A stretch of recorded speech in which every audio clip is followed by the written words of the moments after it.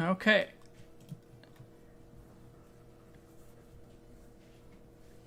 All right, hello everyone. I believe I'm live, but let me know how things are looking on your end, on to the public, because it's been a long time since I've done one of these. So, hi Charon, hi Vesper, hi Gano.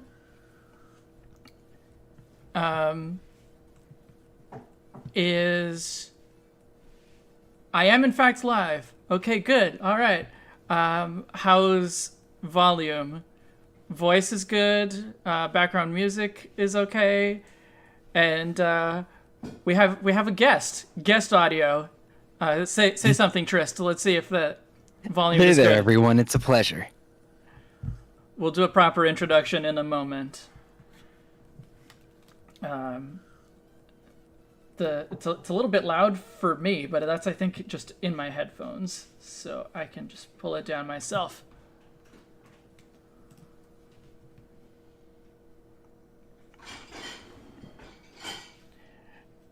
You can't hear background music.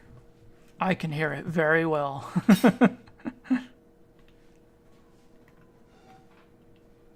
Oh, Pretzel's not picking. Oh, I see.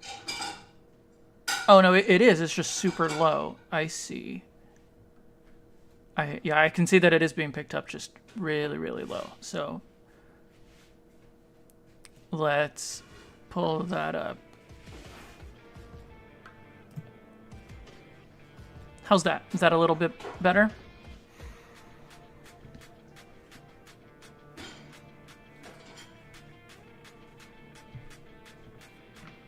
And is it still not like drowning out, our voices?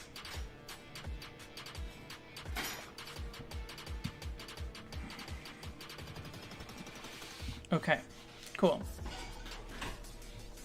All right, so Trist, you commissioned me to do 2 Fakemon for you. Yes. I wrote a brief description of the concept here, so that the viewers have something. If people show up later in the stream, they can read this right below my face and know what we're up to. But do you want to tell us more about what this idea came from and what you have in mind before we start? Yeah, sure thing. So, I, of course, big fan of Pokemon designs and everything they come up with, and I really like mythological creatures and when they decide to connect them. Yokai get represented a lot in Pokemon. We, of course, have both takes on Asian dragons and European dragons, but I feel sad that there's not a cockatrice Pokemon, since, they're, in my opinion, they're a staple fantasy beast that has not really been represented. And I'm a cockatrice VTuber, so I was like, I'd really like to commission a good artist to do their own take on a cockatrice Pokemon, one that starts as something cuter and a little more on the friendly side, and then maybe turns into a much more monstrous or powerful beast. I think of Pancham and Pangoro as those vibes of maybe fun or troublemaker, but then actually a threat. Sorry, we Yeah. were getting some echo, so I'm trying to adjust that. The problem is that the way for me to capture the audio for the background music also captures Trist's audio, and I do have Trist's audio being picked up separately as well, and so I have to try to balance having the background music audible and having the background and having the echo. So is Trist a god or is the echo non-intentional? It was not intentional, but whether or not Trist is a god, I don't know, honestly. Still up in the air in my mind, too. Hello, Sparts. Welcome. We're just trying to troubleshoot a little bit. Is it still echoey? I turned down the background music a little bit. If it doesn't, if it stays echoey, we might just have to give up on background music. But usually background music is good for when we don't have a guest. And so since we have a guest, it's probably okay to not have background music in the end. But yeah, so you wanted to do Cockatrice Fakemon 2-stage line, and Yes. I got started on some sketches. I showed them to you. We try to work out like a more involved concept, I suppose, so that it's not, just a kind of cartoony cockatrice. And but I think there's still plenty of room for viewers to contribute and tell us what they think. I only did sketches for the first stage because I figured if we can figure out what the concept is for the first stage, it's easier to develop like where it goes from there. That sounds like a good idea, yeah. Yeah. It's super nice to be able to see me on stream and that your work allows me to be here. I have not streamed in months. I think the last time was in like maybe February, so it's been a while. I did not intend to just like completely stop, but that's just how it happened. I intended to reduce, and I just ended up pretty much stopping completely. So when is the next Pokemon Pinball stream? Unfortunately, I don't think that's gonna happen again. Sorry, Charon. I know you love those. So I think I'll basically redraw these sketches that I did, the like 3 that we talked about, Trist, and we'll see what the viewers think, and we can go from there. Sounds good to me. And maybe we can also talk about what the concept was that we did, like on top of just Cockatrice. So obviously the first one is more of a chick, and when I was doing this this initial sketch, I looked to Torchic a lot. Makes sense. Small bird Pokemon. And you wanted it to have like kind of Pancham energy, right? Yeah, like it's cute, but it feels energetic, maybe a little on the mischievous side. Right. And I'm going to try to capture that more with the pose when I draw the final. Mostly I've been trying to just get the like I've been drawing them just kind of from the side, mostly to just try to get what the actual design is, and we can figure out how to pose it better later. Sounds good. Yeah. We talked about that it might be a dragon or flying and rock type. Yeah, I was thinking like because cockatrices in mythology were often related to the basilisk. They're often considered interchangeable in some takes. And so with that idea of a cockatrice turning something into stone, it could almost make sense to imply a bit of a rock typing connection to it as well. Mm-hmm. And then that flying rock could work. Now, of course, they also have snake tails, so a dragon could work in place of one of those, whether it's rock or flying. I think on instinct, when you think of like rooster plus snake, you think dragon flying, but I know that's often very represented in Pokemon.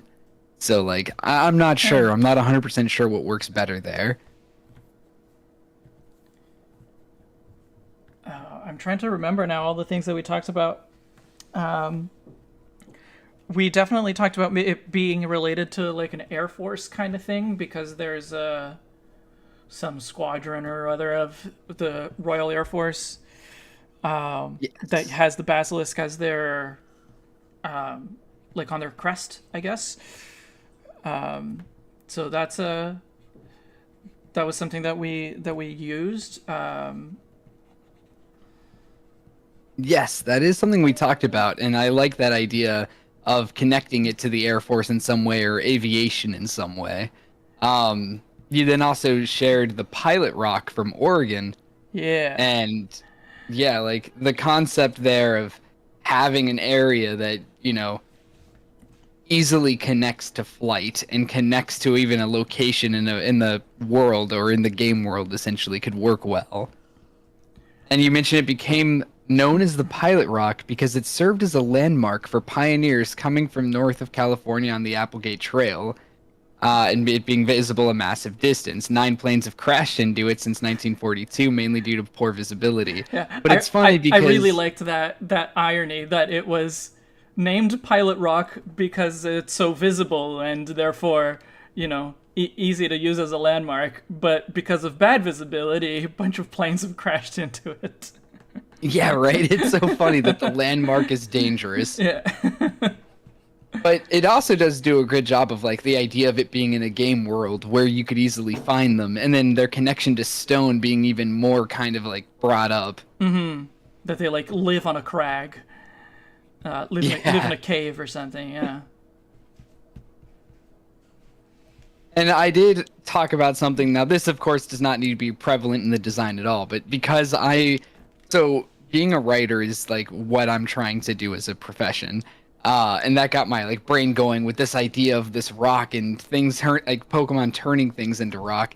And it was like, it could in its own way be making modern day fossil Pokemon by turning certain Pokemon species into stone that the trainer then turns back into its form that maybe you didn't even know existed.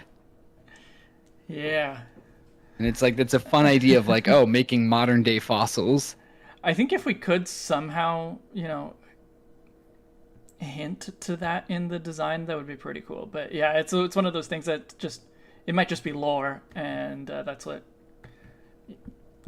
like, there's not really a clear way to put that into the design. And I mean, that's totally fine. I know, like, for me, it's more of just fun to give more of a story to something. I'm working with an artist on like a whole skin line right now for a bunch of VTubers, and it's the same deal with her. She's like, obviously, I can't convey everything we talk about, but it's nice to have this lore because it paints a picture in her own head of a vibe, and it's like, I feel that. I like that, at least on the writing side. Yeah. So these were the two ideas for like kind of generic ideas for designs that I first sent you, that we thought were strong. So one is leaning more bird, one is leaning more reptilian, but you liked the fluffy wings, and I think that works well for like a first stage Pokemon to just be, really fluffy, and then that fluff gets reduced probably in the evolved form. Yeah, I think I like the fluffier one more because it does that, and also all of the little other hints to being reptilian are kind of like a foreshadowing to how much more it's going to show up, Right, yeah. But then I did one more after we talked about more concept stuff, and it still needs work, but I think it might be a little bit closer to what we're thinking. It has a little bit more like it's not just an animal in terms of the design. Yeah. Yes, I do remember the third one. It definitely did well of linking it more also to the aviation side of things at the same time. Yes. Oh, hey there, Spots. I'm glad you're here. Spots is one of my friends. I threw the stream up in my server too to try to get people to come over. Oh, nice. Hello. This past Paradox of Torchic is pretty cool. Yeah, I like the idea of it. Whenever I stream Emerald Rogan, or when I was first streaming it, it was a rule of thumb that if I found a Torchic, I had to use it because I'm a cockatrice VTuber, so it just feels right. Nice. Yeah, so this one had the fluff more as like the trim on a bomber jacket. With this middle part being darker. And it had just a pattern of like aviator or pilot goggles. Yeah. Which, I mean, I like the both. Like, the bomber jacket, the pilot goggles, does a really nice job of, like, obviously a person who doesn't know it's linked to the Air Force in some way or piloting in some way may not get it right away. But once they realize it, it's like one of those things that clicks, you know? It's like a snap your fingers, like, oh, that's good. Right. I like the pattern on the eyes. I think that works, and it gives us something that we can like elaborate on when we do the evolved form. I think the bomber jacket is maybe a little bit too on the nose, and maybe it should only be the collar, like a very fluffy collar, but then the rest of the wing is not, or something like that. I feel like it's very obvious, and that's not like the best That's Pokemon fair. designs like incorporate other things, but not in ways that are really in your face. I agree with you on that. I think that makes sense. Like a slightly fluffier collar while keeping the rest just normal bird like, I think is a good way to do it. Yeah. So maybe we try that. And I also want to like why is there no background music? It doesn't it says that it's still playing, but it doesn't seem to actually be. I'm just going to skip to the next one.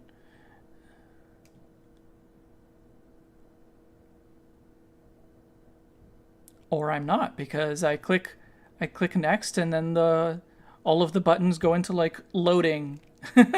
Oh no. Turn to loading icons.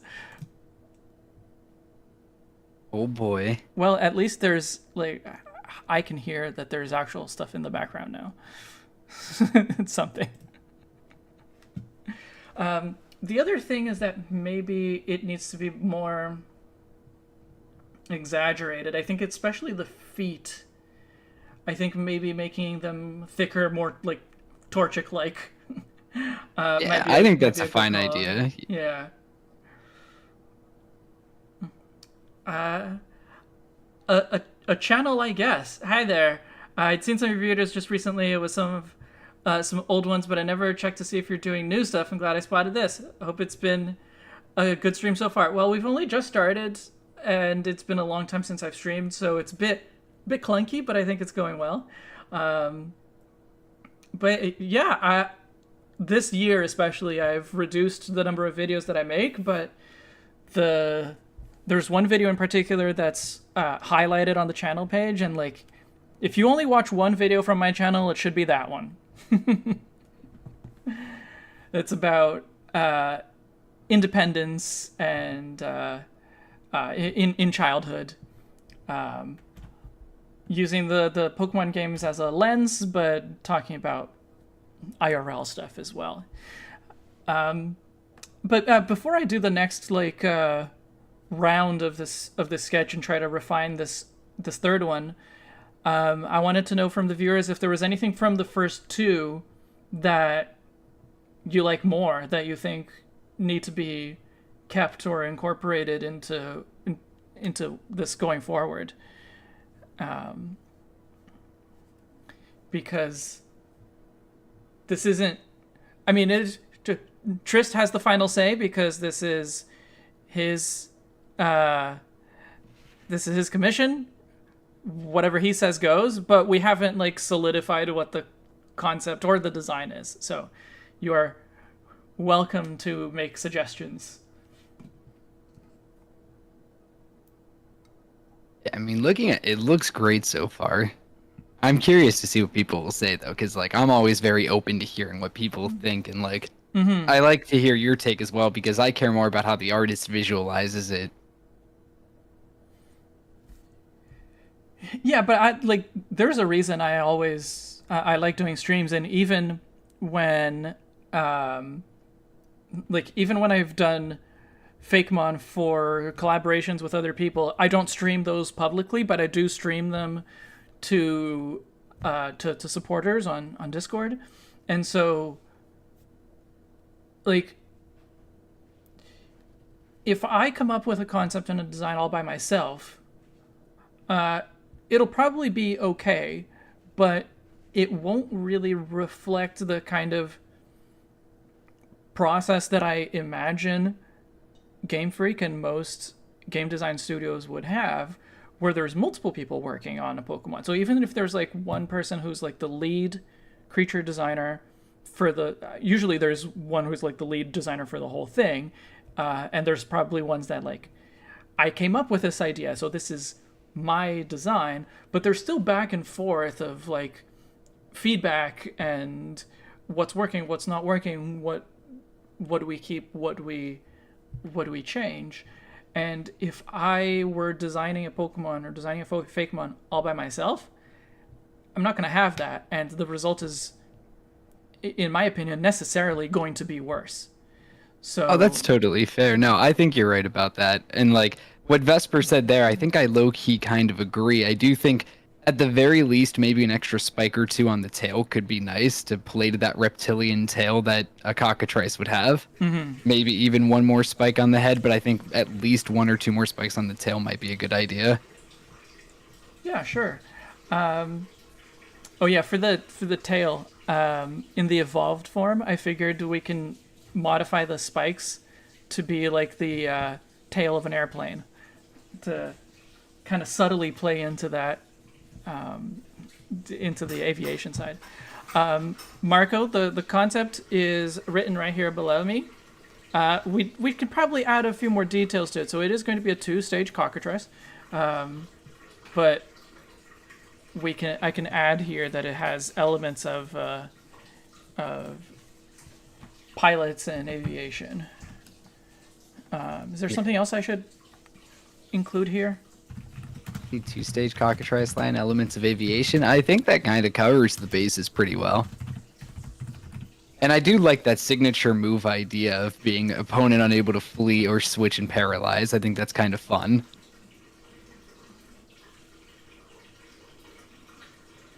A mix of mean. It's kind of like an entangling move with the way that a cockatrice petrifies.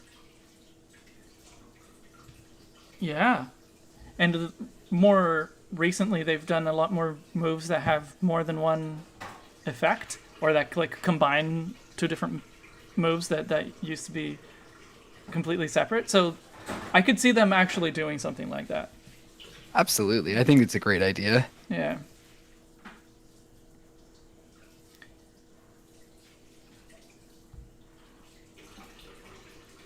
Yeah. Oh no, that's definitely true, Karen. I was gonna say, like, the artist who did my original model, she worked for a game studio, and it was the same deal of like constant back and forth. Like what Libris was explaining, it's definitely more like that.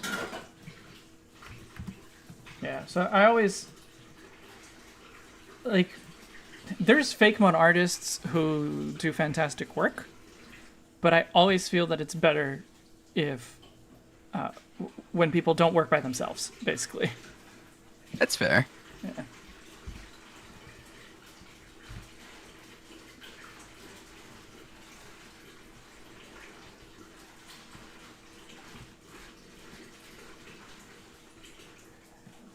I see that the music has stopped again.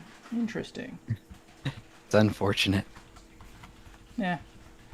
It's just good, like, I know that the music, for the viewers, the music is pretty low, and so it probably doesn't make too much of a difference, but it's good to have, or I feel that it's good to have something in the background so that if there's a lull in the conversation, it's not just awkward silence. That's okay. We can always talk about more stuff, too. Like, Japan, how was that? Yeah. We were going to make it more of a, like, chatting about Japan stream when we were going to do this last week, and now 2 of the episodes of my recap vlog-ish videos are out. So if you're interested in a more in the moment recap, because those were recorded partly at least during the trip, I recommend you watch those. And the 3rd one will be out tomorrow, and that'll be covering actual Worlds weekend. But yeah, we can talk about how the trip went. I think it's important always to start by saying that there were some serious organizational problems with with Worlds that would have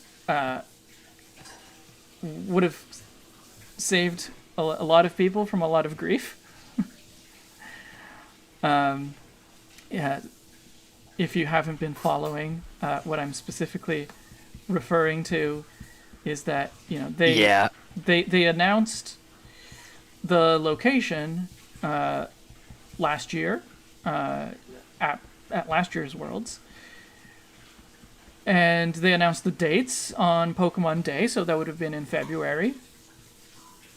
But they announced then in, I think it was June, that the spectator passes would be sold by lottery.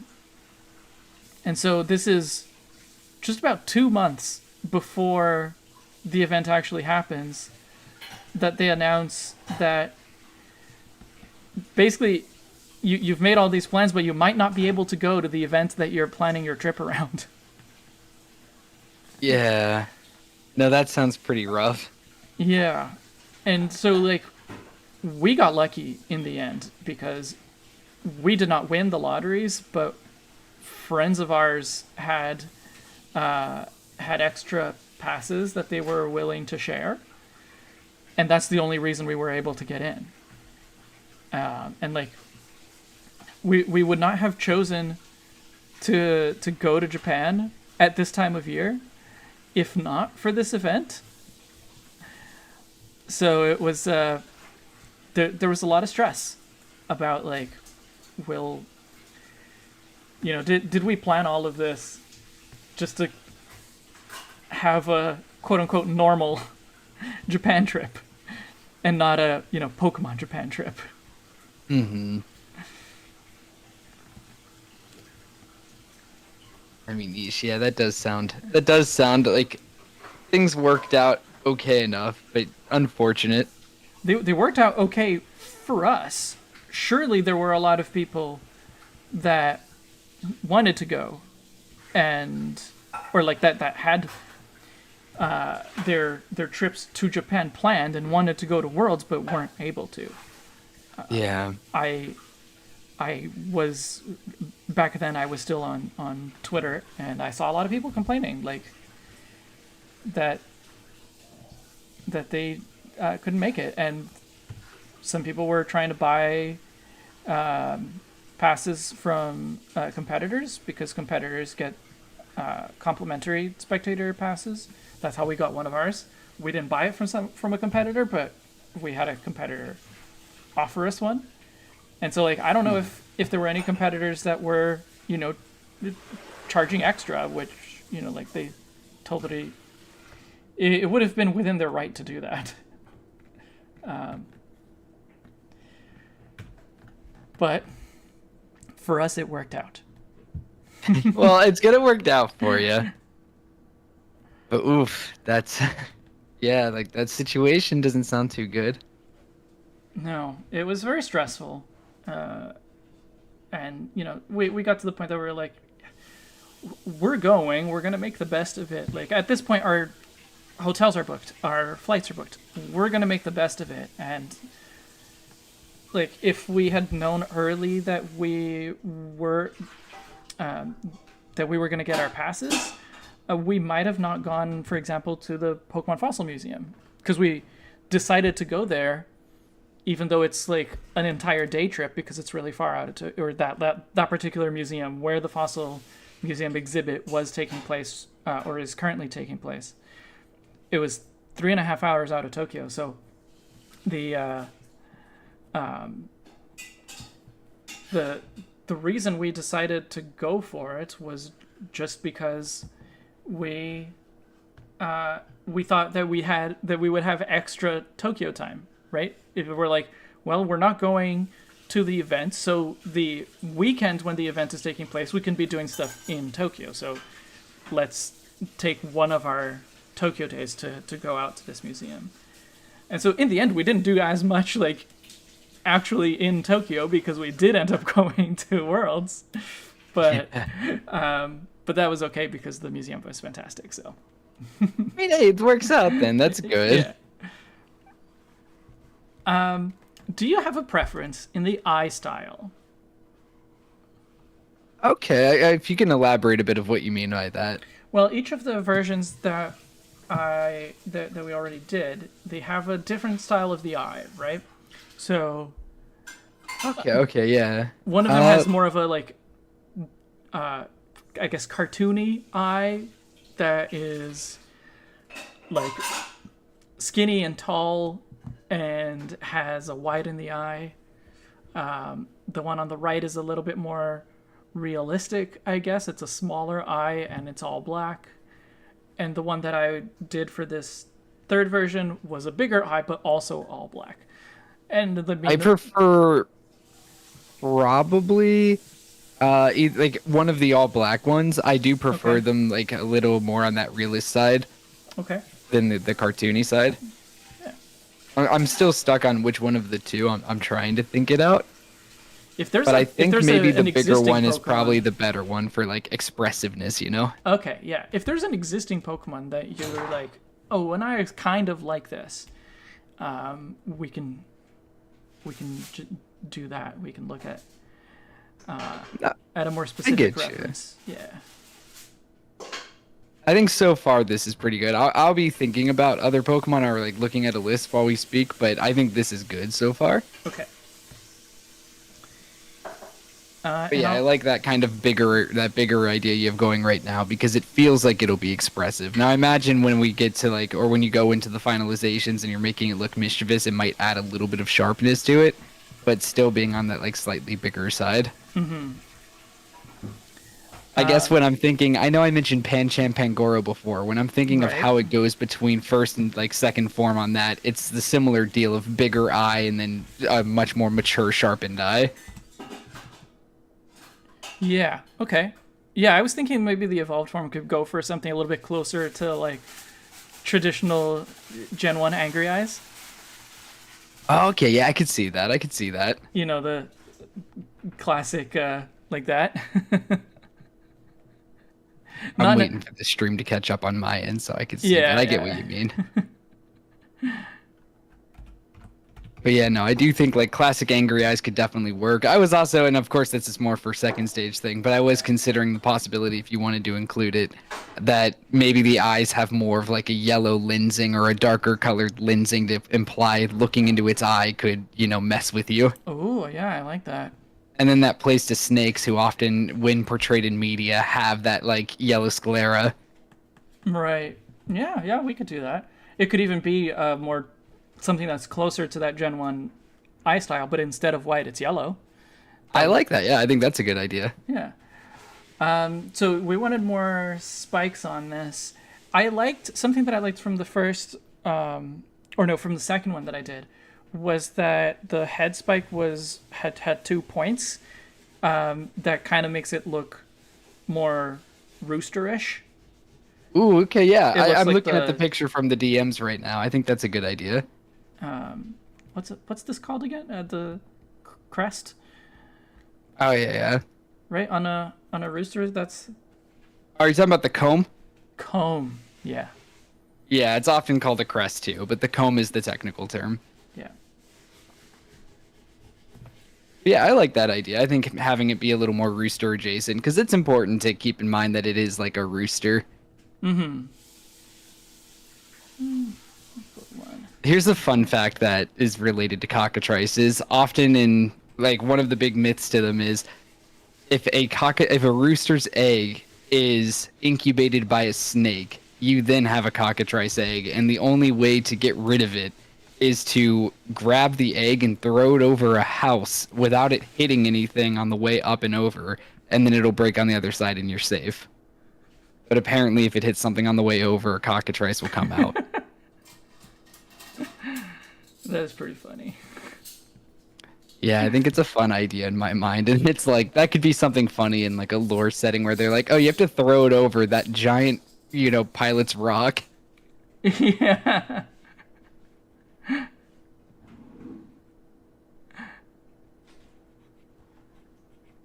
Do you see these Pokemon being thought of as like a bad thing? Some bad Yeah, I omen guess I could see that. Like, I wouldn't say that they're all necessarily bad. I would imagine that in the in-game universe, it would probably be one of those things where superstition exists that makes people worry about them. But that's like almost wives' tale in that sense, where it's like, oh, okay, this is just common mythos, but researchers, studious types, or people who just happen to, or maybe it has that cult following of people who are like, no, no, no, I love these things. right? Yeah. Because often, like, even though a Pokemon is based on something that isn't uh, quote unquote nice, right? Like, it's still a Pokemon, and so it's still treated just like any other in universe, and sometimes it's not, and sometimes it's an Absol. Exactly, yeah. Like maybe it's an Absol type, or maybe it's viewed as like how the Pokedex describes Drifloons carrying children away. Maybe there are stories that make some people fear them more, but you grow out of it at a certain point because you realize it's a Pokemon, it's a creature. Mm-hmm. Ooh, the rings on the tail are a fun feature. I just felt that it needed something back there, but it's not like it might just maybe one ring is all it needs. I get that. I do think two rings pulls my eyes pretty heavily towards the tail. Maybe one closer towards the tip is better. I was Or thinking like, like the space between the spikes is what needs something, and it can be a pretty subtle change in color. It just needs something there. I think you're right on that. I do think something to give the tail just a slight bit more character when the rest of the body has so much. Yeah, exactly. Oh, I have an idea. You know how in older planes there's like a big like circle type of design on the wings, or there's sometimes on the side. Yes. Okay, I'm looking at pictures of older planes right now. What if this one has a small white like badge basically on the wings? And Oh, so like a badge decal almost. yeah, and then on the evolved form, it can be a bigger circle type design on the wings. It's like the pilot evolving into the plane, I guess. That could be fun. I like that idea of you have like a badge turning into a plane part. That's cool. And because we do have the first form does feel more pilot and human adjacent in terms of like when we have the jacket and the eye design or the goggle design. Mm-hmm. It's fun. And then with that second form, you mentioned the way the spikes become more plane like. This would play to that transformation. Yeah. Oh, I like that idea, Toxic Toad, of like tries to evolve flying over a large rock without touching it all the way. And that's fun because roosters are flightless birds. So it's like teaching itself to fly. It could be like a Magikarp and Gyarados kind of situation, right? Where the lore is that the Magikarp has to jump a really high waterfall and go through a gate. And so Oh, yeah. it could be that like in order for these to evolve, they need to be able to fly over whatever the in-universe equivalent of Pilot's Rock is. I like that idea, yeah, because like originally in my mind, the idea was like when thinking of it was you have to start with one on one side or the entrance point of the rock, make it all the way through like essentially a cave or dungeon system and then get to the other side. Mm-hmm. But no, flying over it in the same deal of like you scale the mountain and then come down. And as long as it hasn't fainted along the way or something, you're good. Like that could be as far fun. as far as the actual like evolution method is, yeah. Yeah, but as far as myth goes, like you said, it's that idea of like it has to fly the entire rock. Mm-hmm. And that makes a cool idea of like that's why you would find them there. And as for what you were saying, Haran, I like that idea of it's rare in the wild in the sense that you probably would find a lot of these, or like maybe it's just you find them centralized at the peak of this area. and that's how you get them because they were trying to make their way over. But it's like this is one of the only places, and maybe it's an area that's slightly higher level or harder to access. Like you'll need a certain HM or something.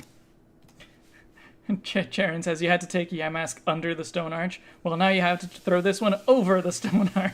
Ooh, It has I like to be. that. It has to be in a game where, like in Legends, where you can actually throw the Pokeball. So you have to aim the Pokeball to go over the stone arch. Oh yeah, no, like thinking of how they do some evolutionary conditions, I wouldn't be too surprised by this. Yeah. I don't mind these complex evolution methods as long as there's enough in the game to hint or to like suggest that you should be trying this kind of thing.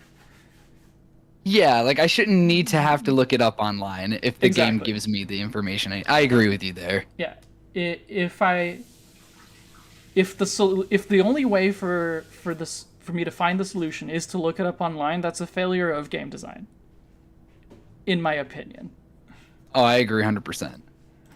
Okay, so do we want me to now, like, because I think we're pretty happy with this design so far. Do you want me to try to like draw the like final pose of this one, or Yeah, we could do the final pose first. the other option is that we can try to figure out what the design is going to be like for the evolved form. The advantage of the second method is just that if we think of something new while we're doing the second form that we want to incorporate, it's easier if I haven't already like finished, right? Oh yeah, no, that makes more sense. So then let's work on the second form, yeah. All right. Would this be a it would be a flying type, but would it be one of the flying, like a Noivern, for example, that you rarely see it on the ground kind of thing? I think instead it would be one that you see on the ground a fair bit. Okay, so I'll draw it at this stage to figure out the design. I'll draw it on the ground as well. In terms of scale, it might end up being a little bit smaller than the other one, but okay, so usually we want a smaller head, relatively speaking, and a longer neck. Typically, we also want longer legs, and especially if this is a rooster, the legs would probably be pretty significant. Oh yeah, I mean like if you want to like I'm not saying this has to be your reference, but when we think of certain roosters, if you've ever heard of a Dong Tao chicken, those their legs are unbelievable. Like Is that the Blaziken chicken? I believe it's the same vibe. I don't know if you've Yeah. seen the one, but like their legs are thick, like real thick.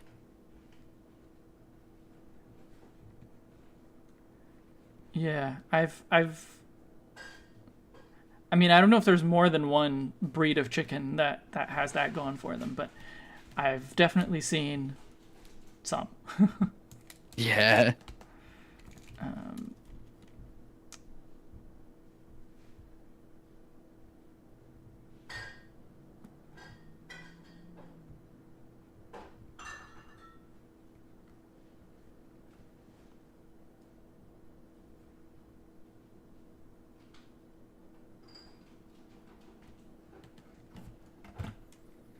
I don't know if we want an actual goggle on this one, but Oh yeah, I get you. That might be tricky. I do think it might be a good idea to have something around the face that still implies. yeah, it could still just be a pattern, though. Yeah, sure. I agree. A pattern could work fine. Because we do want the eyes to show that vibe of don't look into its eyes. Yeah.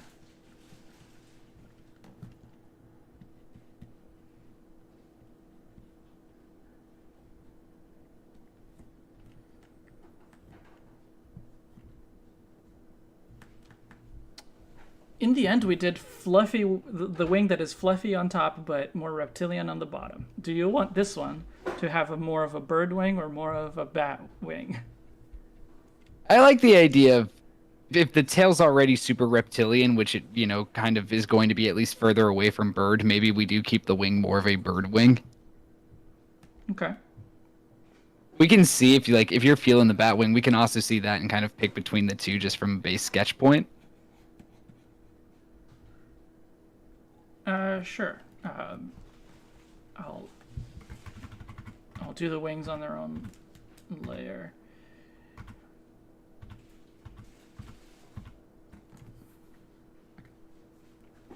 I do love that plane tail right now, though. That's so fun. Thanks. Yeah.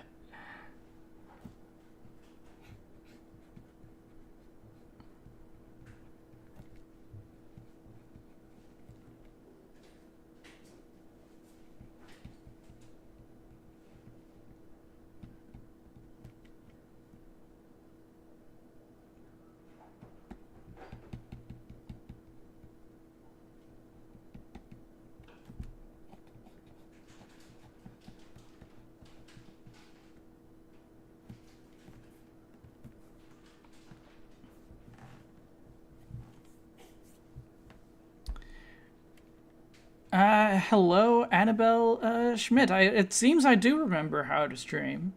It's been a long time, but I think I'm doing okay. And hello, Electrocast. Welcome. Oh yeah, something else that I wanted to say for viewers. Since I went to Japan, I have not had the time to even read most comments, and as if you've been around for a while, I like to read my comments. I don't always reply, but I definitely like to read them. And it's been a while since I've been able to, and there were a lot of comments, especially on that video that I did with other artists. So I don't know at this point when I will be able to catch up, but I intend to. I'm very behind, but I do intend to catch up.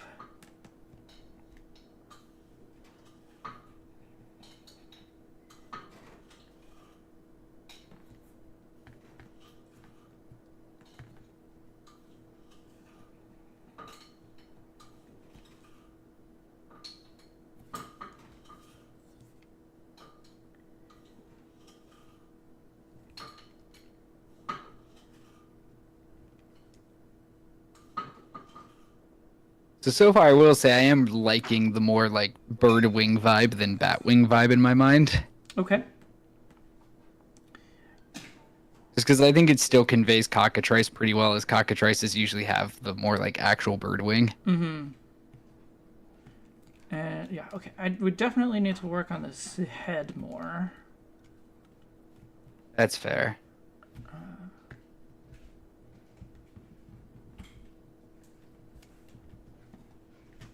One thing that I think can help with ferocity in regards to the face is with the pupils of the eyes, if they're more of like the vertical slit. Mm-hmm. As like that plays to especially like snakes when they're really honed in on something. And also just with animals who are naturally predators, they usually have that slit in their eyes that really conveys danger, as in like they've honed in on prey.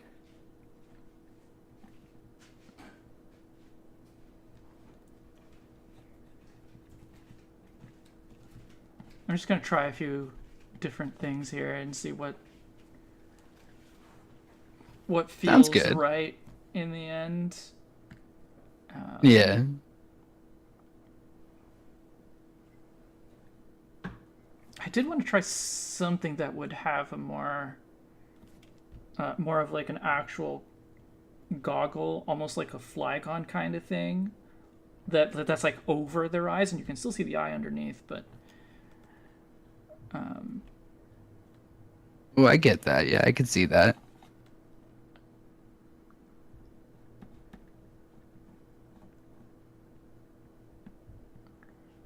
Like it's almost like a type of lens. Yeah.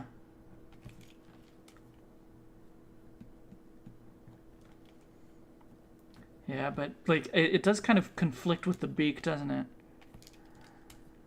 I do think that's a struggle, yeah. Yeah.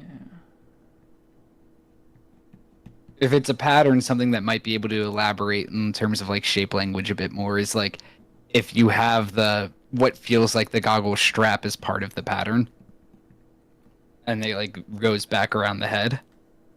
Hmm. Right. Mammoth swine eyes. Toxic toad suggests.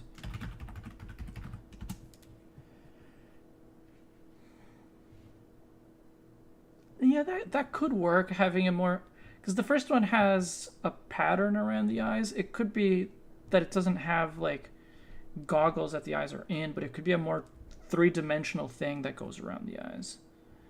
That's fair. That's fair. Yeah.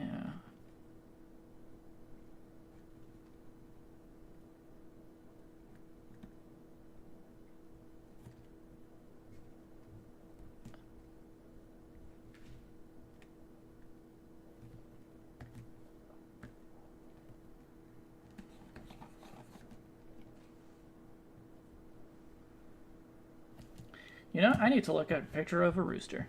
And just like, because I'm just kind of drawing generic bird beak, and I'm like, what do the beaks of roosters actually look like? Hi. Hello. Are you listening to me, or are you laughing to at something on your whatever you're watching? I turned off my what I was listening to. Okay. So I could hear you. Yes. Hello.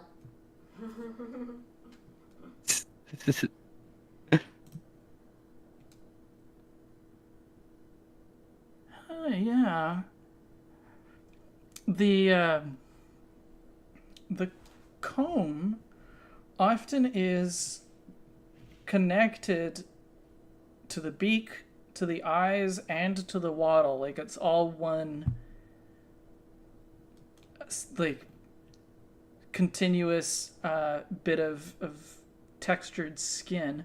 So maybe we could use that to give both the goggles look and like connect to the comb and still give it some kind of wattle. I remember seeing when I was doing just like some research for the like what kinds of elements to do for a pilot. I saw a lot of people that had like those hats that have like long flaps on the sides. Oh yeah. I could extend that down so that it becomes the wattle as well. That's fair, going with a bit of the aviator hat idea. Yeah.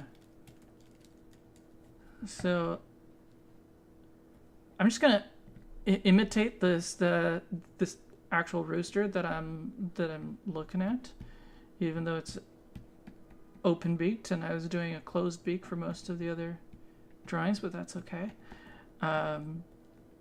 Yeah, so with the eye being here,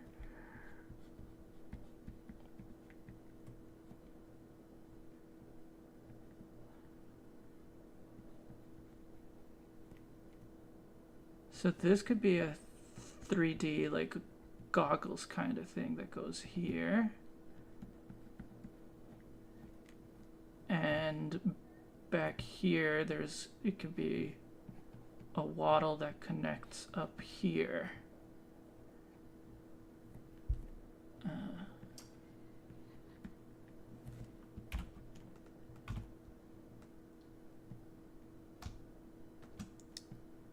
It needs work, but I like it actually. So far from what I'm seeing, because like I'm still watching it on the YouTube. Yeah. It's looking good. I'm liking it.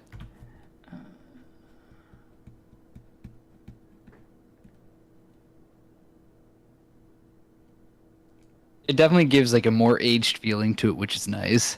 Mm-hmm. It gives a bit more of that experienced pilot vibe compared to the younger one. Yeah, true.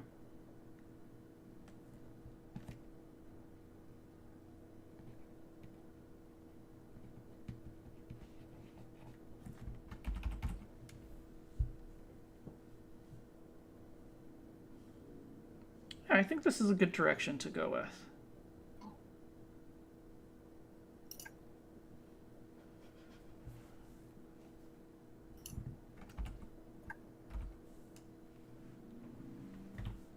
The kind of Sees funny that. thing is, Oops. Hey there. How's it going? It's going well. How about you? I'm doing alright. I decided to see what this cockatrice rooster pilot was going to be all about. hi.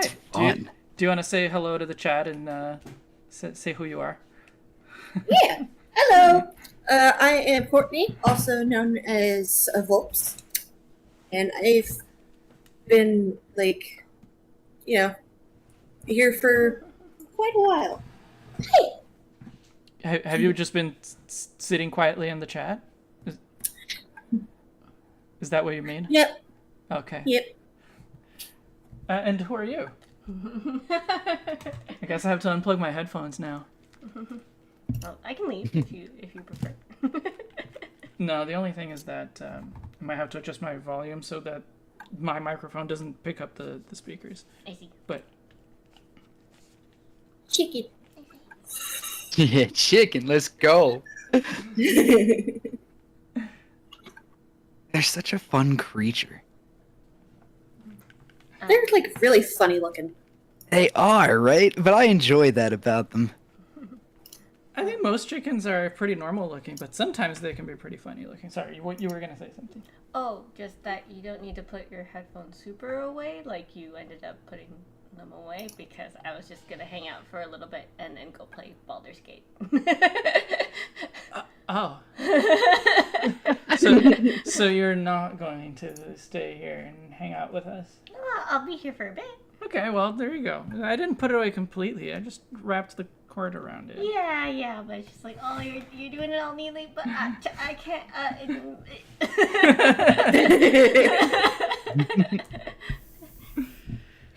It's fine. Very eloquent.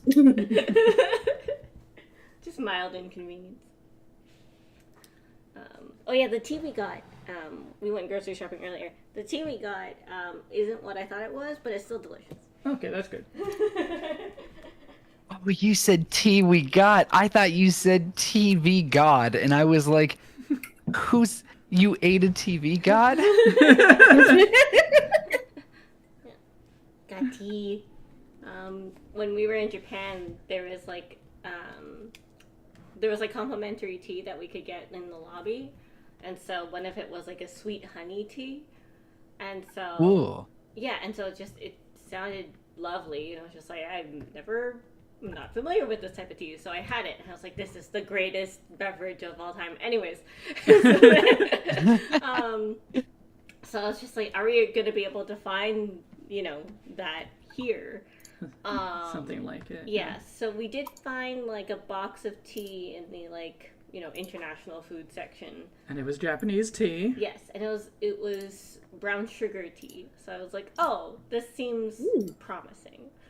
So I was just like, I bet this is it, because when I was trying to look it up as well, it was like brown sugar kind of came up in the search results. So it's just it could just be a sweet sugar, honey, same.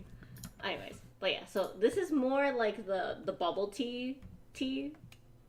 Okay, sure. Yeah. So it is a different flavor, but it's still delicious. So I'm not complaining. Well, that's good then. I feel that. Okay, I'm gonna try to do a more refined version of this.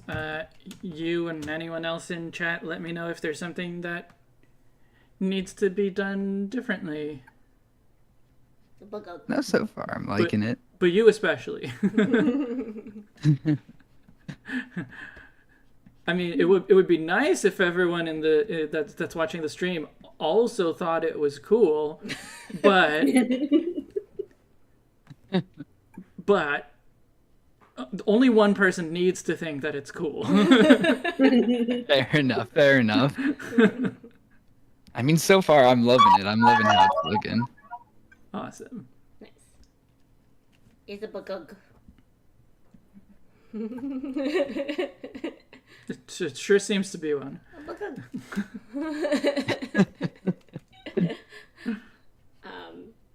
At work we sell I work at a pie shop, and so we sell chicken pot pie, and so when to myself I'm often being like if someone places an order, I'm like, okay, one bugug, And like, I'm just like, if anyone hears me. No, that's fair. That's fair. What now? It's a bagag. Because, you know, chicken. Bagag. Oh yeah, they go like, "Cock." Oh, I understand. But I'm your husband. Okay, my audience, as much as they call me a chicken man, they've never asked me to make chicken noises. Gano says you need a roll performance check for this design. Well, is that to see how well the audience is gonna take it? What's your modifier? Yeah, I don't know. This is a new character. I don't know what I need to add to the role. But Gunno's I guess the it's DM. a dexterity check, likely. Gunno's the DM. He's got he knows, you know, the whatever my character sheet is. He can do all the modifiers. So I rolled a 9. I hope my modifiers are good. Oh, dang. Or that the DC of this roll is not particularly high.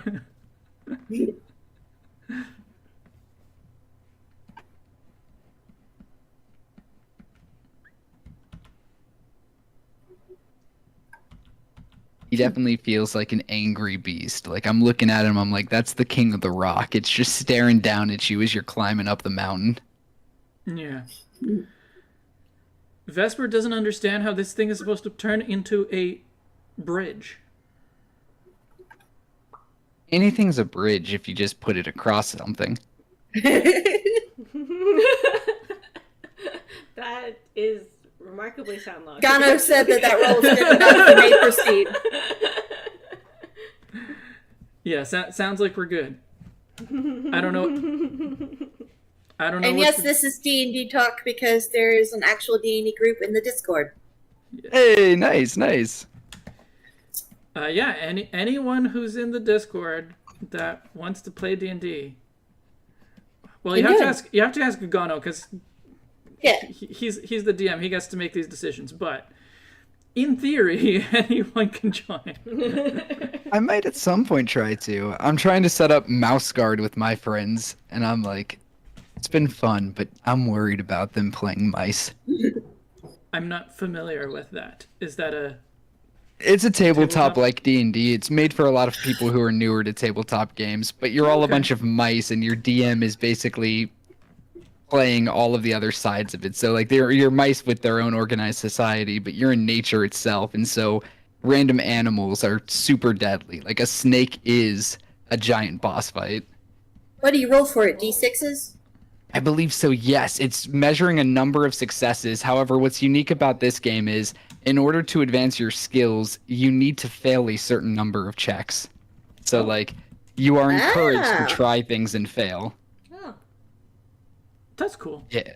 nice. It is. The DM's not like the DM has to make it clear when you're in a situation that will has the chance of killing you. So you're never going to be taken by surprise by the DM going like, "Oh, you failed that one, you're dead." Like you'll know when you're entering a conflict that could kill you. Yeah. And it's very heavy on teamwork. So like you can't one player broken build in the game. It's very designed to prevent any chance that one person can dominate a campaign. Mm.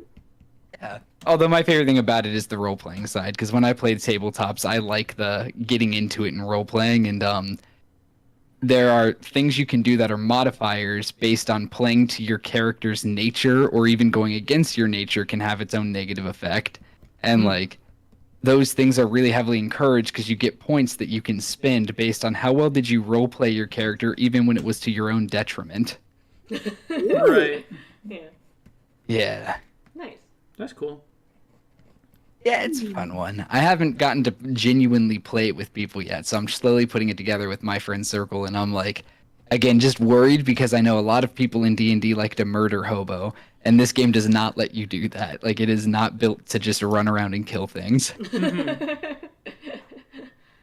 That's good. hmm I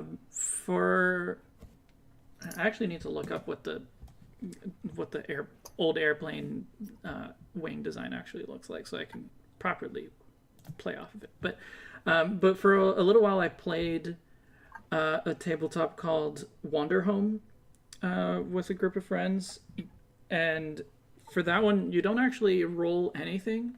It is pretty much entirely collaborative storytelling, and so like it offers some like quote unquote rules of how to play.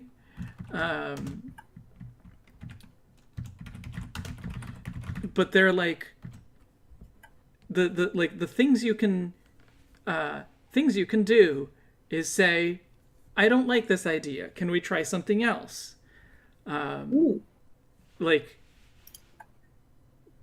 basically like every player being equally in control of the narrative is built into how the game plays. And like, so it is possible to play with a game master, especially if like a lot of people that are playing are very new to role-playing games, but they also have a mode of like rotating game master or just no game master, and everyone just makes decisions together. And so even building your character is done by talking to everyone else. And so when you're like figuring out what kinds of relationships you have with the characters, you like pick a question from a list. So each character, each like I guess class of character has a list of possible questions that you pick from, and then you ask that to the player to your right, or you know, whatever digital equivalent.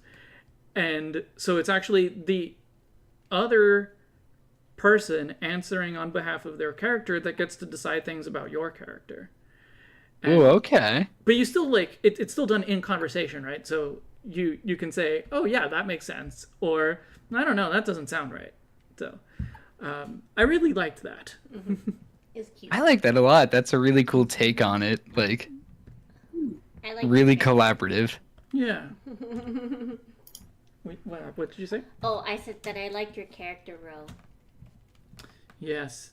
Oh yeah, the other thing about Wander Home is that all the characters are animals. Oh yeah? Anthropomorphic animals, but yeah, so I played a so what's the name in English? It's a Brazilian monkey. Why am I not? Well, a mico-leão dourado. Golden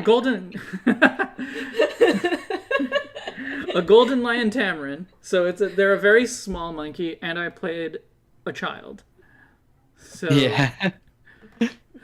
when we were like developing the characters, and it's just like, what's your gender? What are your pronouns?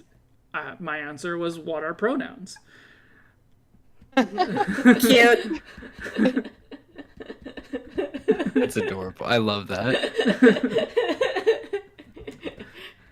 Ro doesn't have pronouns. Ro doesn't know what they are. No. You want to talk to me, you call me by my name. I love that though, and it's such a good like. I looked up the monkey immediately, and that's such a fun idea of just seeing that walking around doing stuff. Yeah. They're a very iconic Brazilian fauna. I feel that. This bird that you're drawing is getting a lot of fluff. And most Pokemon don't have that much fluff. That is true.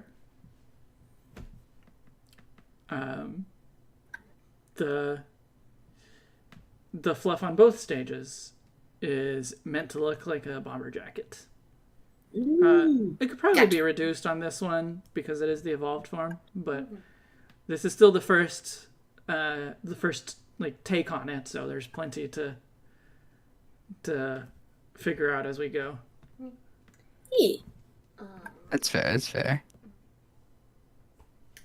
Yeah, no, I do get that. Maybe if we have like the extra fluff, it's just around the collar on the neck. Yeah. Mm-hmm. Archeops is pretty fluffy, yes. Fluffy bird. Fluffy bird. Yeah, the like only birds I can think of that are like this fluffy though, are like flipping aromatisse? I think that's a bird. It's something. Oh, that reminds me. So, with a number of other creators, I did a thing called Hub World Trash Decks, and like I have trash and treasure decks. So people take their bottom 10 Pokemon of every region, and everyone makes their own list blindly of other people's picks, and we use that to determine, okay, well, what Pokemon are picked the most consistently when thinking of bottom 10s in terms of design versus top 10s. Okay. And Aromatisse did not get that much love. It was a generally not as enjoyed Pokemon. I like it personally, but I get why someone may not. Yeah, I don't like it. But my favorite thing now is that when people talk about the popularity of Pokemon, is I go to ratepokemon.com /data, and I just look up the Pokemon. So, Aromatisse. In terms of popularity, it is quite a bit below average. That is fair. That's totally fair. It just needs to pick a lane, you know? It's struggling, yeah. The one that was lowest rated within my group of creator friends was Bruxish. It was heavily like Bruxish. Good on my fiance loves Bruxish, so I feel it. But literally everyone else was like, nope, not for me. Okay, it's hang on. Perfectly what it's supposed to be. It executes what it's supposed to be well. It's just the question is, I guess, do people like what it's supposed to be? That's the real question. Bruxish, in terms of popularity, less popular than Aromatisse. That's not surprising at all. Yeah. I'm pretty indifferent towards it. I'm just like, I get it. Whatever. That's fair. It's okay. My favorite Pokemon is Shiftry, and I don't think it's the most loved, but I just love it. It hits a certain point with me. Shifter's pretty cool, I think. I like the Pokemon. It's like strange, but like a good strange, and it looks really cool and badass. But it's like, at least when I used it back when I played Emerald, it was not very useful. That's fair. Grass Dark is one of the worst typings defensively speaking. And So like also, you're in an annoying spot. If I remember correctly, it's more physical, but Grass and Dark are both special types in Gen 3. Yes. So there was a lot of problems like that in Gen 3. Like Crawdont has like huge attack, but it's water and dark, and those are both special, and so it's like it just doesn't have any good attacks. Mm-hmm. Yep. Yeah, it's left in such a bad spot. Yeah. Oh, that might be why I didn't like it either. But it's okay. Now at least I have fun with it because you set up chlorophyll and then you get that thing going, and it's just a lot of fun to use. I'll have to give it another try, like especially since it has more attacks and More variety now. yeah, there's more variety in those sort of move options. Yeah. That's like, good. Yes, probably do that. have better utility. We love grass types around here, so we gotta show them love. I used to not like them. I've come around to them a lot more. I'm glad that you have. Yes. I'm going to disagree on Primarina being the best designed Pokemon there. I disagree too. Yeah. It's well, okay. But it's not the best designed. Yeah, Primarina is pretty good, but it's not best designed. And I'm not even gonna say Umbreon is the best designed. Oh man, you're not? No, well, I mean, I think it's very good, but it's also a Gen 2 Pokemon, and by virtue of that, it is rather simple compared to more modern Pokemon designs. That's totally fair. I assume it is your favorite evolution, though. Yes, and not just makes... not just my favorite evolution. Just because it's my favorite Pokemon doesn't mean I think it's the best one. Oh, that's fair. That's how I feel with Shiftry. Not the best design, but it's my favorite. Yeah. My favorite Pokemon is Crobat. Oh, that's a good one. It's sleek. Yeah, it's a good choice. Yeah. And I've got a sitting cutie Crobat. Like right here. There he is. I don't know if I've told you this before, but in Gen 3, I caught a shiny Zubat that obviously I evolved into a shiny Crobat, and I still have it, to this day. I've used it competitively. But its name is Bat. That's great. I love it. It's very clever. Yeah, it's all caps Bat. The first time I got a shiny Zubat was during a Pokemon dog. I have a dog. Sorry. Shush. One sec. It's okay. And the Soul Link that me and another person have been doing together, we've been naming all of our Pokemon just combinations of their Pokemon names, like for the ones who are linked. Yeah. And so yeah. she got Whiscash and I had Electabuzz, so we named it Buzz Cash, and we're like, that's just a character. That's just a funny character name. Like, look out for Buzz Cash. But yeah, it was a Pokemon Diamond Nuzlocke. And I already caught the encounter there, but I was like, shiny claws. Yeah. Ooh, yeah. Yeah. I named it Camo because I was doing colors for the names of my Pokemon. Oh, I mean, nice. hey, that's Yeah. good.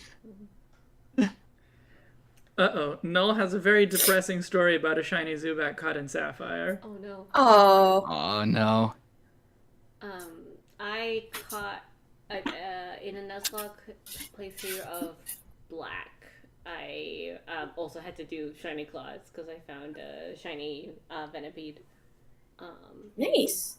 Pinwheel I don't know, the forest, that early root forest. I was looking hello, for the puppy. early root forest of that game is where I found a shiny Venipede, and I had already caught my shiny for that area, but shiny claws, and so in my headcanon they were bestest friends. Aw, Yeah. that's cute. Yeah, it was Suwaddle? Yeah. I think that's the name of that guy. Cute. The Alevany? The Folior? Ivani. Oh, yeah, Livani. Yes. I only know them by their nicknames, so I'm just like, all right, that Pokemon. But yeah, so I called that one Samurai, and then just because it, I don't know, had that vibe to me. And then Venipede was called a Cyanide.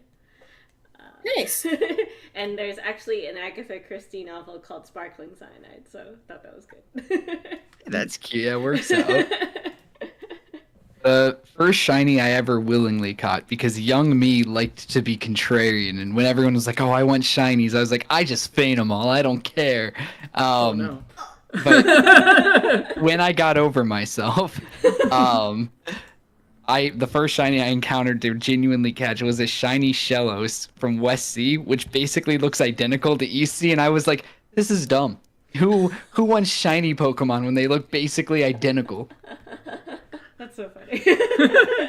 Yeah, it broke my heart. I was like, this is stupid. Vesper's first shiny wasn't even Pokemon. It was actually for Pixelmon. And it was a Sea King, and now they're looking for an actual Sea King shiny. Oh. Well, that'd be cool. Yeah. Okay, so Yeah, Null's depressing story. Yeah. I was a wee little child getting out of Granite Cave. Mind you, this is the second shiny I ever found in my life at this point. The other one being Pikachu in Leaf Green. No Pokeballs then. I had no Oh, Pokeballs. ow. Oh, Oh, wait. I think it was the Pikachu that he didn't have the balls for. Oh, So I see. So we're still waiting on the rest of the story about the Zubat, because the Zubat was caught in Sapphire. Oh, so, right. Okay. I was so excited about it and carried it with me for years, all through Gen 5, and I gave it to my brother because he had Pokemon Bank and I didn't. Fair enough. oh no. Uh-oh. I feel like I know where this is going and it's going to be sad.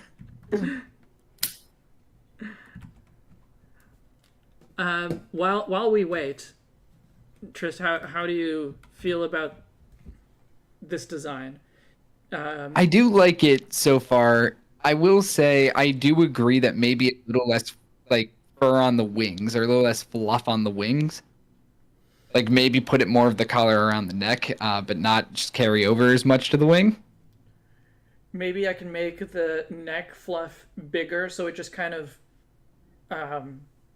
like falls over the wing, but isn't actually on the wing.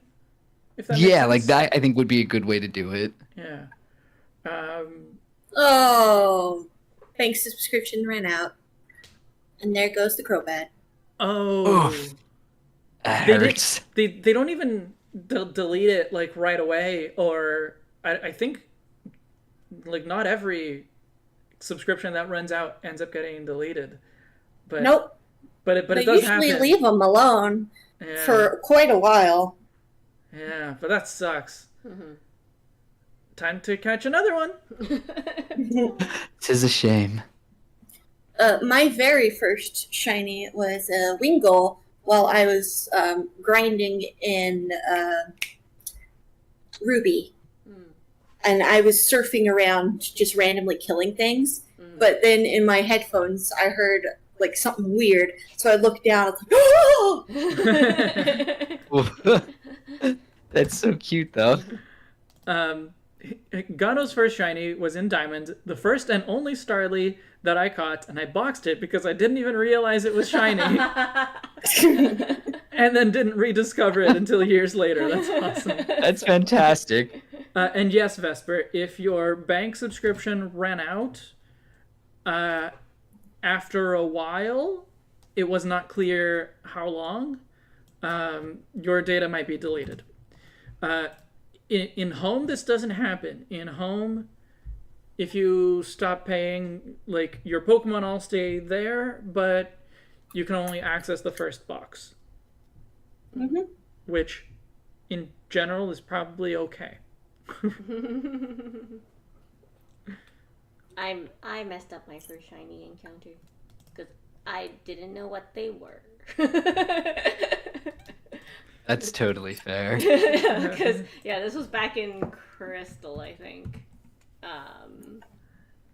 But yeah, like I basically found a shiny Bellsprout, but I didn't like this was right after Violet City, and I didn't really know what shinies were. Like I knew about shiny Gyarados, but like I thought it was just that Pokemon. Like I didn't realize that you could find other shiny Pokemon. So it's just like saw a shiny Bellsprout, was like, oh no, my game is glitched, and turned off the game. And Oh turned it back on and went back to the same patch of grass, found a Bellsprout. I'm like, okay, this one's a normal color. Ouch. So, and I feel like Bellsprout don't like me ever since then, so. But yeah, Gano, the shiny Gyarados, is not anybody's true first shiny. I agree. Yeah. I don't believe shiny Gyarados counts. Mm-hmm. Yeah, because it's the one everyone gets. But I do appreciate that they have it in the game so that you, like, get to find out what they are. That's true. And Ethan, I know who Ethan is. I know your struggle, but I also know you just started your next game, Oh, that's a or different next Ethan. file. So fingers crossed. I've been cursed to find shiny teddy bears in several iterations of the game, and that's all I've got. Oh no.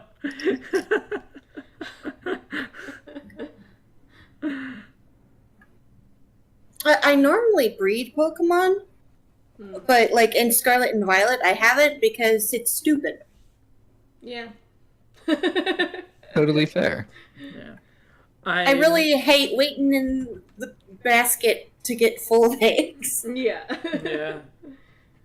With egg power, it's not so bad, but yeah, Like, you can't do anything. You're just running yeah, exactly. You're running just around wait. a picnic table. It was just It was better when you could run around an entire route. yeah. While hatching Yep. your eggs. and then Yeah. you go back. Yeah, just like Sword and Shield, you just take your bike back and forth. Stop by the nursery, pick up an egg, Yeah. continue hatching the ones you have. It was such a good system. But what I was going to say was I'm going to start a new file. I'm actually going to play Scarlet, where I first played Violet. But yeah, when DLC comes out in a couple of weeks, I think, I'm going to start a new file, and I'm just going to transfer in basically the entire Scarlet and Violet decks. Just going to transfer it in, and so get the Pokedex completion and Shiny Charm as early as it is possible in the game. And so I hope that I have some pretty good shiny luck as I'm just running around. Better shiny luck, yeah. Yeah, 'cause I had awful shiny luck in my original file, but then when I did get the shiny charm, then it was really easy to find them. Yeah. Here's the thing, Electro. I do not like it because I like being able to control everything about the breeding. Like, making sure that they have the IVs I want, making sure that they have the moves I want. Yeah. Which you can still do, you just have to not have anything in your party. Yeah. Toxic Toad, I have to say, that just made me think, imagine you're a person whose first shiny encounter was in Pokemon Rumble, and it's just you never get to carry it over with you to anywhere else. Sad. In Scarlet, my first shiny was the female Lechonk. Oh, Oinkalone. Yeah. That's what you meant, It was right? The evolved form? No. It was Lechonk at the time. Oh, I see. Okay. Yeah, it wasn't my first, but I did find one. I don't think I evolved it because I don't like Oinkalone. Well, I used it as one of my main party members. Oh, nice. Because it was at the very beginning of the game.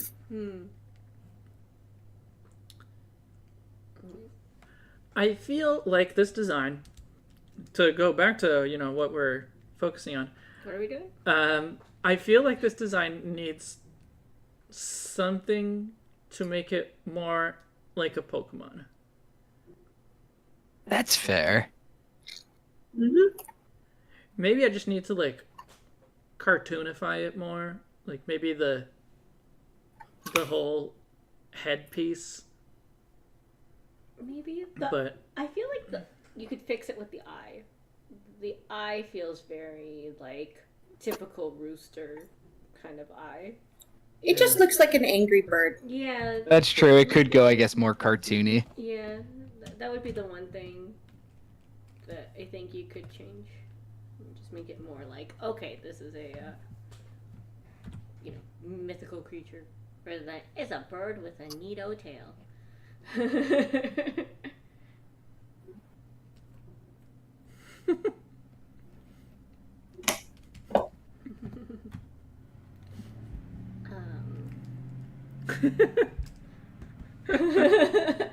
It's not round enough for Angry Bird. Ooh.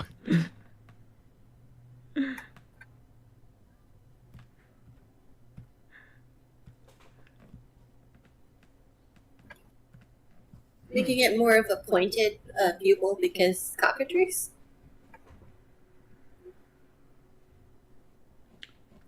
Well, we wanted it to have a snake eye, right?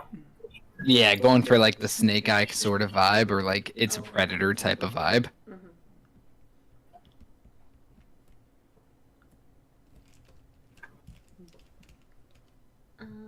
My shiny luck in Scarlet and Violet turned around after I finished the game, even without a shiny charm, because I couldn't be bothered. My opinion on Diplin, it's adorable. It's adorable. Diplin's cute. Yeah, I like it. I think it's a great I concept. still won't be getting the DLC myself, though. That's fair. Diplin is no Flapple, but, you know, I like it. Beyond that, it's going to have to wait until I actually play the game. Mm-hmm. The real question is, what made it grow that big O spike? And is it even more different on the inside? That's true. That is a good question about Diplin.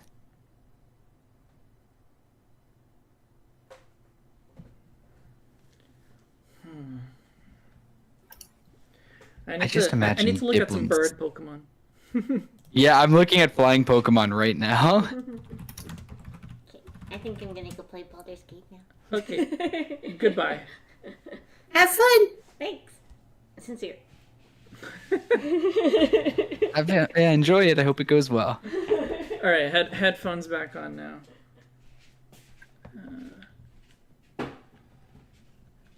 You know, a lot of bird Pokemon just look like birds.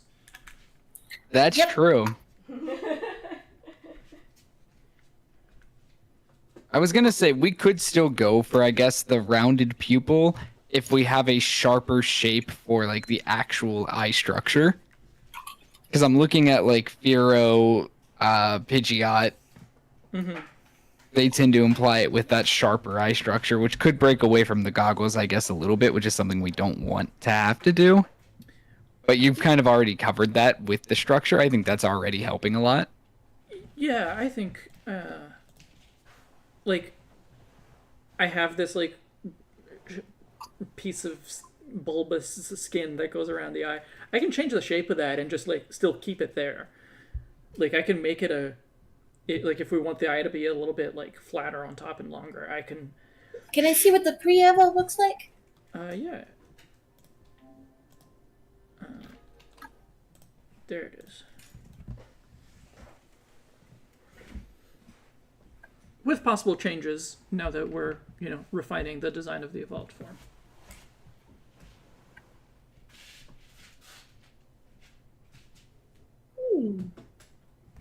Okay.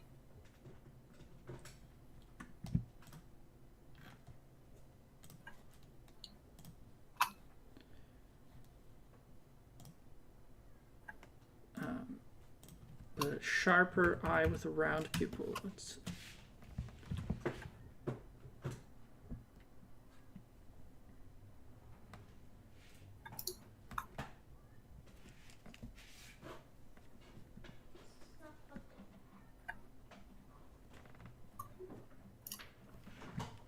Yeah, like in terms of comparable flying Pokemon eye structures, I'm looking at like Fletchling into Talonflame. Because like Talonflame also does that like sharper vibe while still having the rounded pupil. You could also do the whole having it like a thicker outline on it. That's true. Both Fletchling and Talonflame have round eyes, but there's a pattern that makes it look sharper. Well, Yeah. so, like Talonflame's is flat on top, but is round on the bottom. So that's a possibility as well. To so the oops, that's not the layer I wanted to hide. This is the layer I want to hide.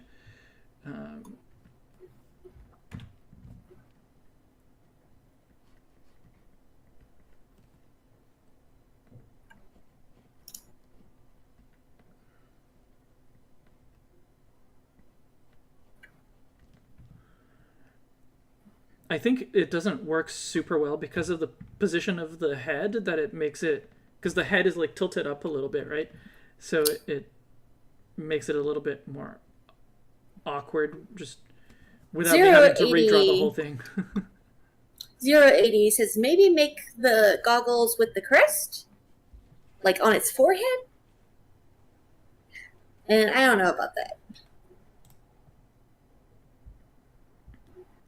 I think like the goggles or like the part that is around the eye right now, I will modify that to match whatever eye we go with. That's fair. That's fair. Maybe I should just actually erase it from the layer that it's on and then draw it independently on every version of the eyes. Hello. That might make it more. It's going. Oh, I was gonna ask if you can hear me, but I guess you can. I can hear you. Indigo is gonna play Baldur's Gate, so there might be some background chatter. That's cool. That's fine. Hopefully it's not too distracting. Our sound might be, or me talking might be conflicting with the stream. I'm just, me talking to you via headset might conflict with the stream. Oh, okay. Yeah, so this looks okay. Yeah, I am liking this so far. I think that looks more Pokemon-esque. That settles that. God, I'm so sorry. Oh. Alright. Oh. Hello. Where are we going? That is something. Well, you figured it out. I just, like, hit join. So.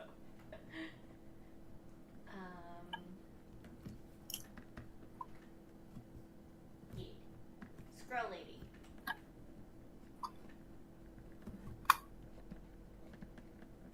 Does she not like Okay, so now there's a little bit more variety in the shape around the eye as well as the eye. But I think that this one looks okay. Oh yeah, I guess I have to. I would think so, yeah. I guess I have to let the stream catch up so that I just Trist, you can see which one I'm saying looks okay. That's fair. Yeah, I'm watching. All right, I think the stream's caught up now. So this one I think looks okay. Sound for you should be, or sound for me should be a little better now. Just double checking to make sure. I'm waiting till like the stream on my end catches. Oh. I think I'm on the same one, like the one you're showing right now. Yes, I do think this looks okay. And this one, let's wait for me to wait for it to catch up.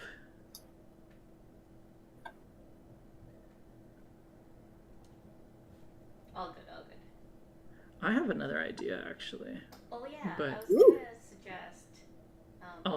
I'll wait for Trist to see the other one that I like okay, as anyways, well. I was gonna suggest, Sounds good. Yeah, I'm still waiting on it. Okay, I think it's there. If there's like I think the stream, at least I don't know, the cuts preview of the something stream that I can see is showing the correct one. like who talks, so that It's more it's the less, more Gen 1-ish. you know, we get screen But I time. made the shape around the eye be sharper as well. Yes, I think that Gen 1-ish, because I think that's what I'm looking at right now. That is Yeah. good. I do like that. Okay, now I have one more idea, so let's see. Oh yes, I know. Yeah. Oh okay. Okay. Okay. Yeah. She's like captured or something, right? Okay. Hello.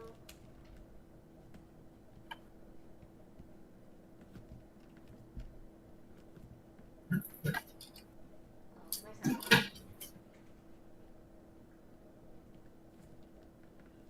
Okay, so the idea, it might be hard to communicate well without color, but my idea is that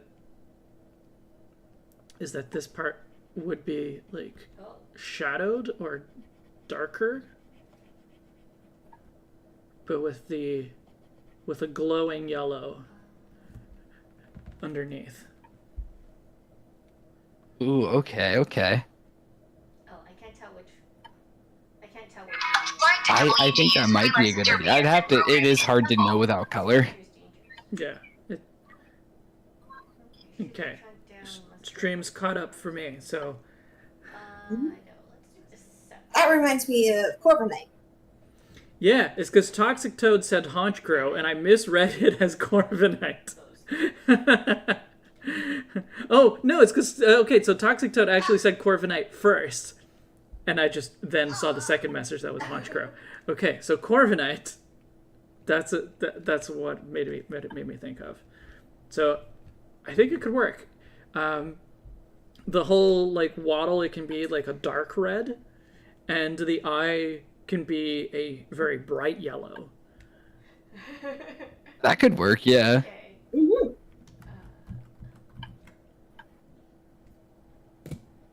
So I think it's up to you which set of eyes you like more.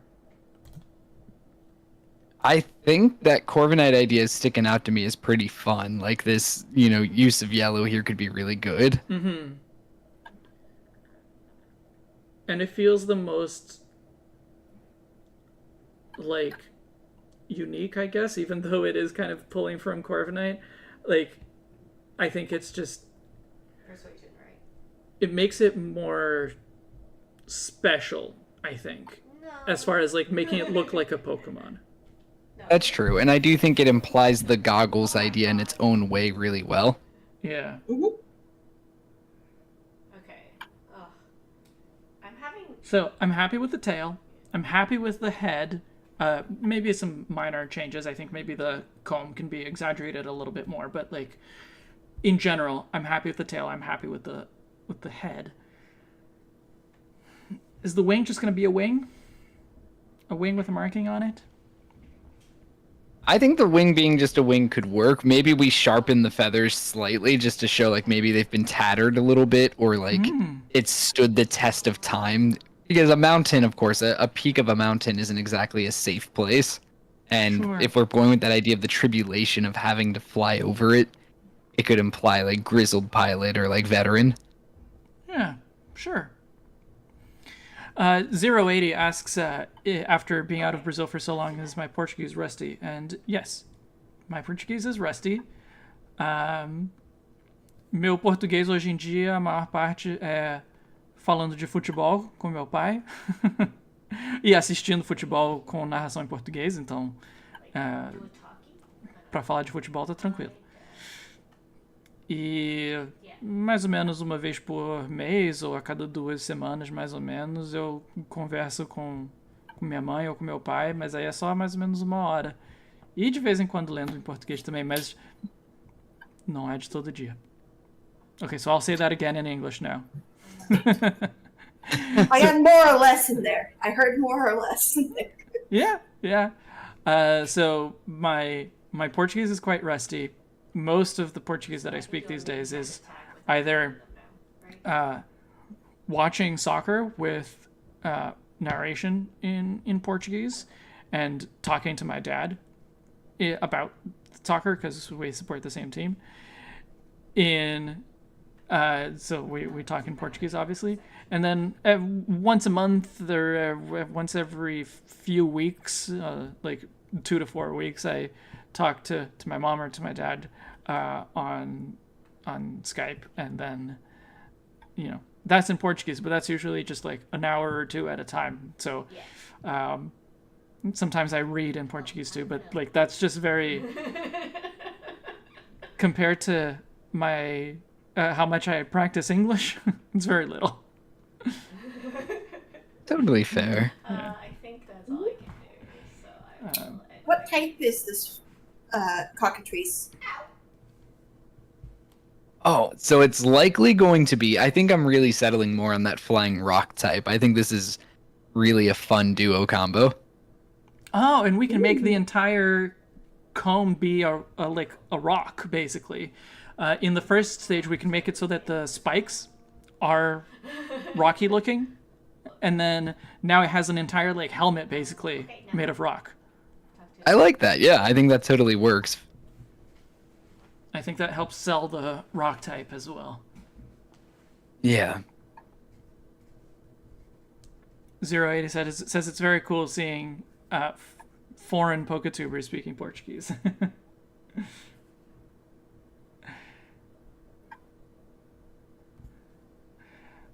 Hello, D-Leg. You like the aviator goggle waddle?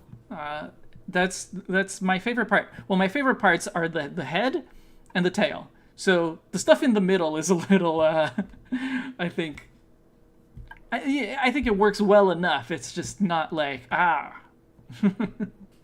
Crystal goggles. That's an interesting idea. It's true. Just trying to picture how that would actually look. Like, would we make it like semi-transparent and you can kind of see the head underneath, or? Yeah, that's what I'm wondering. I'm not 100% sure. I do like that, like that kind of look, and like that's what I did for my redesign of Baxcalibur, right? The whole head was made of ice, and so you could see a smaller head inside and then a bigger head made of ice. But To be honest, I kind of want to get rid of Shadowheart.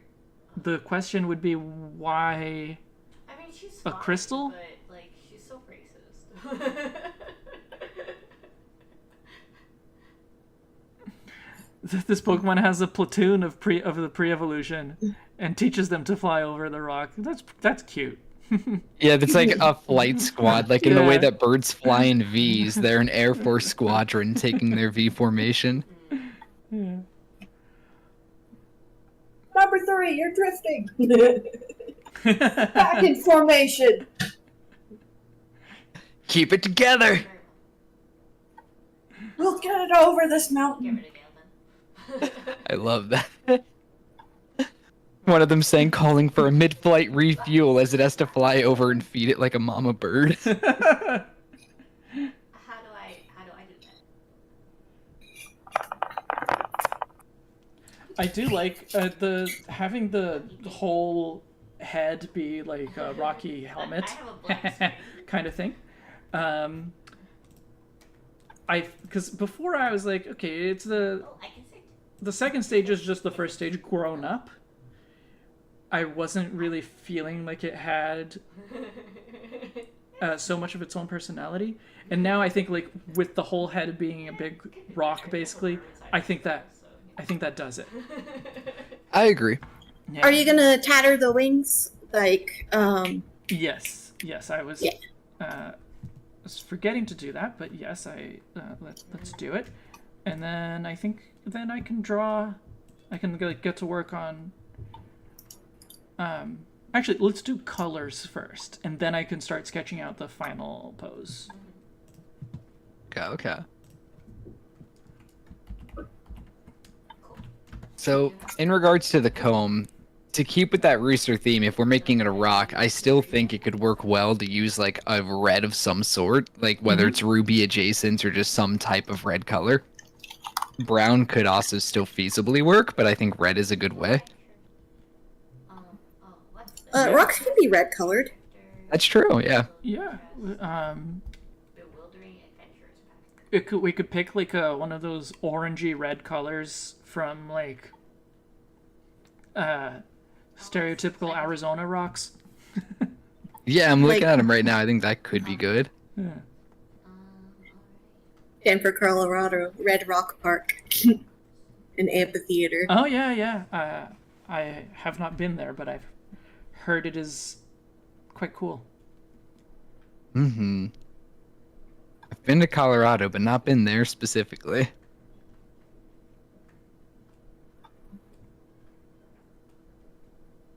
I think. You could even have one go off course and crash into the rock to tie it back to the whole pilot rock thing. Oh yeah, I love it. Listen, this mountain, this pilot's rock claims many a cockatrice. That's why you have to fly over it, clear over it. Get your wingmates together. You got this. Yeah. I'm imagining that because it's a cockatrice, it gets like the move glare. Oh, 100%. Oh, it's gotta, yeah. It's got to have like mean look, it's got to have glare, and then that signature move is what combines the two, where it's like, all right, you know, now you're not escaping and you're paralyzed.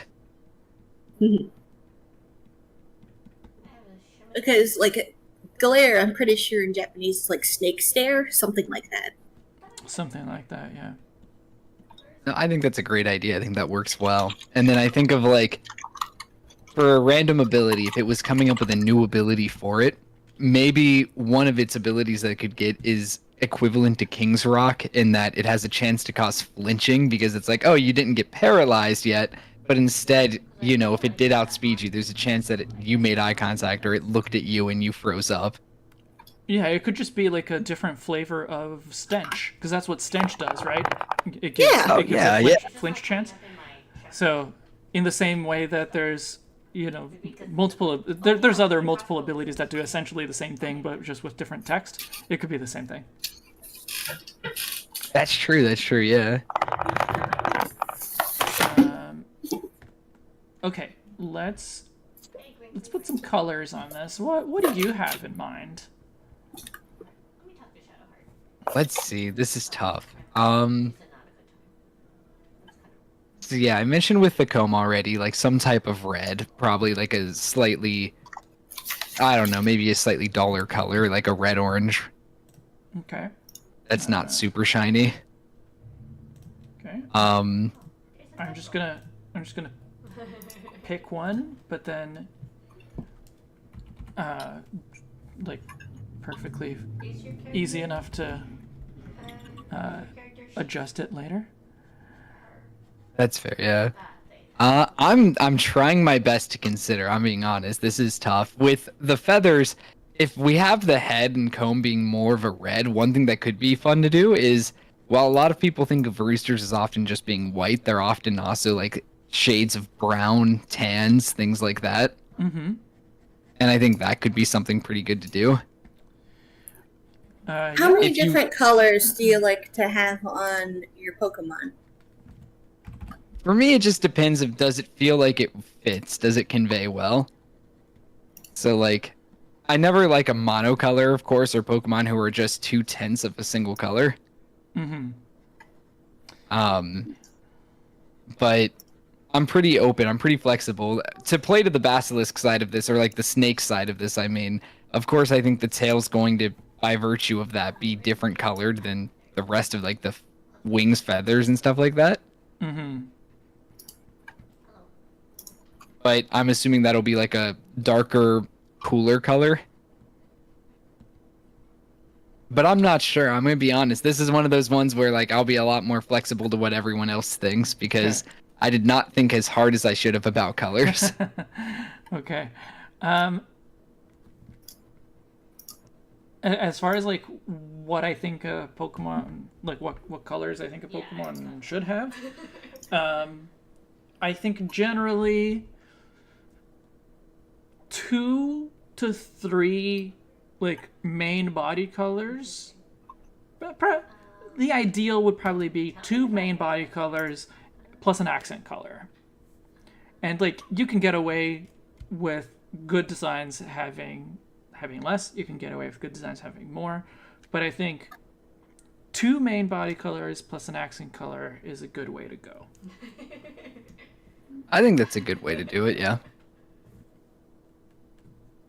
Because, yeah, when I think of certain Pokemon, like Starly, Staravia, Staraptor, it's black and white, but with, like, of course you have the, what is it, yellow talons.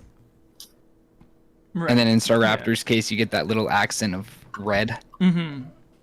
Yeah.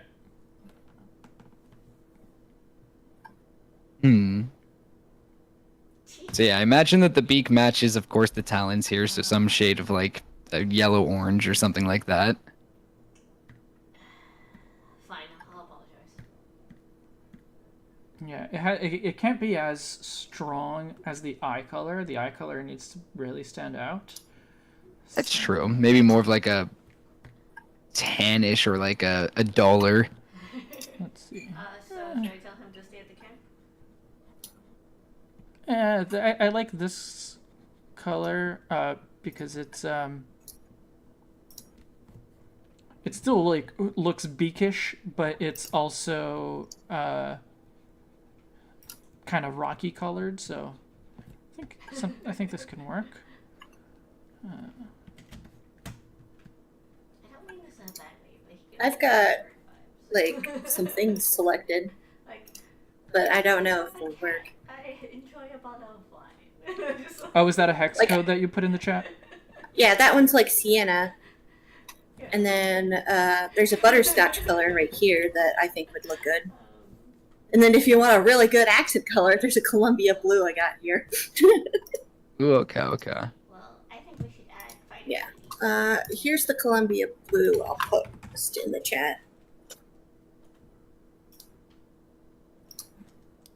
Yeah, that 833920. That's pretty close to the one that I currently have on the Yeah. Coleman Waddle. Sure, I'll be nosy.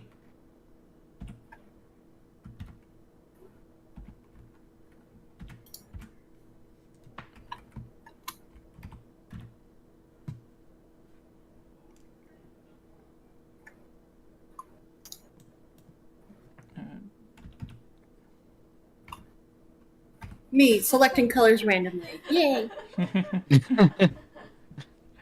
I think it needs a dark greenish or bluish color. I'm Dark agreeing one. with that. Okay. Either for the body I see. or for the wing, or the body and wings have the same color.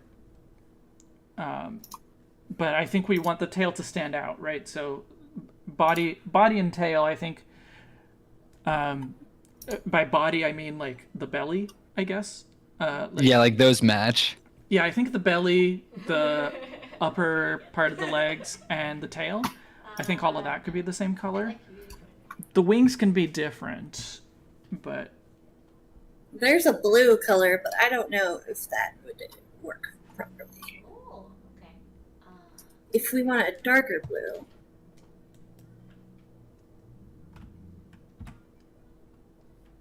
Cool. I found a really dark green. I think that's too dark. oh, you sent a slate blue here that I think is Unfortunately, I didn't see it because I'm leveling up, scrolling. Okay. oh wait, no, that was sorry, that was 080 that sent this one. Mm-hmm. Okay. Yes. I think this is Oh, look at you, so tall. this slate blue. I think it's a good color. Well, that makes It could maybe be a little bit more you- uh, all right. saturated, How do I get up there? Myself? Ah, but right. I got it. but it's a good starting point, I think. Hello. Ooh.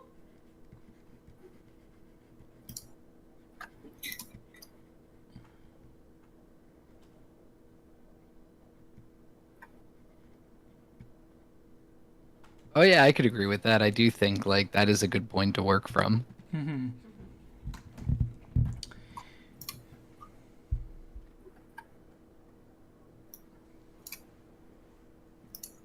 I found a nice jade color that could work.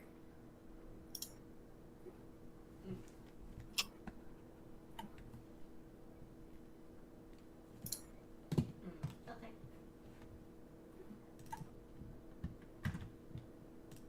I see. Okay. I mean, I think I'm good. My health. I'm gonna remove most of these hex ones from me. Okay. Okay.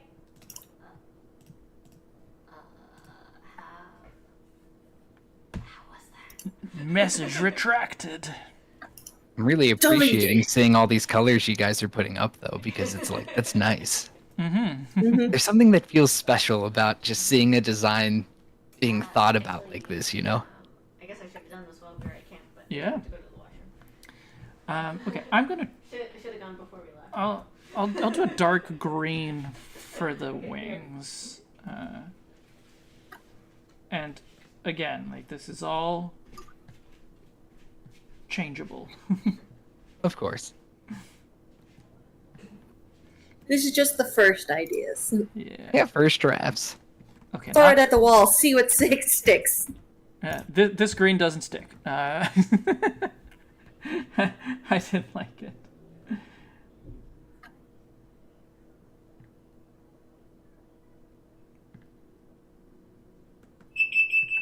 Oh, dang.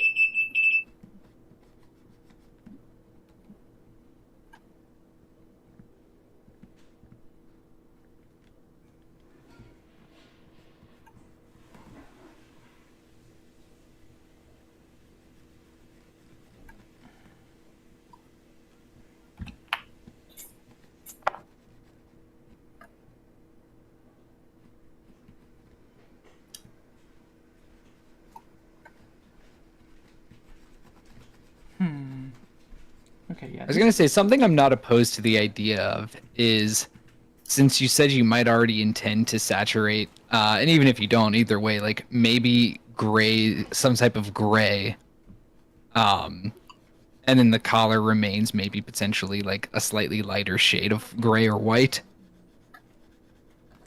Or like maybe it all kind of is the same color there of wings and collar, but like some type of gray could work. Gray for the wings. Yeah, for like the wings. Yeah. Yeah, maybe if we make the body and tail more saturated and the wings less saturated. Yeah. Yeah, because this side, I'm not liking this combination right now, but Yeah, that's kind of gross looking together. yeah.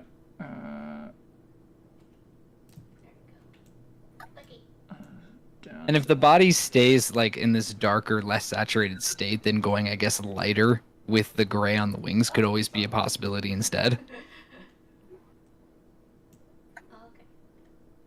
Oh, what these? Oh, it's a short bow. I like the gray because it makes it more airplane-like. I got the mushy. Yeah. I don't know what that's referencing, but that sounds fun.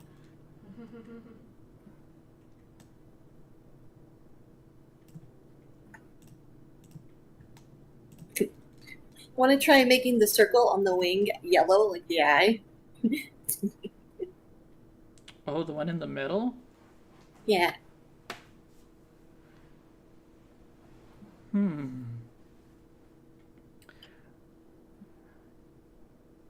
I see. I wanted to kind of incorporate the color of the tail into the I don't know. like rooster part more, but I do think that the eye color needs to be somewhere else as well. What do you Like want to do? Do you want to just go in and kill? maybe it's not yellow. Like maybe it's I'm green. supposed to be good at Like I think a br- green could work because bright it would green. contrast better against that brownish red. Yeah. So just go on in. You could also put that blue color and put it in the shading of the eye. Maybe. Yeah. I could see that, yeah.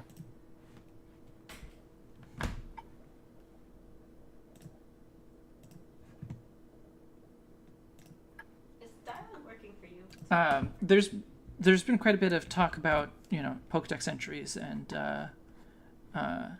abilities and things like that. How much do you want to go into doing the like whole stat spread for it? Well, that's okay. I mean, we don't have to if you don't feel it. Like, I'm trying to think of what a good stat spread would be on this thing. I imagine it's not super duper fast because, like, when I think of cockatrice and when I think of roosters, I don't think of the fastest birds. Fair. Yes. Yeah. Like, I get that it's plane adjacent, but I also will say we're taking inspiration slightly from a bit of an older vibe, which I think is okay to make it not some absurd base speed. It's no Dragapult. Maybe bulkier. Yeah, maybe a bit bulkier, Yeah. I can especially see with that. the second form. It's a little more grizzled. Would you say more physical defense? I'm thinking, yeah, probably. You're welcome, y'all. It's withstood nature. No, you can just do it without any loss of life. It could be just HP in general. That's true. Maybe a higher HP total, and that plays to its like defenses. And then maybe it's not like a tank Pokemon, but it's more of like, when I think of it, maybe it's more like a bruiser, where it's a little bit like, it's not super fast, it's not the tankiest, but it can take a hit and put out some damage in return. Mm-hmm. Okay. It can still throw its babies. Yeah, absolutely. But I can't do anything about it.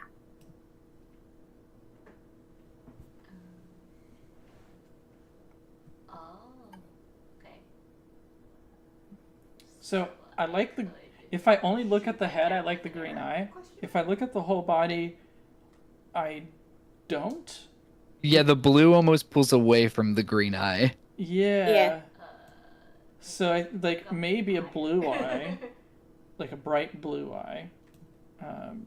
That's one option. Or shift the blue over to more green. That was the other option that I thought of, but except I don't think it'll work. But let's see. Yeah, I think it won't look as good. I guess it looks more like a dragon. The blue feels more natural, but That could be a shiny color. Yeah, that could always be a shiny. yeah.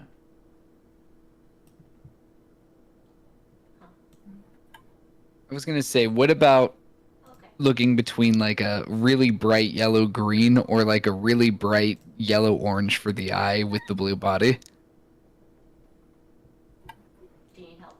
A really bright yellow orange. Because if I recall, blue and orange being complementary colors on the wheel might be a way to.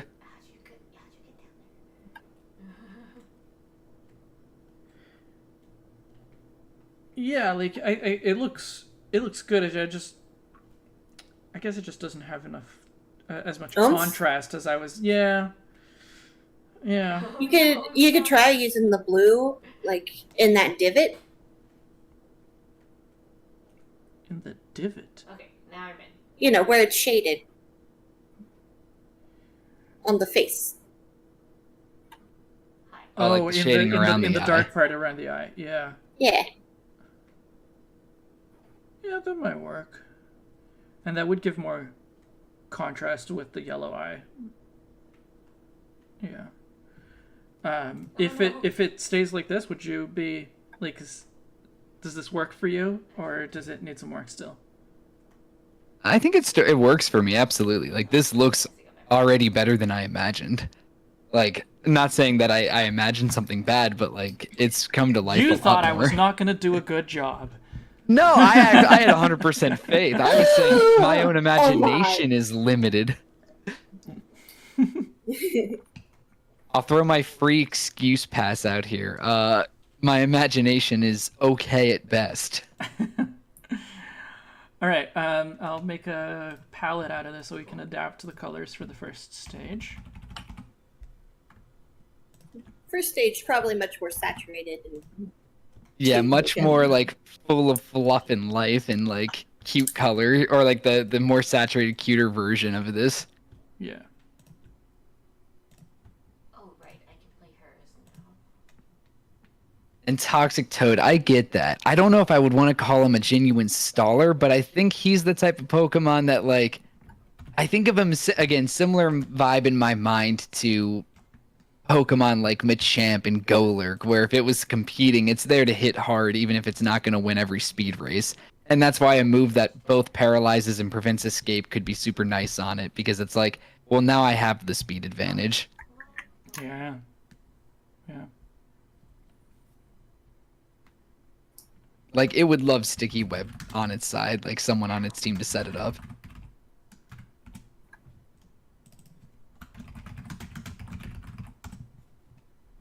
And then just to be really brutal to people, maybe I'd have it so you can't teach the first form Fly. It's only when it's evolved that it can learn it.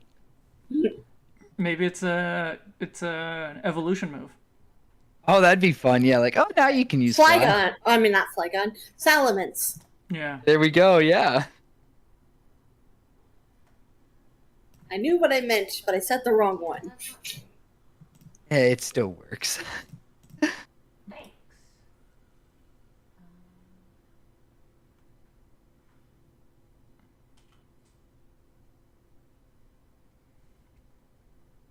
Cool. Its first evolution looks so innocent. I'm just imagining so many of them crash landing as they're trying to fly the rock. Yeah. Some of you may die. It's a sacrifice I am willing to make. I can use flourish on Such a this, classic line. Would that help? So good. Yeah.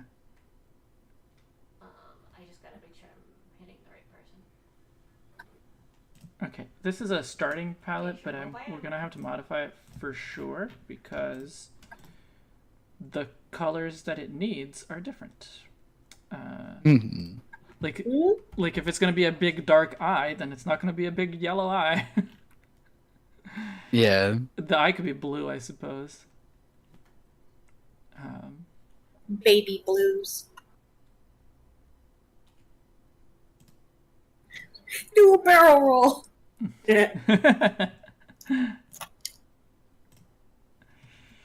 Well, this is how two-stage evolutions work. That's true. A lot of two-stage evolutions are just like boom, boom. Like cute baby to big, strong thing. Yeah. I mean, like, think about, like, Toxel and Toxtricity. Yeah. Baby, adult. Okay, cool. So like, I missed. Papa, here I am versus Flying changes a man.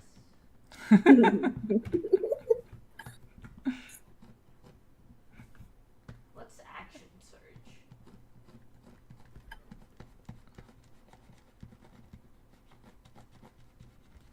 They have their own little Air Force Academy. Oh, okay. I'll try that. If that's cool. Okay.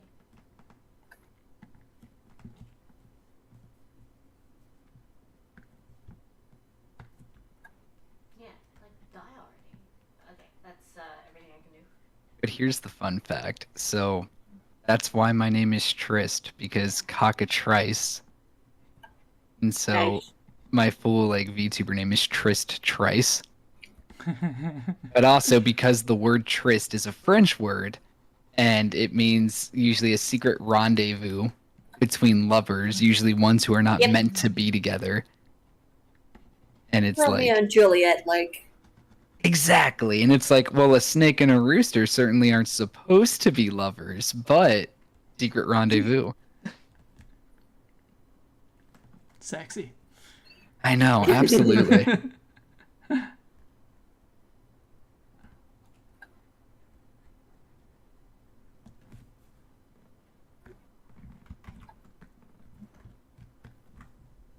Oh, I just realized I colored the wing red, and no, that was supposed to be gray. I mean, I don't know if we want to keep it gray, but that like I'm to start off, I'm just matching the color scheme of the evolved form, and it's supposed to be gray. Yeah, I was watching as you were doing it, and I was like, okay, new direction, I guess. Show this guy. Not It could intentional. work. Does that work? Not intentional. Oh, I failed. Well.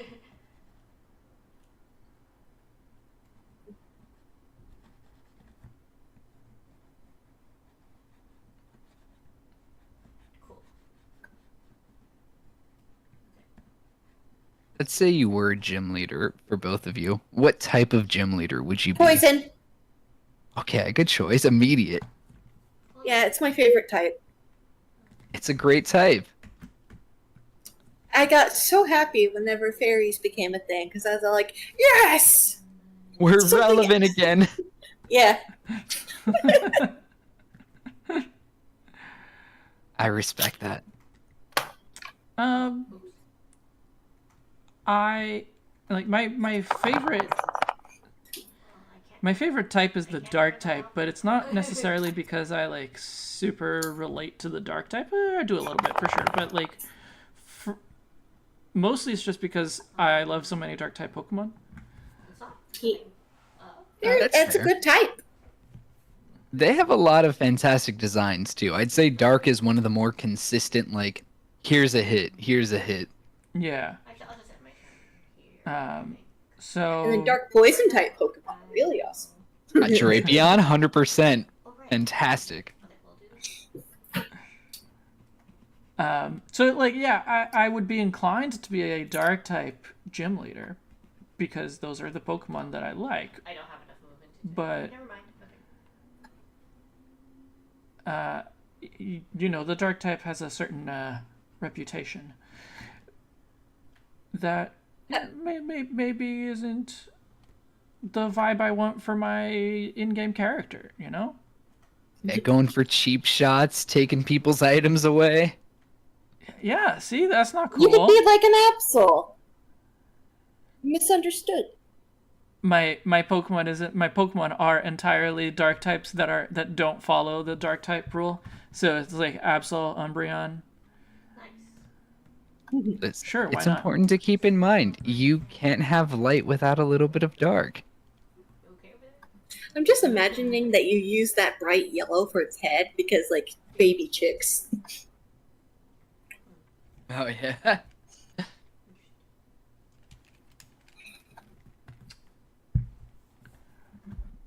Yeah, why not?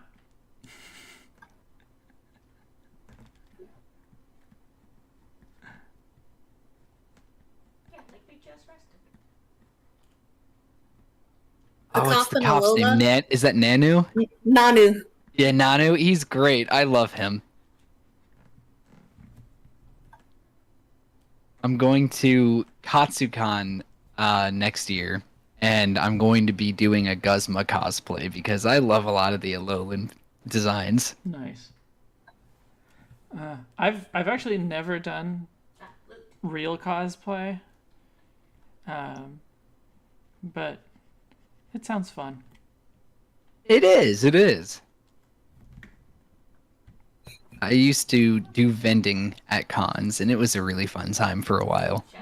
But I don't know. It's more fun to just cosplay and walk around, you know. Meanwhile, I make fursuit heads. Gold, copper. Oh, I you mean, do? good on ya. Nice. Yeah. That's right. It's your boy Guzma. Listen, in the anime, Guzma's probably one of the smartest Pokemon trainers there is. Like, no joke. Except for the fact that he uses Golisopod and doesn't seem to understand that Golisopod will go back into its Pokeball. He doesn't get that part, but like when he beats the Mega Kangaskhan, he uses the baby as literally an obstacle to keep getting in its way. It's like, what a smart move, dude.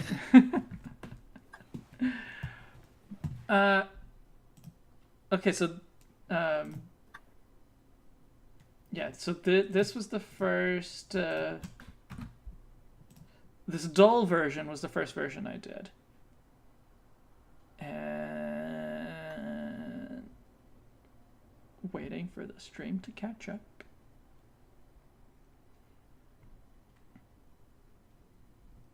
There you go. Full version. Like where a sky. Yeah, so dull version Really useful. or brightly colored Like a Skyrim like reticle, Chicken nugget. So that you can like select. if you want to, It. like, pick up I'm thinking. or something in between, of course, but Maybe use the gray for the stripe on the tail? I was thinking one other possibility too would be with the doll version, what if you had the head be like even lighter or a white and then the gray or a slightly darker, you know, or just a gray as the collar. okay, so just basically just keeping the dull version go that way. as it is, but with a white head. That was something I'd like to see if possible, just because I'm curious as to how it feels progressing to a second evolution. Okay, Where did it go? everything is possible.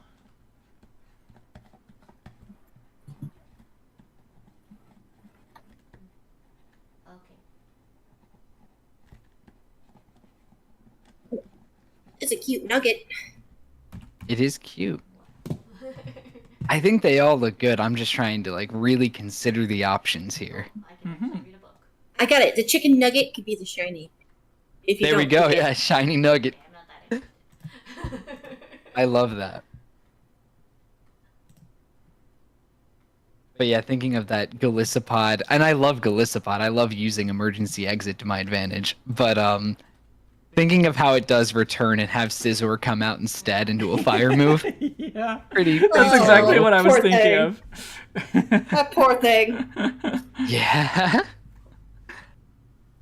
I'm sure you guys have seen it, but have you ever seen the Guzzlord in the dub or like in the sub? I mean, Yes.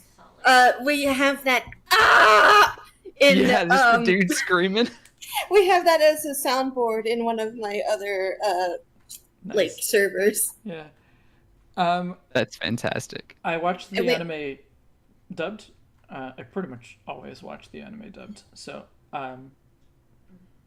if it was different in the original, then I have not heard the original scream. That's fair. I It's mean, just I a- assume it's probably the same. It's just a dude screaming. We also have Sir Skit's. Oh, that's great. You know, looking at these two, I think the color progression is good, except I think the evolved form needs to be more saturated. Yeah. I think it needs a brighter red and a brighter blue. We can do that. Okay. Maybe it feels like more venerated, more honored. It just looks more like Pokemon. Okay, yeah, I'm game with that. So I'm just gonna pump up the saturation. It doesn't need to be that much, but Just a little bit, yeah. yeah. More red. More blue. Oh, is that a reference to Foster's Home? Or no, Courage the Cowardly Dog? Yes. Yes, that's what it was. Okay. More and less.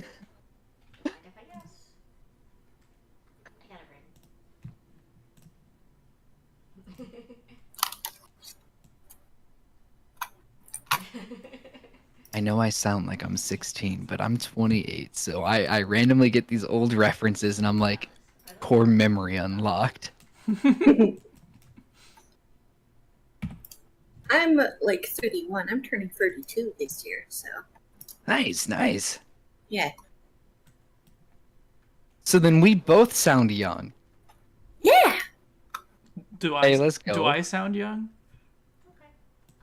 If I were guessing your age by your voice, I would assume you're 23 or 24. Hot damn! All right. Better not let anyone see all this pepper or all the salt I've got in my pepper. Yeah. I was trimming my I beard. do like. Oh, I was trimming my beard this morning and just like really noticing all of the white in my beard.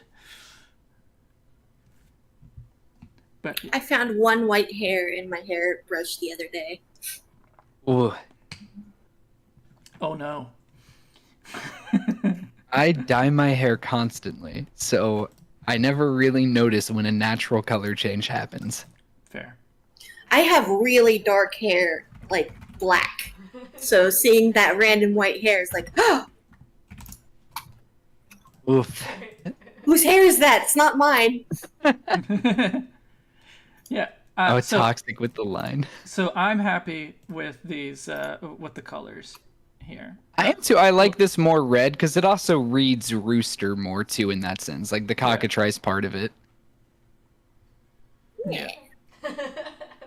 And then the blue being more saturated plays off of it better. I agree. I like that. So, time to actually draw what the pose is gonna be. I can keep that. Guess I'll make this a smart object and scoot you off to the side and make you small. Not like that.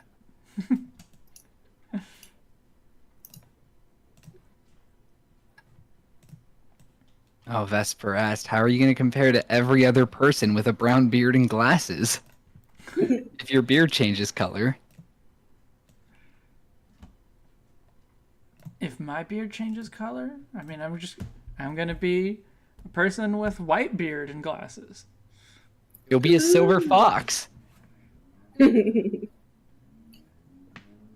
Well, as long as my wife is into it. That's the part that matters. Exactly. No, I don't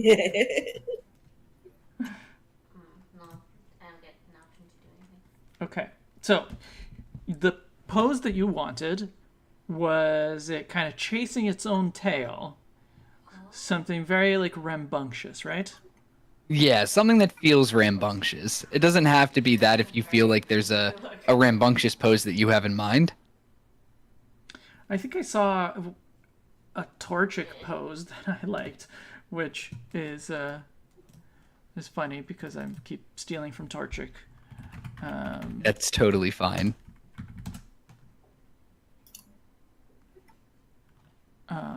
It was a pose of Torchic running that I could probably still adapt it into it chasing its own tail, but I don't think it was the. Thank you. I don't think it was the official art, even though it does have sort of a running pose in some of it.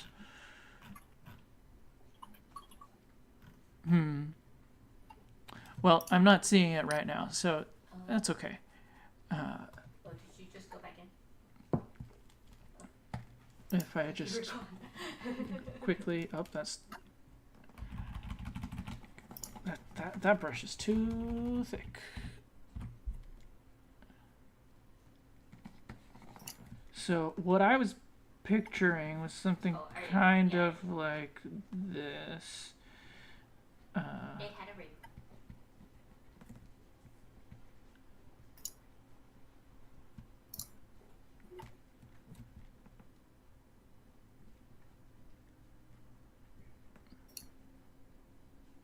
No more guidance, said.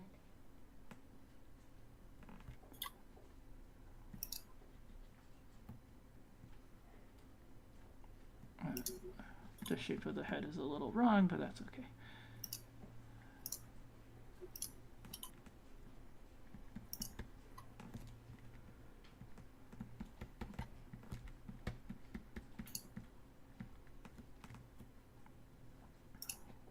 Oh, okay. Oh, so we should probably take their weapons. I was like, oh, okay. I was just like, I don't need this staff. Oh, we should take the staff.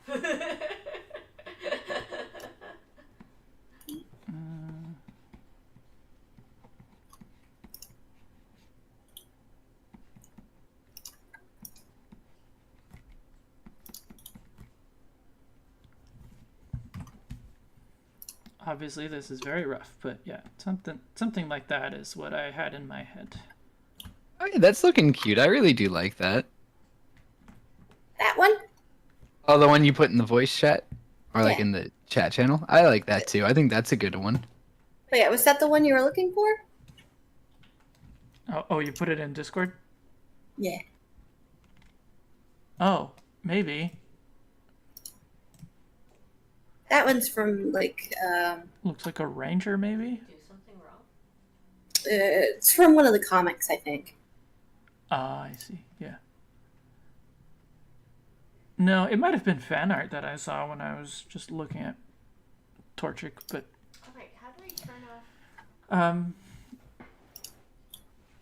But yeah, this is the only problem with this one is that we got to decide what color the body is because we didn't do that for this one, but presumably blue. There you go.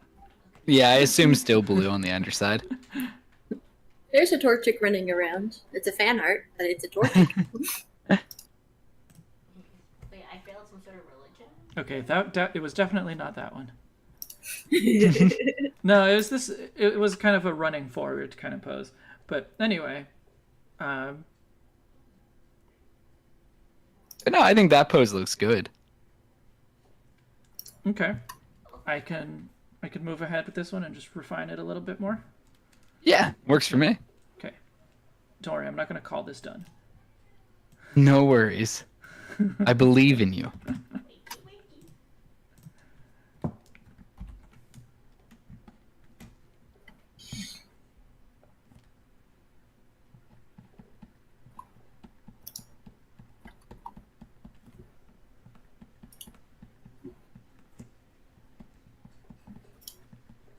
Oh, okay.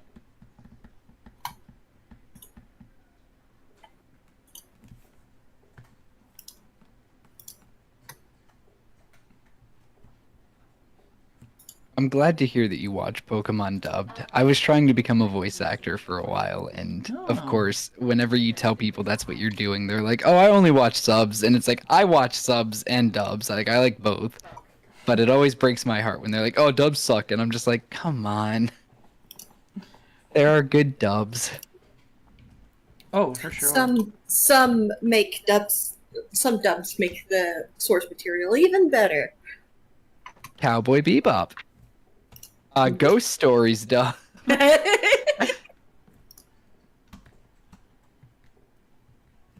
There's definitely other anime that I watch in Japanese, but that like it's not really a preference between subs versus dubs. It's just the question is, do I want to like try to be learning Japanese? And like if I'm watching sub, I have to be paying attention, right?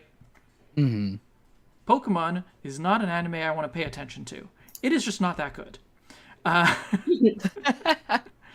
Maybe the new one is better. I haven't watched any of Horizons yet, but like, I just don't care enough about the Pokemon anime to pay attention to it. That's fair. That's valid. So I will say, unless you're talking about certain moments in which I need to call it fantastic, like Ash versus Paul, I mean, ugh, slick. I cannot comment on that because I didn't watch that era of the anime. I stopped watching the anime during Gen 3 and I came back for Gen 6. So Fair. I do agree with you. I don't think it's really that good writing. I just really like Ash specifically when he's up against Paul in Gen 4. okay. I only got to watch part of Gen 4 because our family just couldn't afford to have cable television anymore. Oof. That's fair. So, Yeah. yeah. Well, then if you're ever watching just moments from it, just watch the final battle of Ash and Paul. That thing is insane. The level of strategy they use against each other. I was able to see the bullshit with that the flipping Darkrai and then Oh yeah, Latios. Tobias. Yes. And I was Yeah. like, that's bullshit! I've got Darkrai, I've got Latios. He's insane. It's ridiculous. They just wanted Ash to lose to someone really badly so he couldn't fight Cynthia. Mm-hmm. Why? Which sucks. I don't know. I mean, Paul fought Cynthia pretty early on, but then Ash never got his chance. And then Ash did get put into a dream world by Miss Magius where he beat Cynthia in a 1v1. Which is a dream. So that doesn't count. Yeah, it was a dream world, and she had like a black Rayquaza. Bro was gonna pull out Giratina next. Oh yeah, he's probably sitting. He has Arceus in his back pocket too, just like 6 Pokemon. Let's go.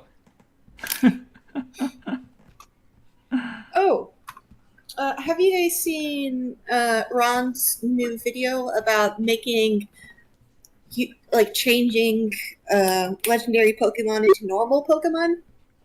I have not. I've seen that trend a lot. I've not seen a video for it, but I've just seen a lot of art.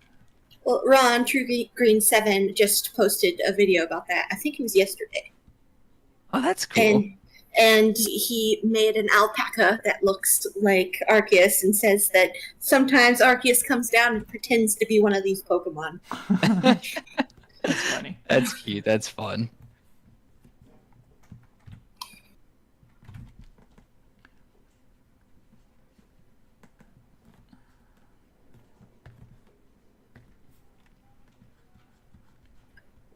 Yeah. I am very behind on my YouTube watching, especially Pokemon YouTube.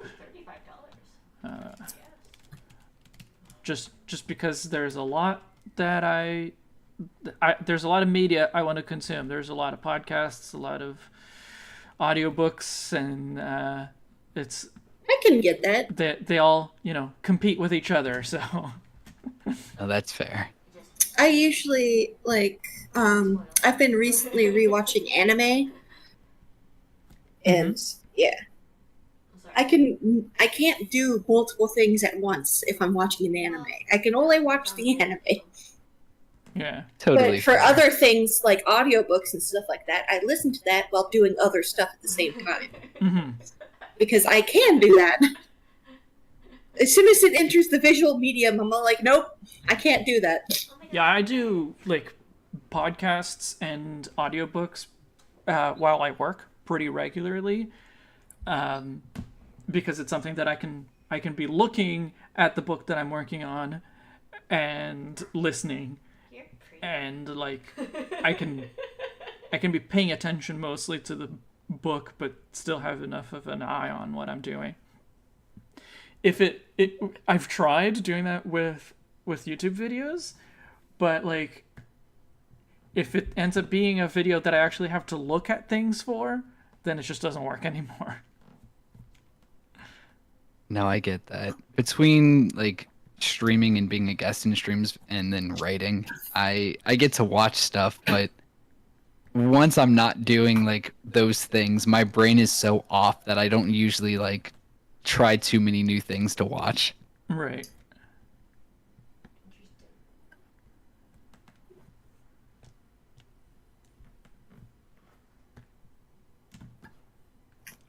These days I pretty much only ever go to streams if it's like a friend of mine that's streaming and I want to support them.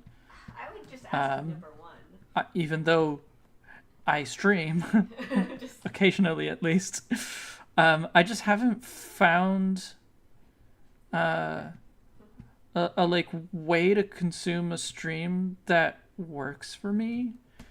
Like, to me, the point of being in a stream is to interact with the creator, or to like interact with the chat. Like, the stream is, to me, a stream feels like a necessarily interactive medium. Like, Yeah. if I'm not there to interact, then what's the point? Yep.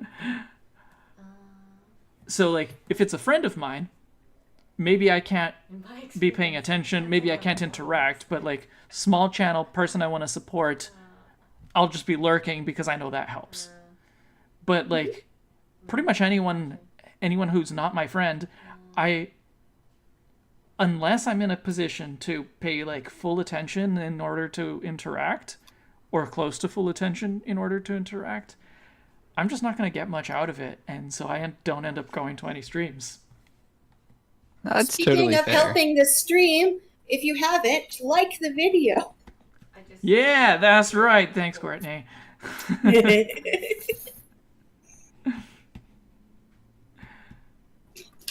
And make sure you watch other videos by me, because the streams are fun, but they're not what I do. Yeah, comment, like, subscribe. Absolutely. Link in the doobly-doo. There are many links in the doobly-doo, actually. Yep. Check those out. Okay. Go to ratepokemon.com. Rate some Pokemon. Yeah. Rate Shift Tree is the best. Repeatedly. Refresh, do it again. You can't. Haha. If It you won't let you. Yeah, if you All right, reset your computer's like hard drive and do it again. Yeah, the quote unquote easy way to redo things is use different Cookies. computers. Yeah, you What can if you cl- use VPNs? you can VPN. Yeah, it probably does count as a different one. Basically, like if the site thinks that it's a different device or a different user, a different session, I guess would be the like technical term, then it counts it separately.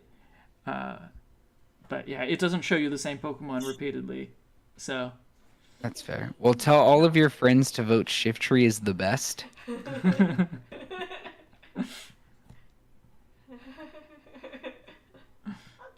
Yeah, he seemed nice. Oh dang, Yeah, Vesper's a real fan. Oh, I was like, I decided to just say that we're all equal, because just like that's not necessarily That's how true. life works. They really are. It is what I believe. Yeah. And not just because they've already liked and subscribed and followed and donated. Oh yeah, earlier I don't know if 080 is still around, but I saw a comment from them on one of my Japan vlogs that I just hadn't had a chance to reply yet. But I saw a question asking if I could have my videos translated into Portuguese, because they know people in Brazil that would like to watch my videos, and that it would be better without their narration, which of course totally makes sense. But the thing is that doing captions is really expensive. Yep. And even more expensive to do translations. And so, even though, yes, I would love to have all of my videos translated into Portuguese, but it is just not feasible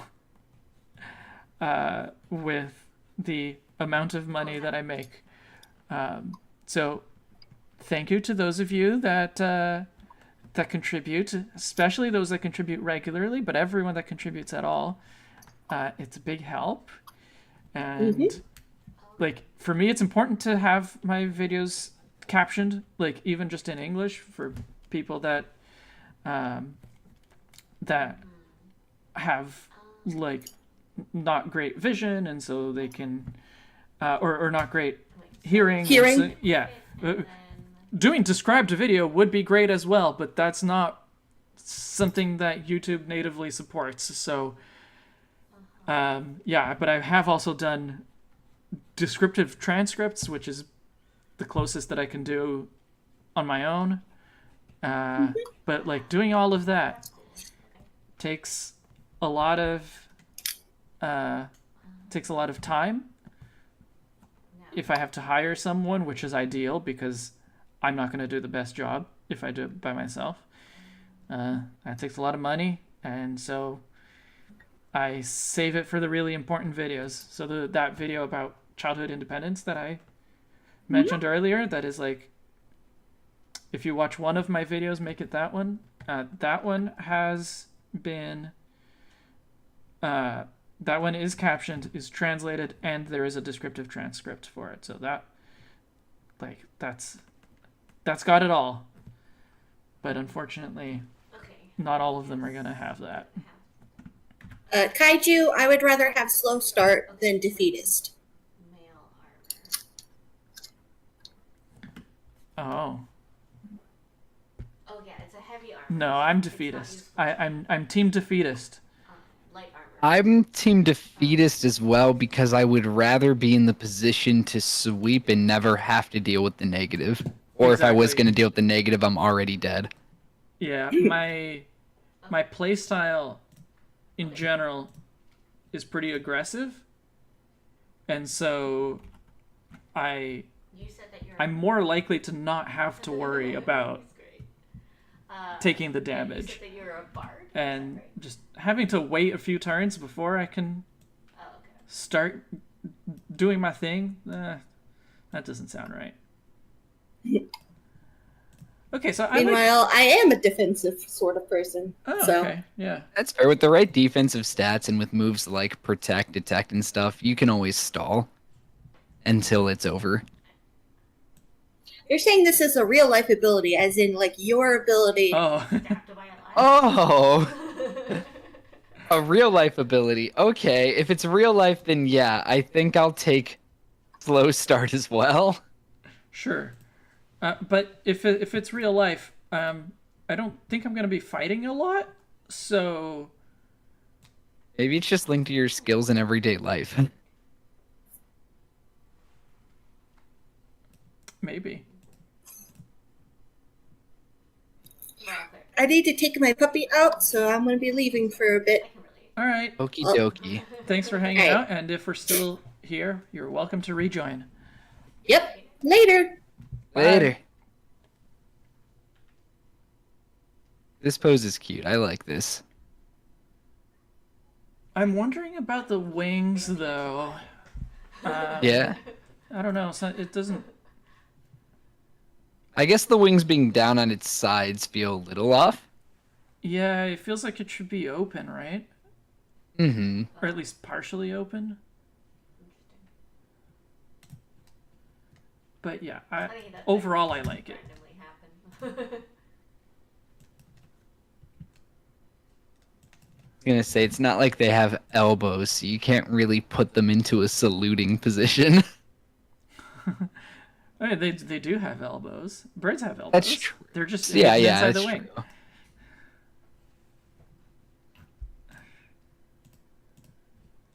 Does slow start imply you have legendary tier stats, or does it imply that your stats just might be worse for a while?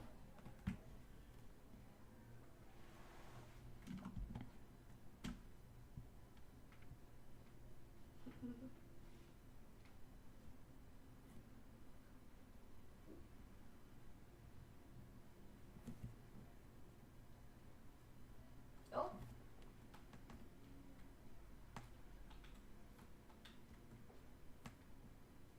Yeah, I got entangled by a. Oh, Vesper's saying to have its your right wing slightly up. Yeah, that was the one that I was thinking that needed more Oh, I see. work.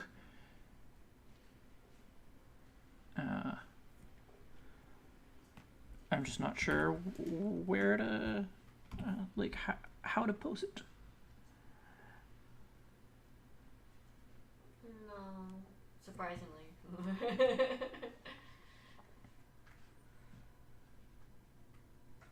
Strangely, this pose was much simpler when I was imagining a Torchic doing it. I wonder if that has to do with Torchic only having fluff instead of wings. You know what? That's fair. Plus, it doesn't have a big tail. Yeah, I think the tail is easy enough. That's true. The tail works well with the shape language here. Yeah. Where are you? Oh, like try to. Yeah, I can see that. I was gonna say, I guess maybe you could always try something with its left wing, or I guess your right wing, where it's completing the shape language of the arc from the tail. So like it's raised higher.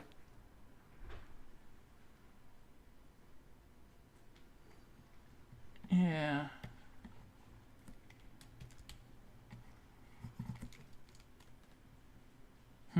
I really designed it as a closed wing kind of Pokemon, didn't I? There.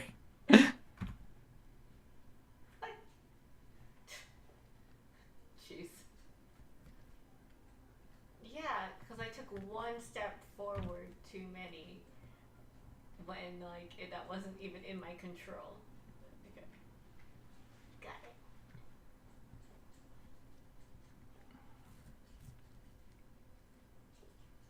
Actually, yeah, I'm gonna hide the wings for a second, so I can draw what the actual position of the body is, and then I'll pose the wings on top of that. Yeah.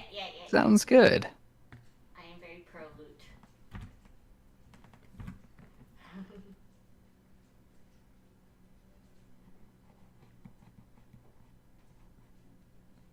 That'll help with posing the tail as well, actually. Mhm. Because I think it's in a good place for the drawing. It doesn't look super natural. Maybe that's okay. So I definitely Yeah. not useful It- here. It doesn't need to be perfect. They're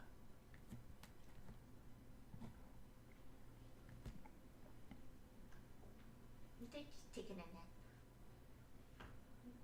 They had a rough day.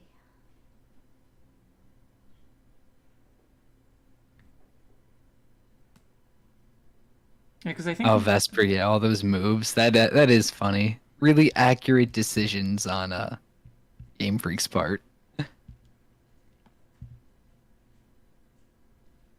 And what were you gonna say, Libris? I think the tail would be more natural if it was on the other side of the body, because it does seem to be running more towards the left. You have zero chill. Oh, that's fair. But I want it curling this way. Okay. So maybe the question is more about curling the tail Here, if I hide that, maybe it's more that the tail needs to curl more downward. We survived that sometime. Like if it was here. This is where's the shawarma? I gotta Okay. Because from the body, the tail would be going backwards, and so it would be like, I think the most natural tail pose would actually be probably curling this way, but I think what we had before is certainly better. Yeah, I If it's do less feel like I natural. like what we had before. Yeah. All right. So wings. Where do these wings go?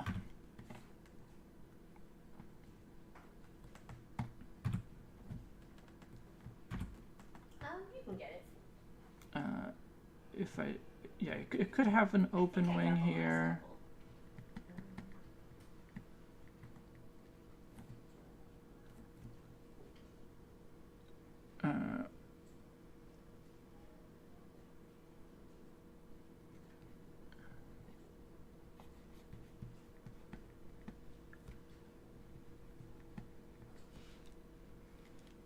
Yeah, I mean the open wing I think works okay, but then it's like, what do I do with the other side?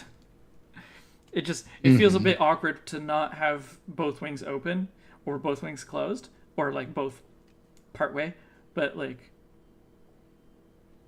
yeah, like No, that's fair. why It's would a it struggle. Why would it have one arm tucked in and the other one stretched out? Yeah. No, that's fair.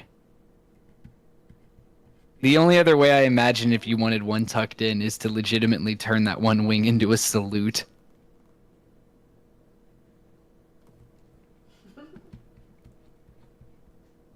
Yeah, I think the wing would have to be way too long for that to Yeah. work.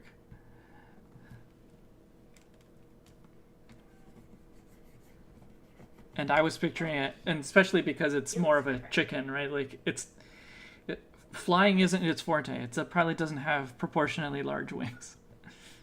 Mhm. And here's your streamer health check. It's time to look away from the screen. For 20 seconds, look at something 20 feet away and let your eyes relax. Okay, sounds good. But my wife is playing a video game on another screen that is not 20 feet away. Well, you have to look at least 20 feet away. Okay, I'm looking at my But for- fiance who's also looking at a screen 20 feet away.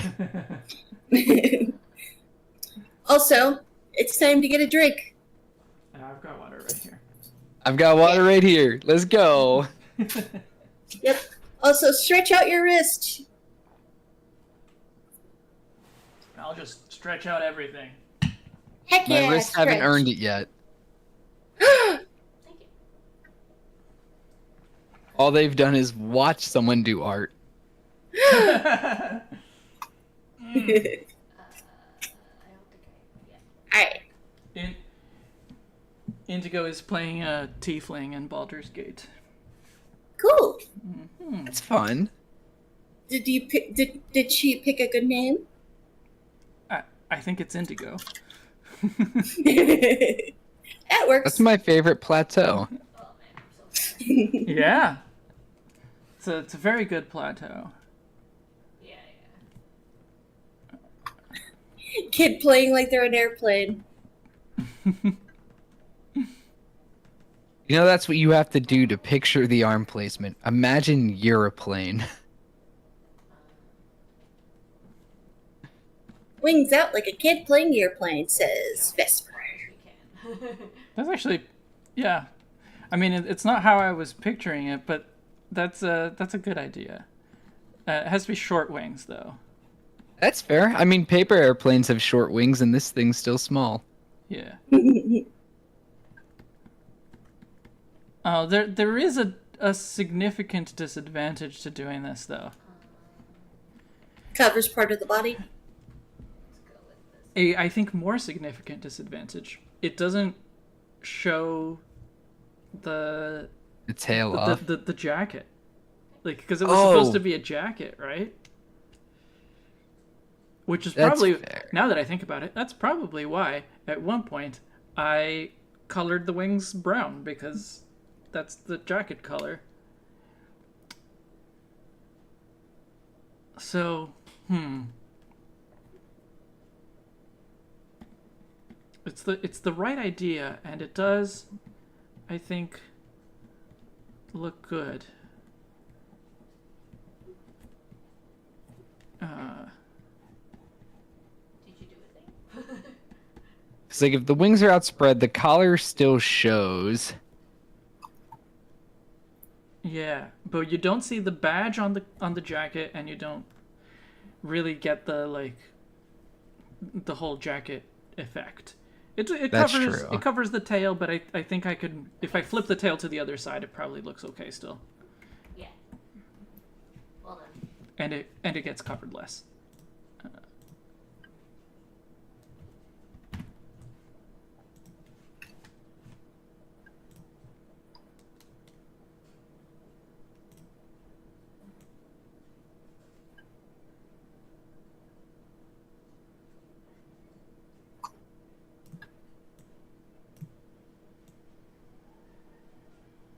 Yeah, in terms of the tail, like, or just overall, I think this pose works really well. Yeah. There, except for the issue of not showing off all the elements of the design. The wings are very differently sized. I realized that.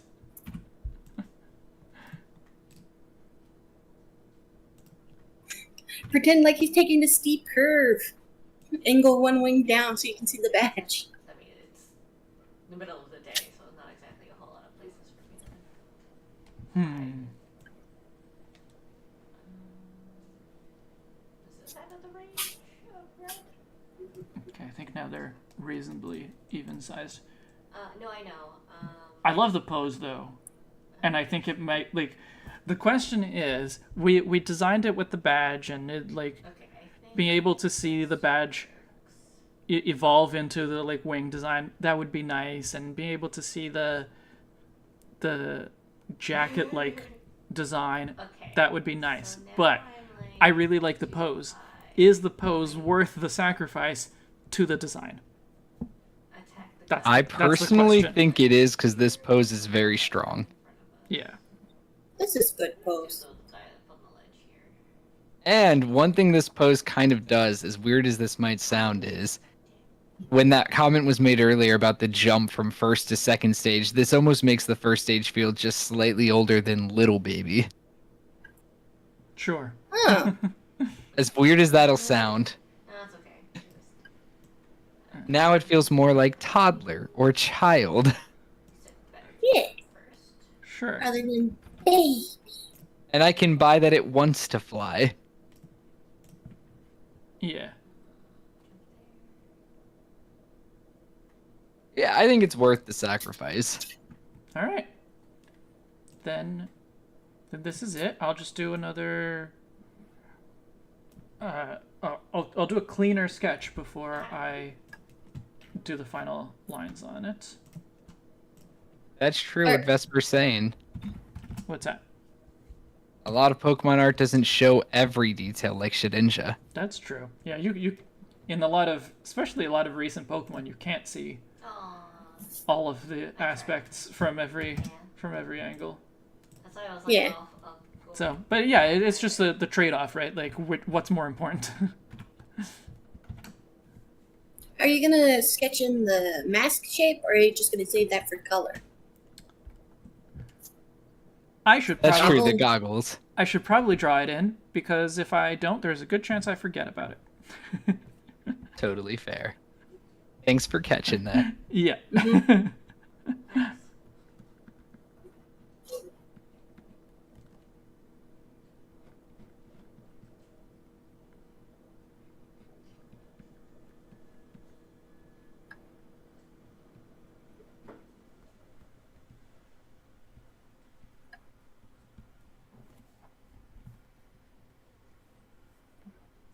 So if we're not counting Pokedex at all, so like availability doesn't matter, what is your favorite region design-wise? In terms of I've always liked Kalos, the way it looks. It's fair. but wait, when you say what's your favorite I mean, like region? the map. Okay, like the layout of the region. The layout of the region, yeah. And like the scope, the environments you find within it. So like, Okay. for instance, Gen 4 having snowy mountainous area versus ruins versus all of the others. I take it that's your answer? I'm stuck between Gen 3 and Gen 4. Okay. Yeah.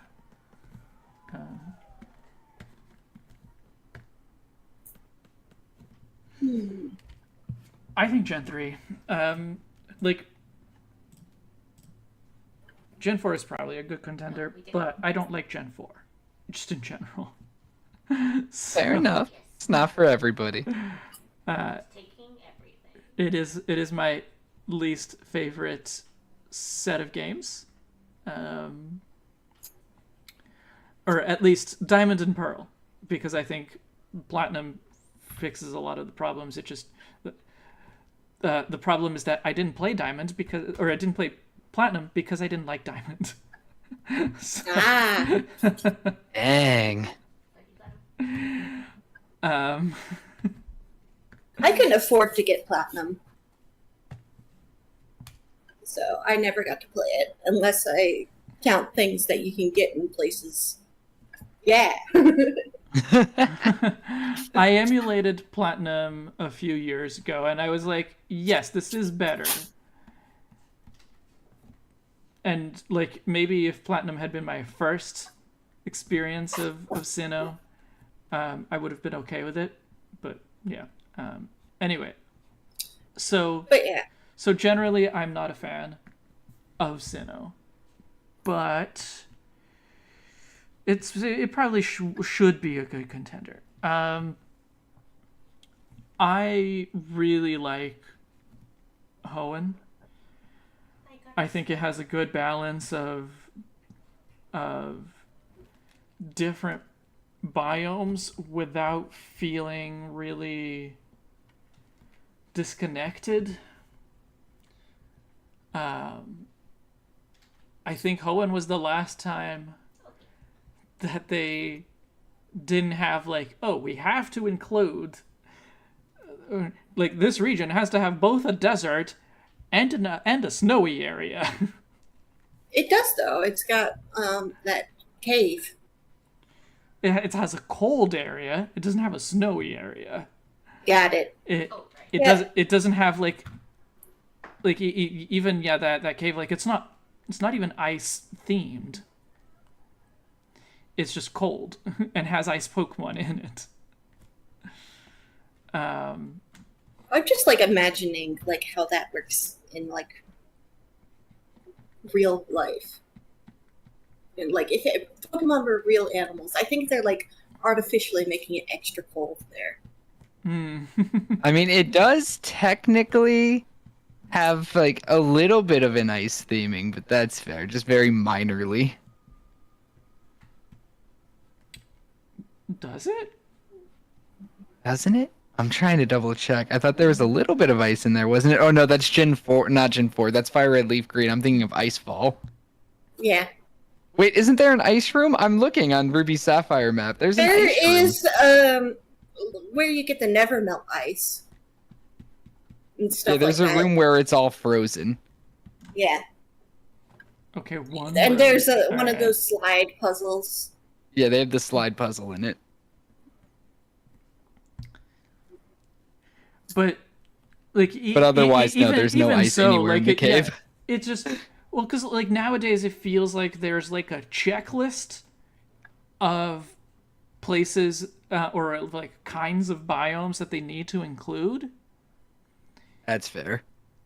And Gen 3 was probably the last time that it didn't feel like that was the case.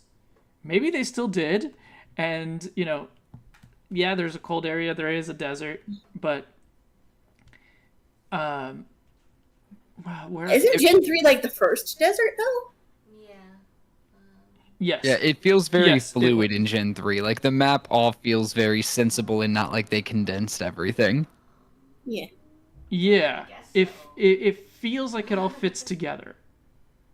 Is my point. Like whether or not they actually had to, whether or not they actually tried to design a region that had everything, it didn't feel like they were cramming everything together, which I do feel is the case for a lot of modern regions. I don't know. That's fair. It can I like just be a Kalos. tropical region. It can just be tropical. That's okay. Yeah.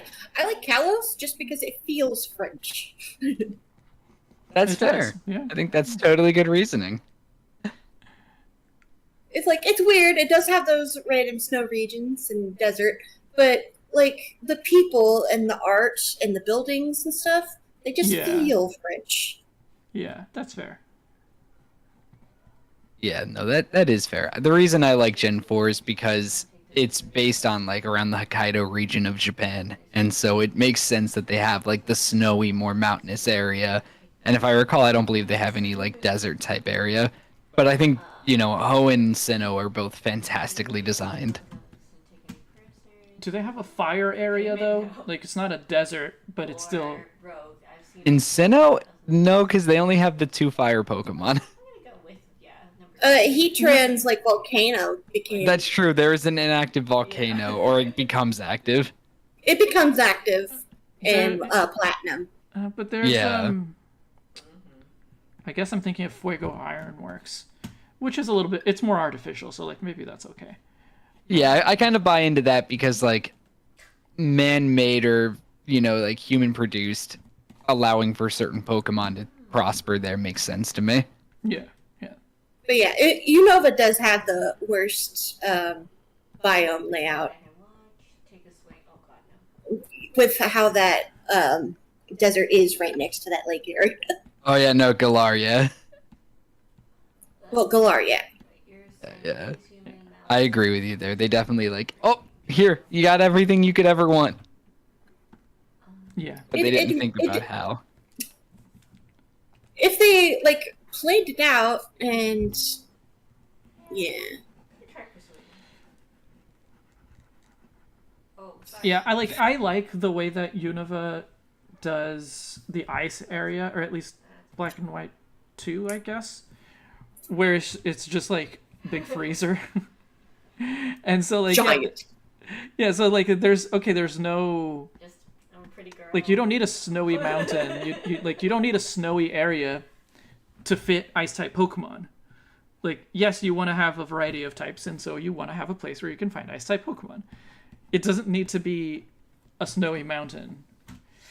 Oh yeah, don't forget the mask, goggles. Yeah, don't forget the goggles What goggles? on his eyes. What are you talking about? Oh. That's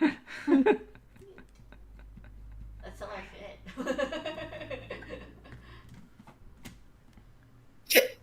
Oh sure. I really like Unova's Charge Stone Cave. Collective sigh. That's That was cool. just cool. Yeah. Yeah. Where is that guy with the rapier? There you go. I want to talk to him. Goggles. Let's go. Okay. But back to region layout. Hoenn also Okay. curls back into itself a lot. You do a lot of loops, and I like that. It gives you a lot Totally fair. It gives you a lot of routes without having to be super sprawling. Like you can pack a lot of things into a small, or like a lot of stuff to do in a small area. No, I totally get that. I think that it shows a lot of care to the map design. It's just nice to you go through a place, and then you go do something else, and eventually you come back to this place just naturally. The game doesn't have to force you to go there, you just naturally come back, and you like the places can be a little bit different. The places can be a little bit maybe you see it with new eyes. Maybe there's like different things that happen, and I don't know if Hoenn necessarily did like all of that. Diving down to a sunken ship. I mean, come on, that's pretty fun, pretty nice. Yeah. Yeah. Finding blizzard on it, or was it ice beam? It was some sort of ice move on that ship. Yeah. And just it feels believable. Like, oh yes, there absolutely would be a sunken ship out here. Why not? To prop up Sinnoh in that sense, finding an old chateau in the middle of the woods feels pretty nice, and like coming back with Rotom and everything feels pretty cool. Yep. Yeah. How does this look? I think this looks fantastic. Like, this is adorable. Yeah, that is one cute little bird. Question. Lizard. It's so easy to throw it over a giant rock. All right, I might as well just do the final lines here then, and Sounds good. finish this one off before we draw the other one. I just imagine the like Super Mario 64 grabbing Bowser by the tail and like hammer throwing it. So long, Bowser. So long, Bowser. Yeah, and just it having the wings out, it's loving it. It's like when you have the random person in the family throwing the kids into the pool. Wahoo! And then you get to the evolution that's like grizzled pilot, like, this isn't fun. This is a reality. This is war. War has changed. I'm gonna whip you into shape. It's a drill instructor screaming at them, squawking at the top of its lungs. Yes. And like a rooster wakes them up at the break of dawn. Yeah. Ooh, cold chill. I'm okay. Okay. Don't catch a cold.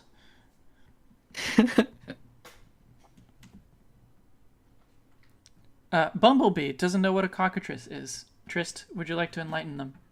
Okay, a cockatrice is a fusion between a rooster and a snake. It's often compared to a basilisk. But it is rooster usually in terms of the head and the wings and the talons and stuff, but then it's a snake in terms of the tail and body. Petrification. Yeah, it petrifies things, turns things to stone. There's a lot of myths of it. There's myths that if you hear it, you die instantly, or if it looks at you, you die. Well. But the whole belief or origin is if a rooster has an egg that is incubated by a snake, then a cockatrice will be born unless you grab the egg and you throw it over a house or over a building, and then it breaks on the other side without touching anything. It's gotta go clear yeah, over. it's just a really, really fun creature. I thought it was like a rooster having an egg with a snake that was sat on by a toad. I've heard that version too, or read that version too, but the one that I usually go with is the one where it's the rooster has an egg that a snake incubates, which it's weird to think of a rooster having an egg because it can't. It's a rooster. Exactly. It plays to the weird mythos of it, which makes me think maybe it's a rooster and chicken have an egg that a snake then incubates, or if a rooster and a snake somehow had an egg together and conceived. Wait. That's an idea. This Pokemon has like extra counterpart Pokemon that are the snake and the chicken that they normally come from. Ooh, that sounds like a fun idea. Maybe that's another way you can get this one, like in its base form instead of catching, is if they breed, you get this. I do like the idea of fusion Pokemon. Yeah. Of just like because like breeding nowadays, like what's the point? It's really like, I do it just because, like, I was really into it from the very beginning. But nowadays, it's getting kind of. Yeah. It, The only thing that's important now are 0 IVs. Oh, I see. Not vibing. right, as far as breeding goes. Yeah. Yep. But like it used to be that that breeding was a required mechanic for getting certain Pokemon, right? Mm-hmm. Like baby Pokemon, you would find out like in Gen 2 there was uh there was the Togepi egg, so you would know that there's that Pokemon can breed, that you can hatch Pokemon from eggs. And now I can't remember if this is only in Crystal or if it's also in Gold and Silver, but there's another egg that you get as a It could be as a a Tyrogue, a Igglybuff. Magby Fluffa. Elekid. exactly. Yeah, that's the one. And it had a higher shiny chance. That's true. But the important thing for me is that it lets you know that there are Pokemon you can get that way that you can't get other ways. Or like, you see it and you're like, oh, this is an Electabuzz egg. Or like, the Elekid is born and you're like, this is an Electabuzz. And so it gives you the idea, at least, like it puts it in your head that there are some Pokemon that you might only be able to get that way. I like how in Gen 4 they added the incense, though. I don't like incense, at least not the way it's done. I feel like it could have been done better. But it's like nowadays there's no reason to breed. You like for competitive maybe, but not for like To get a Pokemon. non-metagame reasons, right? Yeah. And I liked that it was Like, it was even the be able way to to get Pokemon. Yeah. getting Fion in like Gen 4 was Yeah. interesting to me. Yeah. That's fair. I like when they throw a bunch of ideas at the wall just to see what sticks, but yeah, some things delegitimize other things or execute it in a way that makes it feel like, what do we do now? Mm-hmm. Or like maybe it's not something to be satisfied with. Though I like the incenses myself. I felt like it was nice to have options. Yeah, like Charon, who has now gone to bed, I believe, has had the idea of like the incense being like an item that you essentially like set up at the daycare. And so it's not a hold item, but it's just like there's a Special instance there's for a nice them. aroma, and somehow that affects the evolution method. I like that better. I like that. Yeah, that's cool too. I could dig that. But it also just like it. I think it's strange that there are some Pokemon that will be born at a different stage in their life cycle, depending on the aroma. Anyway. We know that the only reason Totally why fair. they had the incenses is because they added new babies. Yeah, it was a way to like justify why you couldn't get Azurill before. Azurill was wild in Gen 3. Gen 3 is also when they introduced the incense for Azurill and for Why Not. Did they? Yep. Yeah, it like basically every time they introduce a weird new mechanic, or basically every time they introduce a Pokemon that is related to an existing Pokemon, they have to justify why you couldn't get it before. Huh, I see it is.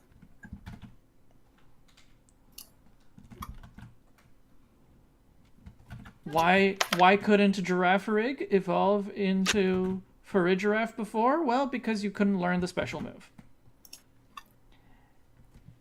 Basically. Why do Stantler not evolve into Weirdeer? Because they forgot how to do that move. Yeah, apparently. But that is definitely a weird one. Yeah. But yeah, it's just like, oh, we didn't have this item before. The one that is like the least close to that pattern is friendship evolutions, because it implies that people didn't get that close to their Pokemon before. What did I just Yeah. Well, why couldn't Golbat evolve before? Nobody liked Golbat enough.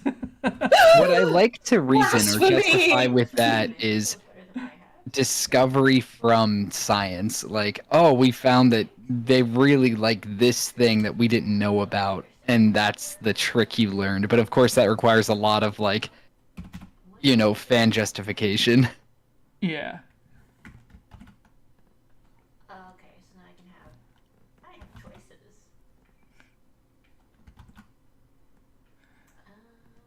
But yeah, every time there's a new Different outfit for a while. See how I feel about it.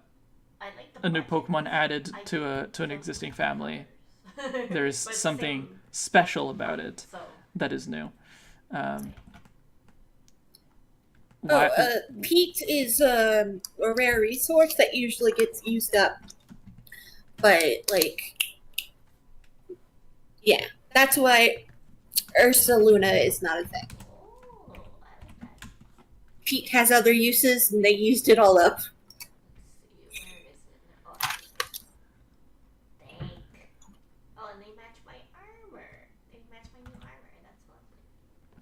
Then they match my why can't or why didn't Meryl make the Zuriel babies before? Because we didn't think to put on an incense and, you know, turn on some nice music.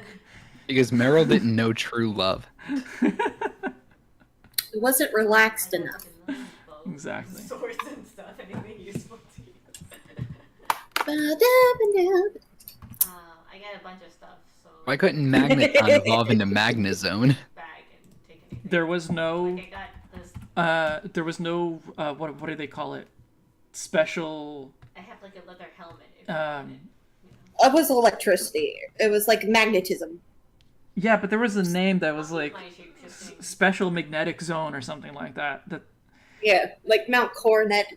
yeah. Yeah, so the reason is just because there was no special magnetic zone in those All the other regions. ones. Also, it can be exposed to a Thunderstone. Yeah, but that's Now. nowadays. Yeah, they retconned that one. Yeah, it's true. They didn't know the magnetic field had that effect on them. They didn't know about that field. Yeah.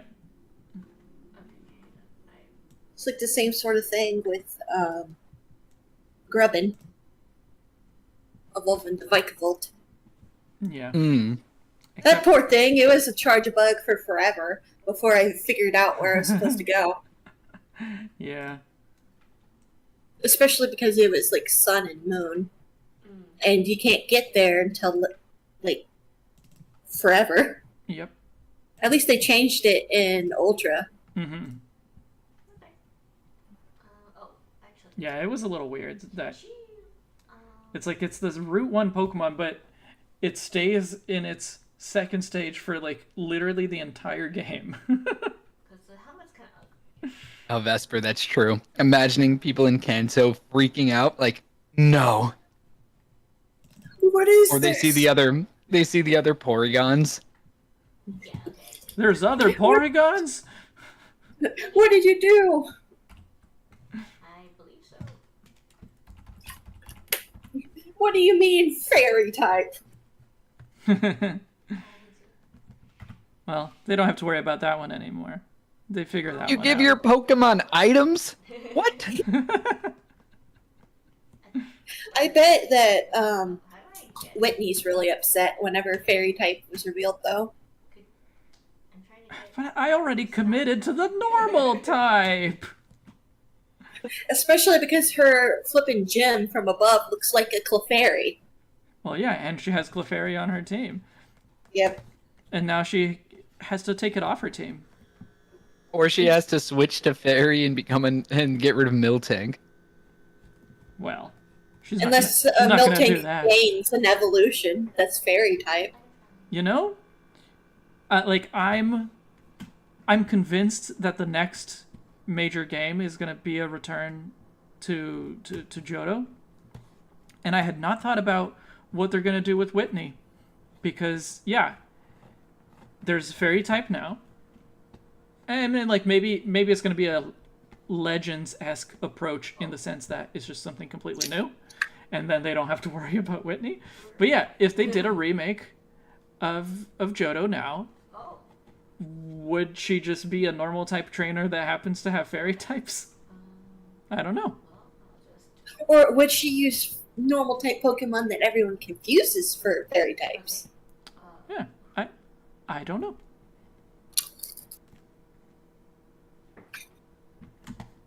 Every gym leader becomes a 2-type gym leader now. That'd be neat. I'm down for that. Yeah. Could be fun, yeah. I mean, Larry already showed you can do that. Yeah. Yeah. He even has the same ace, right? Yeah, same ace between it. Yep. Because Staraptor is just that basic. Oh, yes. But man, does it look cool about it. Thanks.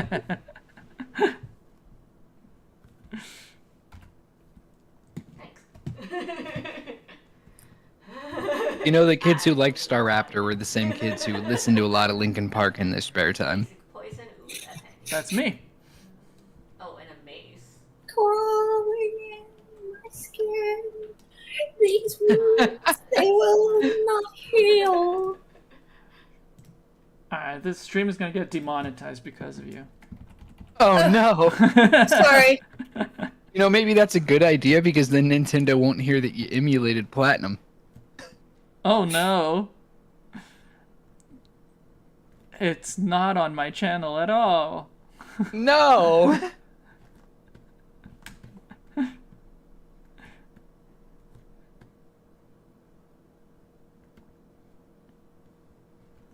Maybe that's why they don't. The Pokemon hasn't contacted me for to do anything together. I'm very concerned. Dang. Yeah, what about my That's their- Pokemon sponsorship? Yeah, where is it? Pokemon gives flippin' Jaden all of those stuffed animals. Oh yeah, they gave Jaden all the Gen 5 sitting cuties, right? Yep. Yep. Yeah.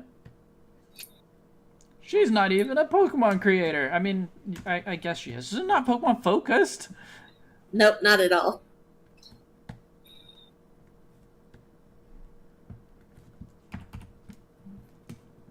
That's fine. I didn't want it anyway. I was a gym leader for GameSpot. Where's my love? Were you actually? I was. GameSpot, not GameStop, but GameSpot had a competitive league. And they did their own gym league too. And so I was the ground type gym leader in Gen 4. Cool. Which let me have Garchomp, which was already really unfair.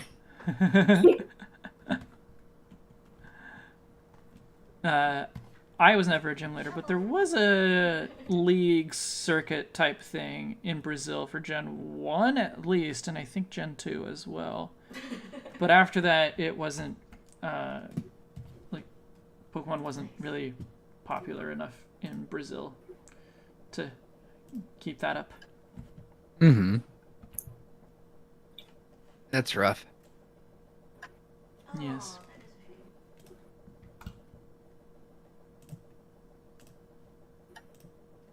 It's okay. You'll always be a gym leader in my heart.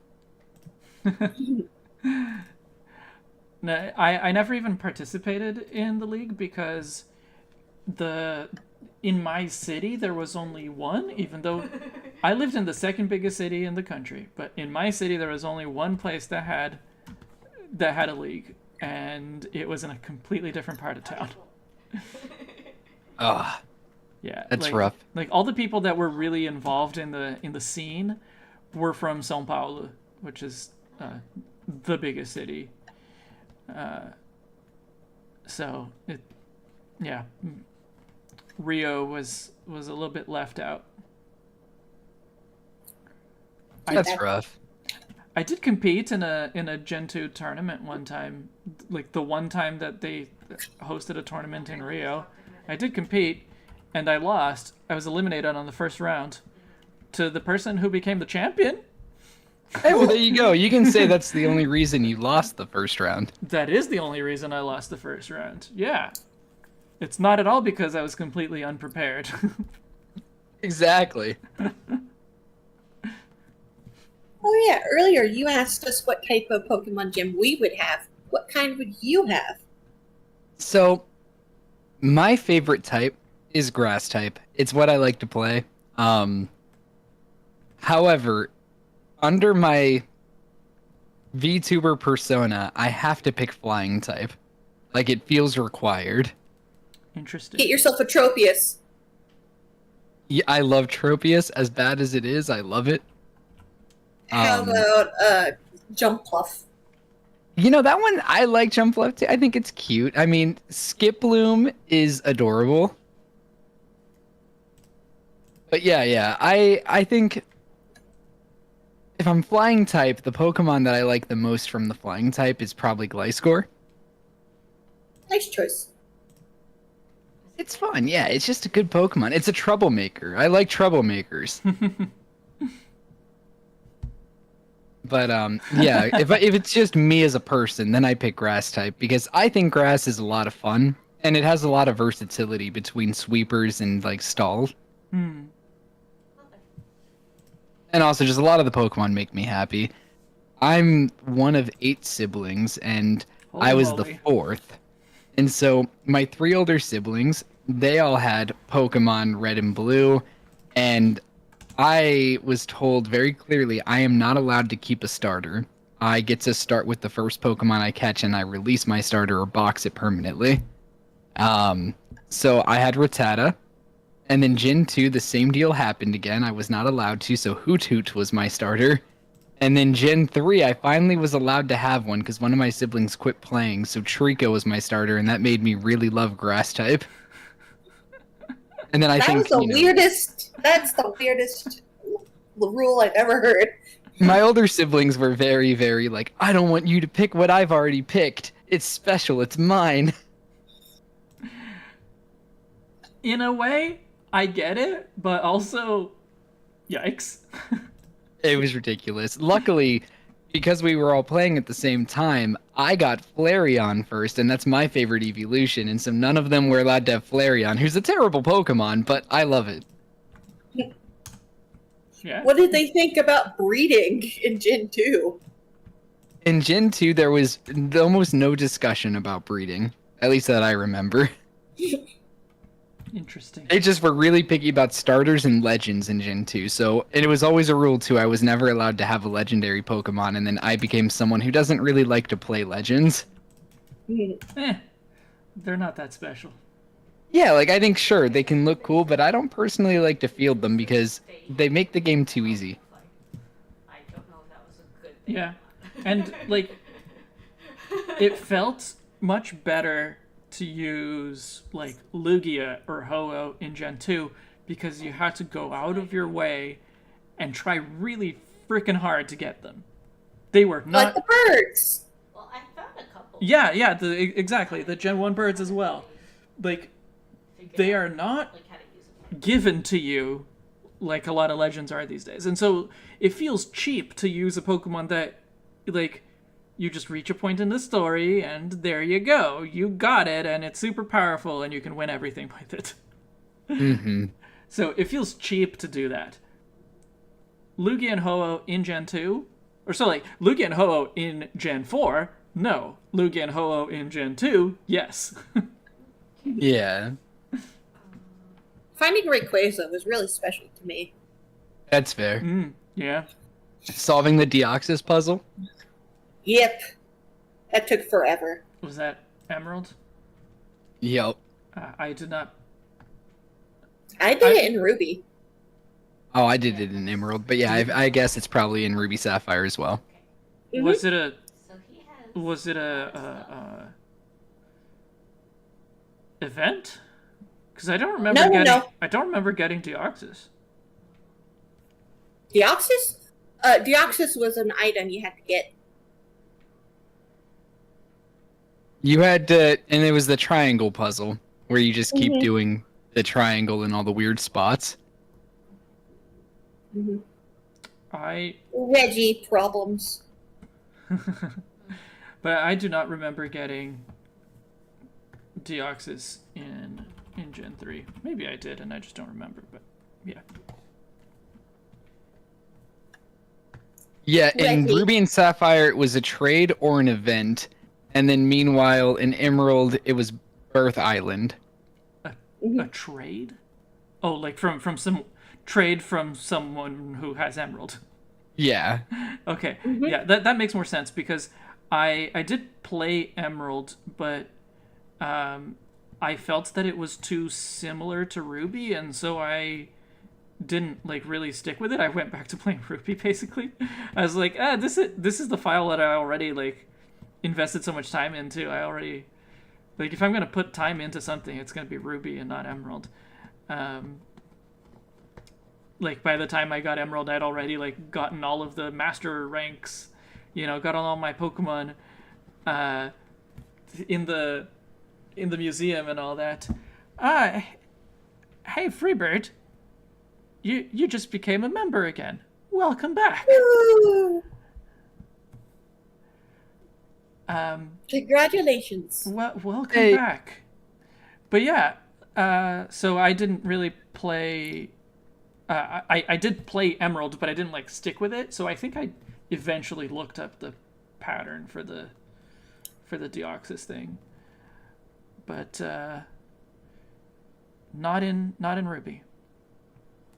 Mm-hmm.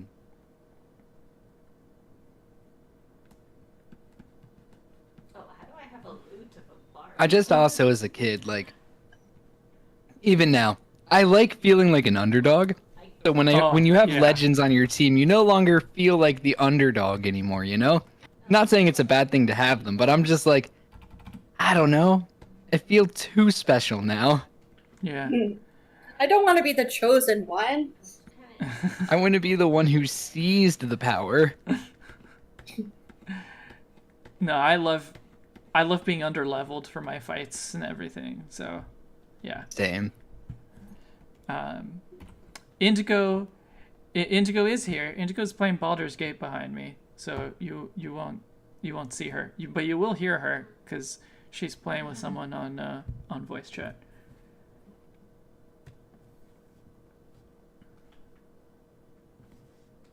Ooh, congrats. You had a small windfall. Very nice. Hello. Welcome late. There it is. I was going to make the jokes too. No, that's Gano's job.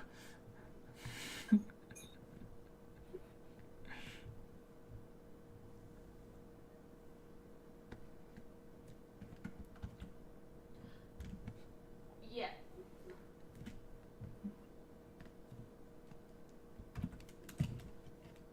I always like the way they use Yeah, shade so I know it's and not useful color. to me. Oh, thank you. It's pretty. Useful to you, though. And I'm not even. I think for this design, I'm not even gonna have to come up with new colors for the shading. I think I can just reuse all of the existing colors because they all have like a match. Yeah. Mm-hmm. And I like that. Ooh. You might have to do something with the blue. I think the blue is dark enough to just go to black. That's what I'm planning. Okay. But we'll see when I get there. Yeah. But yeah, I think it is dark enough that it doesn't need anything else.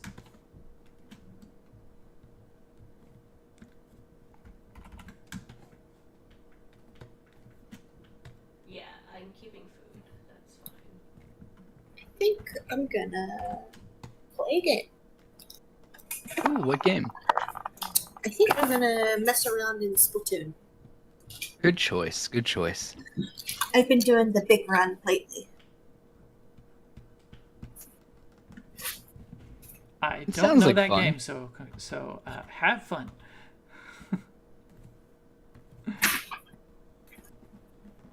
All I play recently is League of Legends because I returned to the toxicity.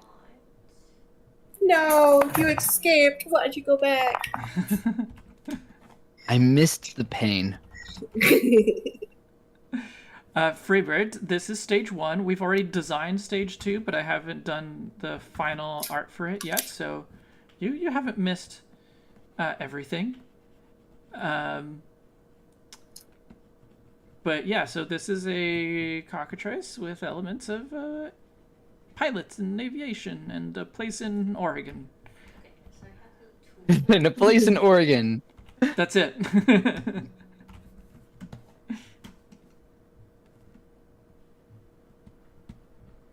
Yeah, I could buy those if you want. If you want more context, then that's for Trist to explain more. But Yeah. yeah. Oh, you play Unite? I feel it. I made it to master rank in Unite with my fiance, and that was a climb. That was a struggle. But like, Mine's the offer, so it was an everyday thing, just going in and getting mad. Well, she didn't get mad too often, but I got mad at teammates a lot. I'm just like, why? I played Unite for a while, but then I stopped.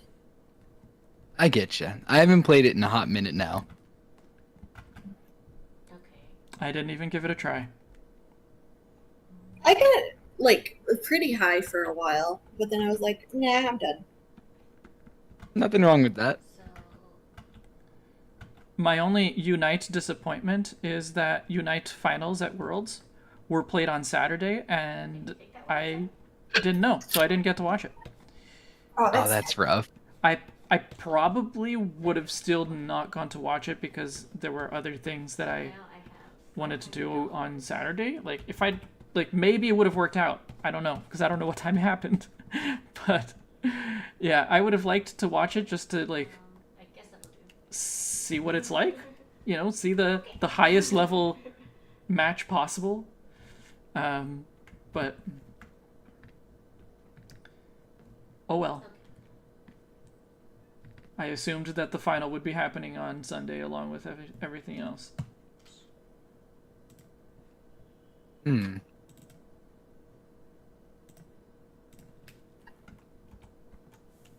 No, that's totally fair. Catch you later, Bumblebee.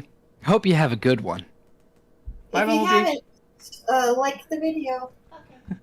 Okay. Thanks, Courtney. But yeah, thanks for hanging out with us. Yeah. It was good to have you along. Heck yeah. What a nice little chicken. Oh, I got a bunch. Look at It him. is. So cute. Sweetheart. Just going to camp. Sorry. Okay. Yeah, I think that's all. I just need to color in some lines, give it a little bit more Okay. Let's. shape. Personality. Look Yeah. at that. It's full of person. Mm-hmm. Oh yeah, I forgot I had this. I'll give that to somebody. It's ready to fly. But it won't make it over the rock. Oh no. Not the rock. You don't think it's ready yet? This is. It's not. That one's not ready yet. It's I still see. optimistic. That's how you know it's not ready yet. Oh.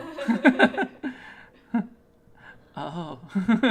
It's when the rock breaks your spirits and tatters your wings, and then you get yourself up and keep going that you finally make it. Okay. I wanted to keep this. Ouch. I know. It's so tough. It's a rough life we lead out here. Are you being the sergeant? Yeah, I wish. I'll be one that's on the cusp of evolution, you know? Like, oh, I'm figuring this out. Thing to its original shape. And Fair. the actual If I sounded like Kratos from God of War, I'd be the sergeant. Yeah,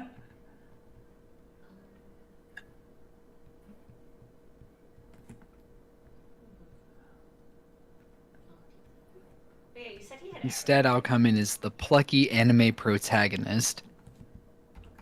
Do the voice and be like, "Hi, it's nice to meet you." Plucky. I'm a plucky guy. Let's go. I won't hold back. I did. The top or the bottom? Nice voice acting. Yeah, Thank you. I appreciate it. there's a lot of people in Pokemon Masters that say I won't hold back, and it's not always like the anime protagonist trope, because like Olivia says it, but yeah. No, that's fair. I have not played Masters. Are you talking about Masters EX? Because I've not played that in a hot minute, but boy, did I spend way too much money on Masters EX. Oh, I never spent any money on it. I haven't played it since Tears of the Kingdom came out because I've been playing Tears of the Kingdom. Totally Heck yeah, fair. tears. Sorry? Heck yeah, tears. Yeah. Mm-hmm. But yeah, you know, for a while, all of my gaming time was going into Tears of the Kingdom, and so I have not gone back to Masters, but I played it for like 3 years straight, almost every single day, and I never spent a dime. I respect that. I put, I think, about 2 years into it every day, but I threw a lot of money at it to get what I wanted. Yeah, I definitely. And then I missed finally out was on like, some I need that to didn't. stop doing this. Yeah, yeah, I definitely missed out on some that on some sync pairs that I would have liked, but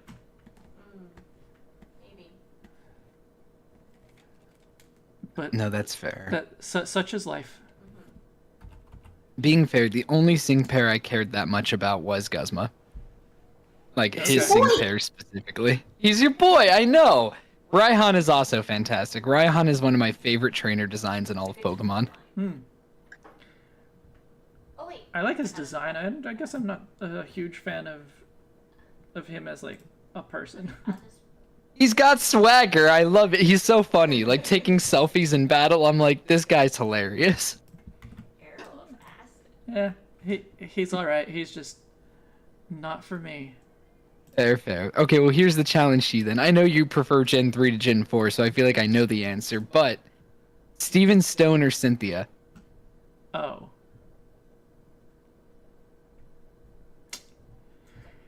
It's a tough call. I feel it. They both have I good think that involvement. Steven was beta Cynthia.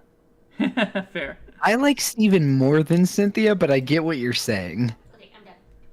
I think. Vesper, it's exactly right. You have to have swagger to wear shorts and a hoodie. I wear shorts and a hoodie every once in a while. Sometimes that's There what you you go, need. that's swagger. Sometimes it's what you need. Exactly. And his jacket is a dragon eating him. It's literally got the teeth. It's cute. All right. Okay. Well, I just like closed it off because I think this is finished. But it's your word. Is this finished? Let me look. Let me try to make this dramatic, even though I love it. You know what? As I take in every little factor, every facet of the design, I will say it is finished. You passed the test. One thing that I could do that I didn't really want to do is because I was exclusively using colors that were already in the design for the shading and things like that. So I didn't like add any new colors just for the sake of shading. But a dark, unsaturated brown could be used for coloring in the lines for both the gray and the red, because there are parts that I feel like the line should be colored and I just don't have a good color to use it for. And Okay. I'm okay with that, but adding a dark desaturated brown could function for both the red and the gray. If you think it needs more colors in the lines, like I think in particular the main place is just like the tip of the comb on the front where there's a highlight, so it feels like the line there shouldn't be black. That's the main one. Mm-hmm. But I didn't want to make a new color just for that. No, I think this looks fine as is. I think it looks great. All right. Can I make it look more like Sfeel? If it closes its wings, it gets a little rounder. Yeah, I guess that's true. Seal the deal. You know, I love Spiel, but I think Spiel already occupies that niche so well that this should still be a little different because it just could never compete. Sfeel already looks like Sfeel. There are more Spielish Pokemon out there, like true. Spiel. Okay, so time to draw this one in the final pose. What was the pose that you wanted again? It was... The pose I described was like in a more crouching position with the wings outspread upwards to create that like as if it's going to jump up. I sent some reference pics of bird in that sense. Yeah, so like on the ground, but with wings kind of spread out, ready to jump up and take flight. Yeah, as if it's ready to jump and launch at any moment. All right. And then that could also allow the tail to be kind of, you know, taking up the space above it. Okay. Or like you could place the tail how you feel best there if you want to do that. Scorpion tail. Let's see.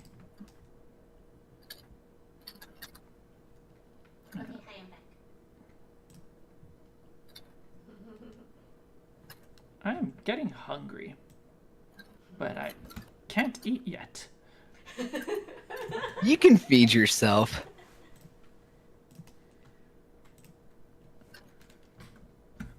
I don't know if I can do that while streaming. Yeah, there's a lot of stuff. That's fair. I mean, if you want to call it here and you finish it up on your own time, or if you want to continue the stream at some other point, we can. No, Okay, it's only 5 o'clock, so. Got a mace from And I've already finished the first one, and we already have the design for the second one. Like, Fair. this is gonna All take the momentum is here. exactly. This is gonna take like an hour or two, terrible. depending on how quickly I figure out the pose. So. Like, I'm assuming. Yeah, so head down here, body over here, tail in the air, airplane tail,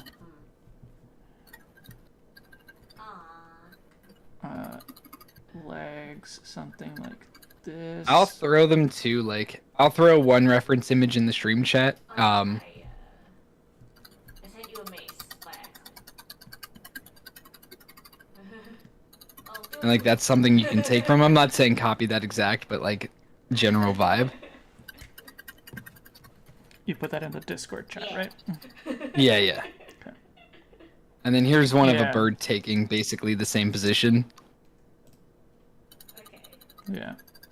Todd's ass and chocolate milk. Yeah, I'm gonna steal from RJ Palmer. Oh, heck yeah.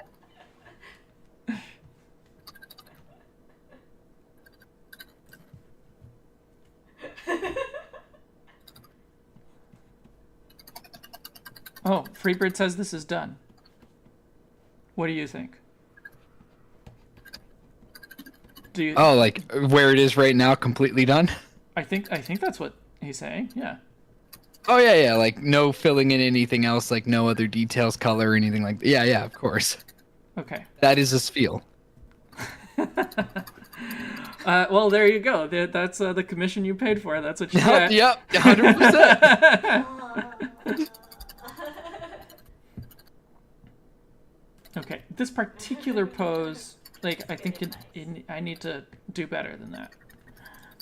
That's fair. If there's a pose that you feel would better show off all these details, Because also, when I sent you these pictures, I didn't have all these extra details in mind. Oh yeah, no, I don't mean the one you sent me. I meant the one that I was drawing. Oh, fair. Yeah, but the one you sent me is a little bit more lateral, which I think could be helpful here.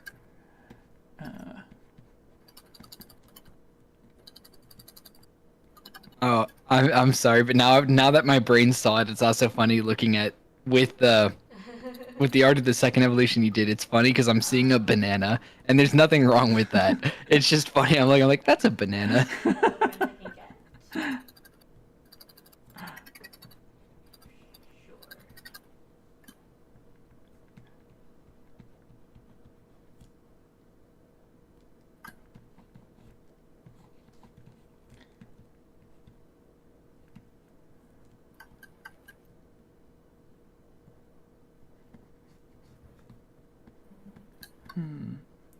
I guess I want a pose that's more airplane-like. Just look at planes. Yeah, basically.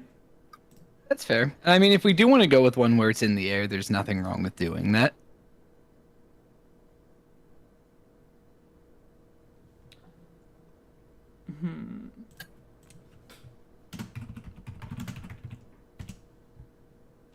Because, like, with it being in the air and stuff, that implies that it's gained flight.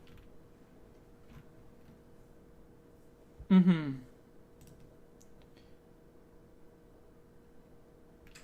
And it has, right?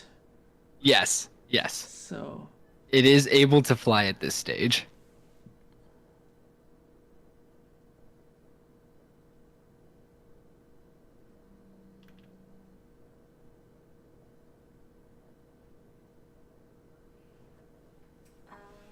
Let's focus on the parasite.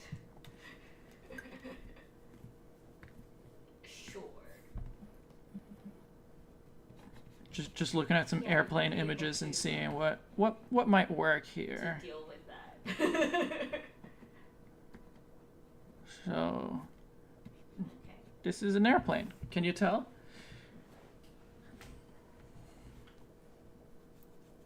I'm waiting for it to catch up. I know. That's definitely an airplane. So can we have him join the party?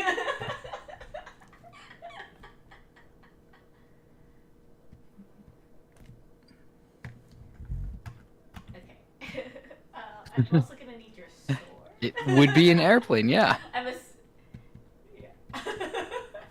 I'm assuming.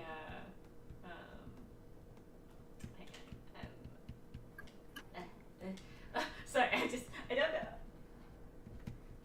Okay. He seems like the type who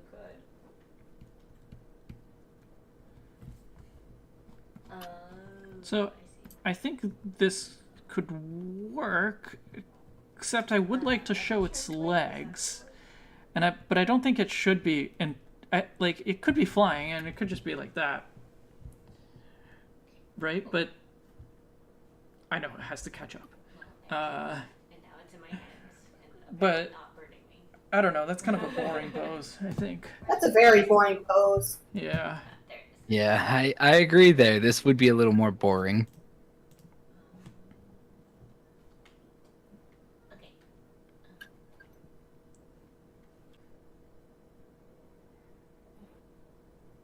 Oh, did I lose the stream for a second there? I'm still watching it. It's still working on my end. I got a notification. I got a notification that OBS lost connection and reconnected. So, anyway, I keep trying to think of a pose that shows the Sorry about that. circle design on the wing, which would have to be either closed wing or seen from above. And I guess like the taking off pose that you talked about, that would show off the top of the wing. But I was struggling with it, so maybe I just try that one a little bit longer. Interesting. But now Okay. now that we don't have the design on the wing showing on the first stage, maybe the design on the wing doesn't show on this one either. I mean, it doesn't have to.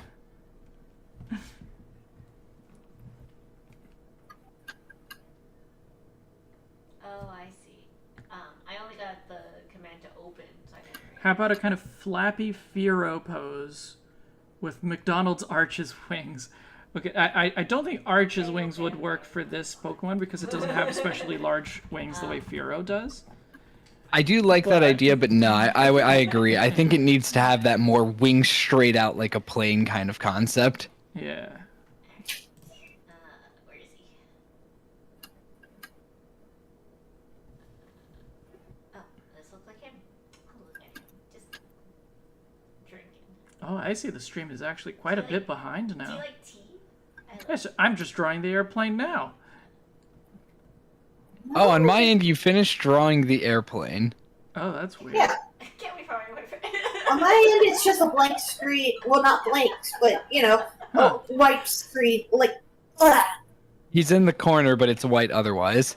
Yes. Yeah. Yeah. That's what I mean. Huh.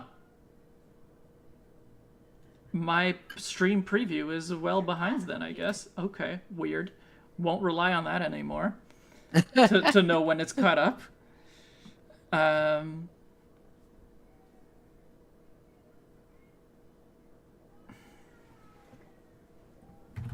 should. Yeah, I'll just have you join me. Okay, I'm just gonna do some small pose No, sketches to see what I can, Okay, let's take a look. to see what I like. I'll ask him personal questions later. Okay. Level up. Oh boy. Time to be overwhelmed. Okay.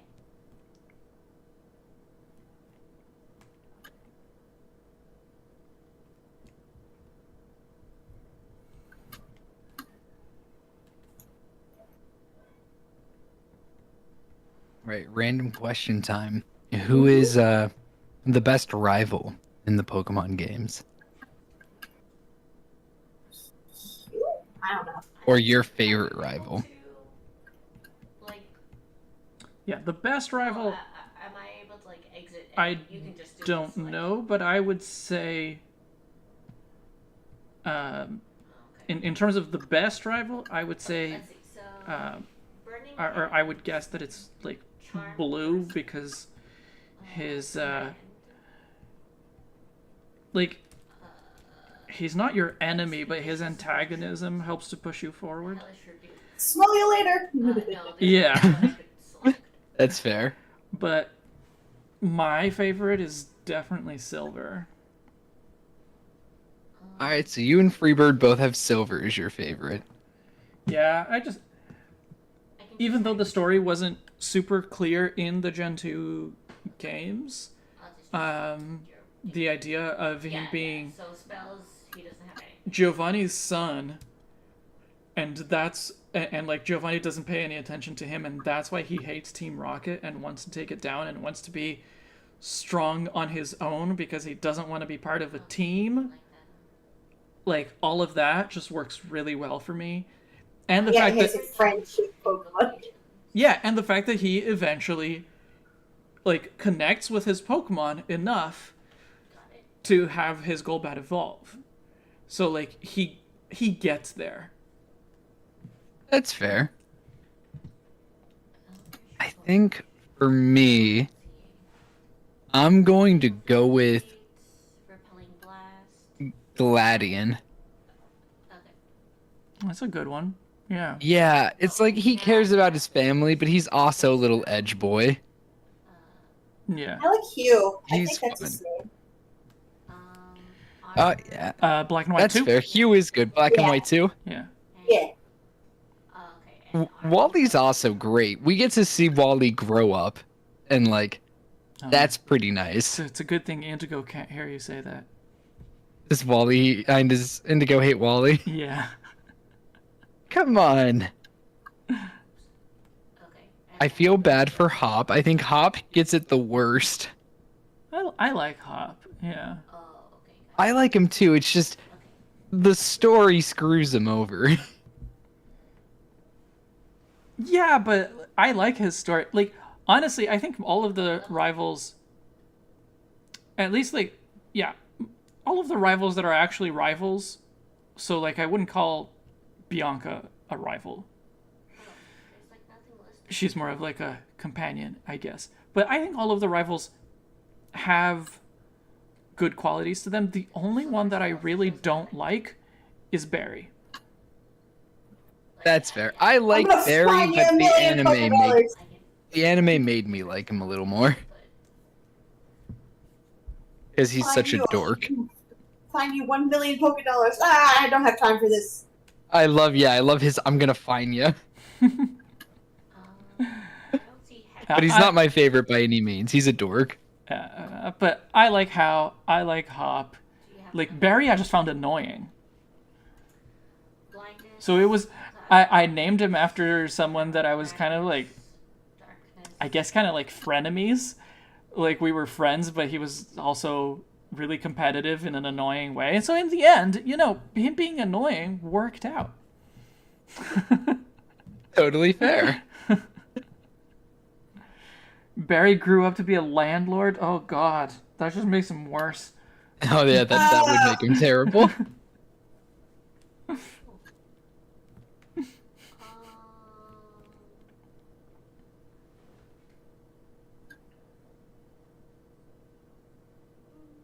I'm glad that who was it? Vesper said Nimona made a big impression because I like Nimona and I know that she's very mixed in the community.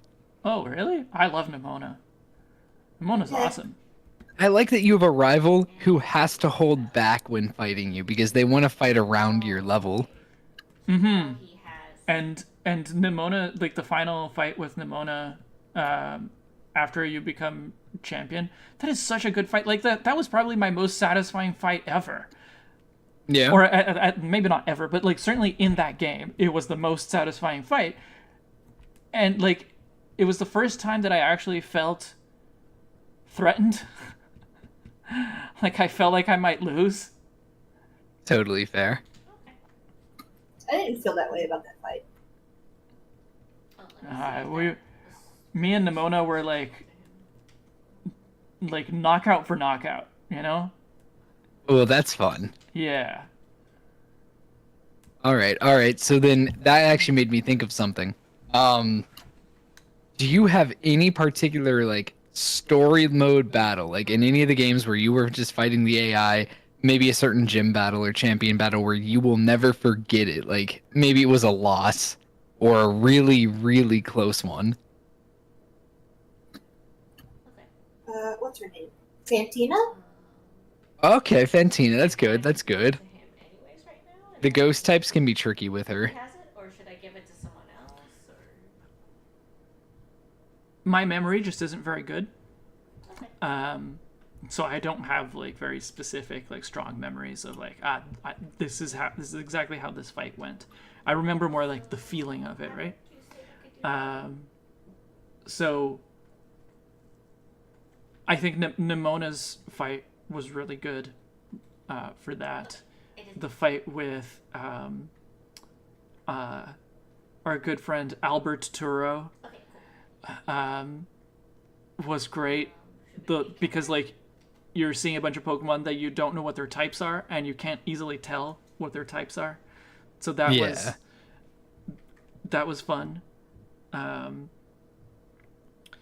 But I think my favorite battle was probably when I played Crystal with Bayleaf only.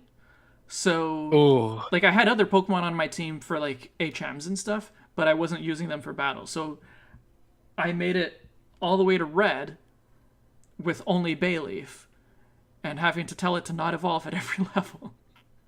Dang. So, it took me a lot of tries to defeat Red, but when I did, it was... you can actually watch this battle because the video for it is on my channel, but it was like the reason I won was because everything went my way. So like, Body Slam got the paralysis, and like the fully paralyzed like kicked in at the right moments and critical hits at the right moments. And so, I have a like level, I don't know, 90 maybe Bayleaf against Red's entire team. Some Pokemon like Blastoise, easy peasy. Some Pokemon like Charizard, not easy peasy. No, that's totally fair. That does sound pretty hectic.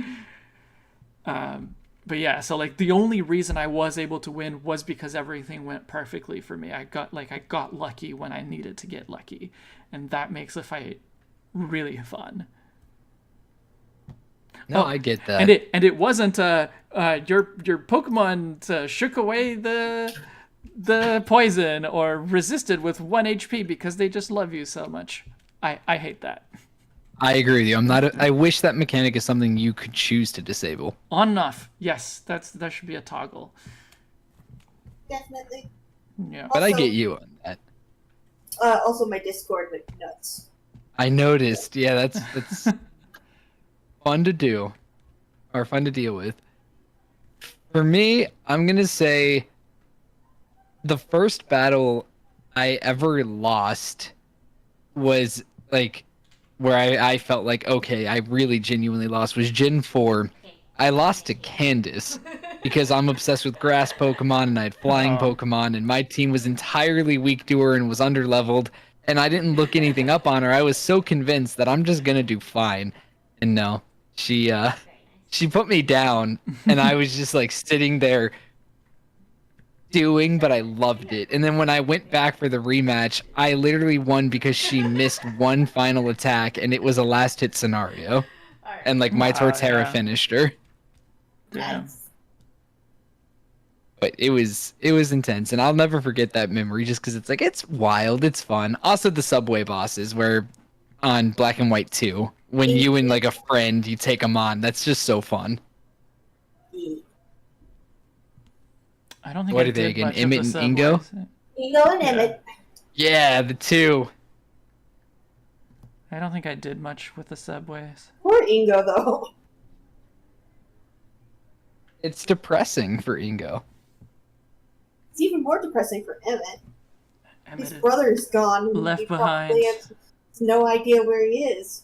That's true. You don't know what happened to him.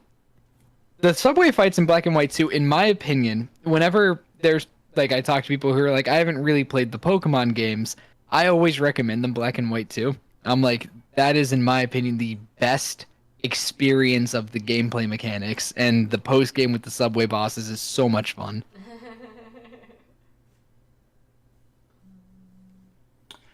Question about the poses. I'm really not finding one that is what you described and that I think works.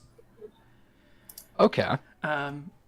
The other two that I have here, I do like. The one kind of in the middle is pretty static, but I think it still looks imposing, and so it kind of works. And Yeah, I'll say the one in the Maybe- middle is my favorite right now. Like, I Okay. think that's the best. Maybe it has like one leg higher than the other. well, that's what I did with the one on top, or because it's super sketchy, it might not be easy to tell. But yeah, that's what I wanted to do with the one on top, because it looks like it's taking off, but I also made it kind of running as a parallel to the first stage. The middle one looks the best so far. Yeah, I think the middle one looks the best. Okay, static but imposing. Yeah, it at least makes it clear that this thing is a threat. Like, it shows that well. Sounds good. Let's go for it if you're okay with that. I am okay with that.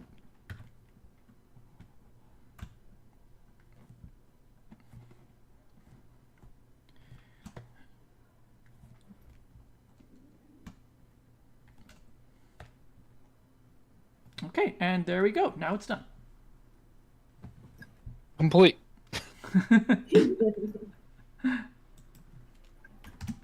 People will wonder what happened to the evolution. Did they release the game early?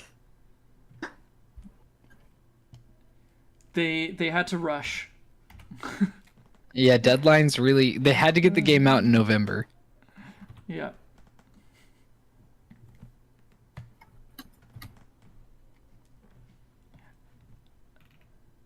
I'm seeing a little, like, emoji pop up on my stream chat.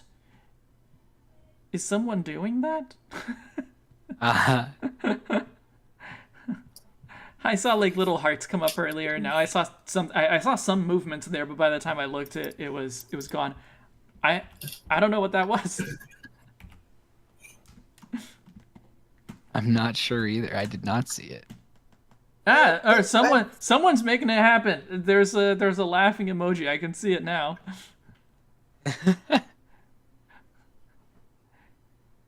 But they're not like sending a message, so I don't know how that's happening. I don't know how that works. I imagine... Oh, like they have the thing where they can react to the stream itself without showing it, yeah. Or like without making it take up chat. Ah, I see. So, Freebird, you're the one doing that, I assume?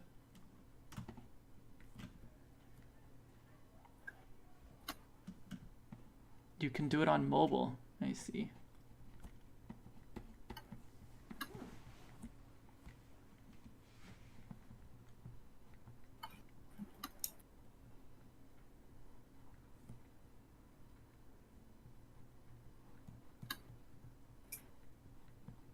All right, I'll fire off another random question. Who is your favorite starter? Across all games, if you could only pick one starter, who is your number one? Rowlet. Okay, great choice. Great choice. Did you talk to the blacksmith, Connor? Like, I don't even have to think about it because it's just that easy. I mean, I'm glad you picked a grass type, so immediately.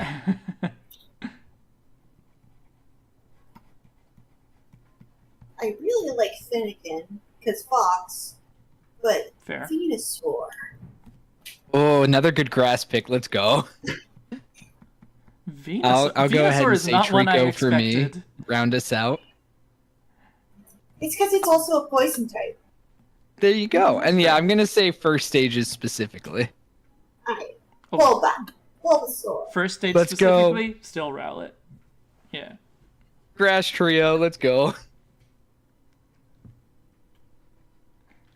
Vesper, I'm so sorry. You're going to have to change that Poplio to a grass type now. It's just the rules. I didn't make them. Oh, I like this pose. Like, already. Like, look at that That face. neck fur looks so good, too. Like, oof. I think the head is a bit small, but yeah, I It's small like at the it. second, but, like, I can see it, and it's going to be good.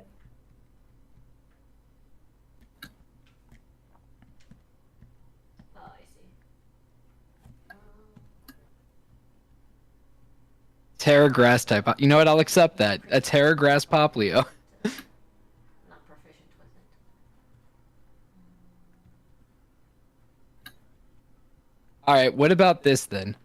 So we already talked about all the best first stage grass. What is the best first stage fire? I'm assuming Finnegan for you, Yep, Vopes. I like myself a Finnegan.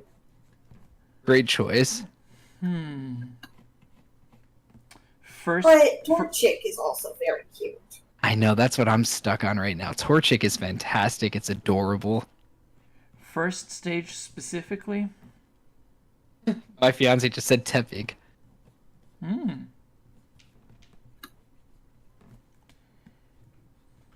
Yeah, using first stage specifically.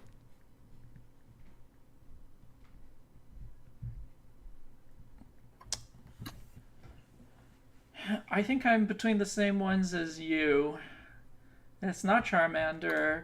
Cyndaquil's good, but it's not quite there. Torchic is definitely up there. Not Chimchar. Tepig is good, but also not quite up there. I love myself my Finnegan. I'm stuck between Finnegan. Torchic and Fuecoco for me. Coco is adorable too. It's a dork and I love it. It's a But I'm gonna dorkable- pick Torchic. I mean, I'm a cockatrice VTuber, so kinda gotta go with the, the little chick.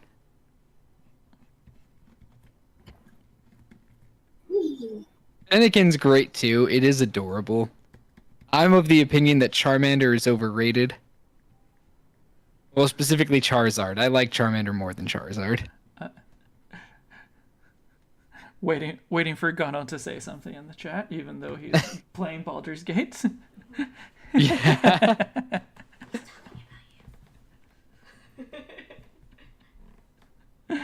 Oh, Universe is talking about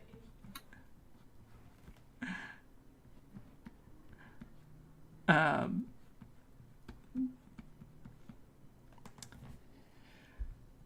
Yeah, I think I'll go with. I guess I'll go with Fennekin, but honestly, it's Braixen bias because I love Braixen. You know what? That's fair. Yeah, I love Braixen, so I love myself a little witch. yeah. No, it's cute. That's true. All right, so then finally, what about the water starters? First stage only again, right? First stage only. Okay. I'm gonna be Gen 3 biased yet again, which I picked for all of them, but Mudkip is too cute for me to say no to. Mudkip is a strong contender, Yep. but there's also If it were second stages, then I'd have picked Duat, but like, Mudkip's too cute. I think I'm gonna go with Totodile. Good choice. He's fun. Totodile and Oshawott were my first thoughts. First stage only, I think it is Totodile, yeah. That's fair. Yeah, if it was second stage, then I assume Crokinole falls off for both of you. Yeah. I mean, for me, it's not there with Totodile or with Feraligatr, but I don't dislike Croconaw. Fair enough. I like the little caveman aesthetic it's got going on. I do too. A lot of people don't, but yeah, I like it too. I can see the charm in it, but yeah, I'm one of the people who does not like Croconaw. I think Totodile is an incredibly fun vibe, and Feraligatr takes it to that nice intensity. I think it's a little bit sad that it doesn't do anything with the caveman, but it's cute. That's fair. That actually reminds me, since we're talking about Totodile and Croconaw and Feraligatr, I believe it's for alligators. Did you know that they need to breathe manually? They do not breathe automatically. Yes. Yeah, it's wild. Cool. Yeah. My sister had a pet crocodile for a bit. So, It's also really dangerous to try to sedate them because of that. Exactly, yeah, they have to be very careful with how they help them breathe. Oh, dangerous for them, you mean? Yeah, cool. Interesting. Yes. As in, you could kill them very easily. Yeah.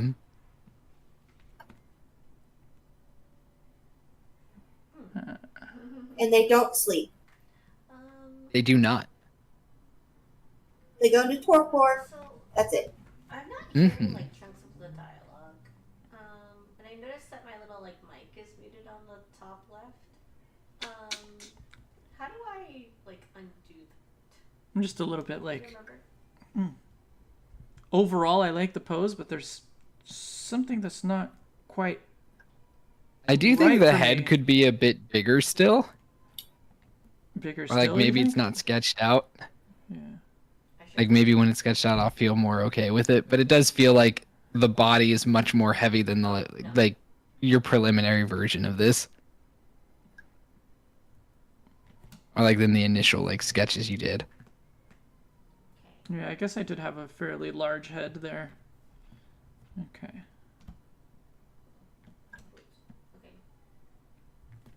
Okay. Yeah,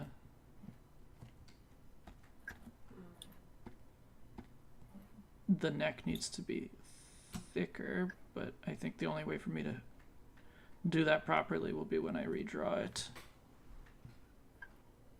I'm not sure what to press.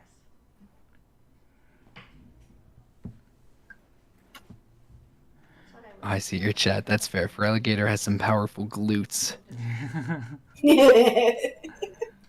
I did always think that sprite was weird. It's wonky as can be. Yeah, like I like the It's- I like the design, It's but a that sprite funny is weird. wonky, though. Yeah.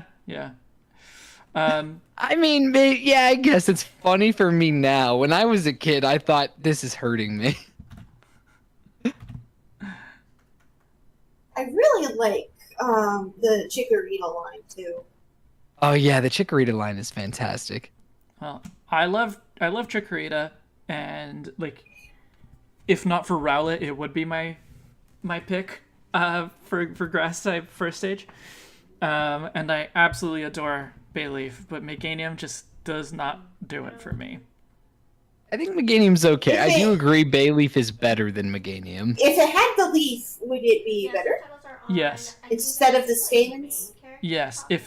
if it had So, like, if you're if it still had some comfortable kind of leaf with blade the on its head, topic, yes, it would be like, I much can better. hear that side of the dialogue. I can't hear It much. gives- My fiance heavily disagrees with all of us. She really loves Meganium as it is. But, Oh. yeah. So I'm just like, I don't That's know. okay. It gives up the most interesting thing I about always Chikorita and picked- Bayleaf. Like whenever I was young, I picked flipping Chikorita all the time because I thought that at first it must also be poison. Oh. But hey, Yeah. you know, dumb kid stuff. Yeah.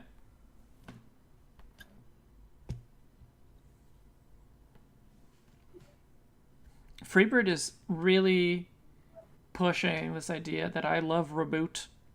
I do not. Do you love Reboot? No. You like football. There's a difference. Yeah. All right. Here's the next question then. We'll do the same deal, but this time, your favorite final stage grass starter. Decidueye. Okay, fair.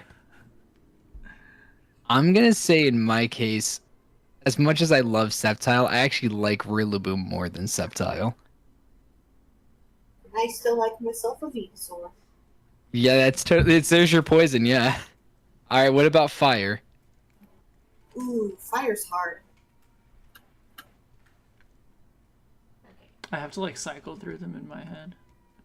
Just see. Make sure I'm not forgetting one and just going with the first one that comes to mind. I really like Blaziken. Yeah, Yeah, Blaziken does look so cool. I think for me it is Blaziken, I think, but Emboar is a close second. I know people. Yo, Embor's a close second for you. That's nice. Yeah, I know people tend to not like Emboar, but I think Emboar is awesome. I'm gonna give Blaziken first in my mind, but my second is like a tie between Incineroar and Emboar. Because I like them both. They're dorks. I've been liking Skeledirge lately. It's a good Pokemon. It's cool looking, but the colors throw me off a little bit. He's like a D&D in those movies. I like it. That's true. That's fair. And I like its little firebird. I'm all like, it's got its own miniature sphinx. That's fair. Well, not That's fair. sphinx, phoenix. Sheesh. And then how about for the water types?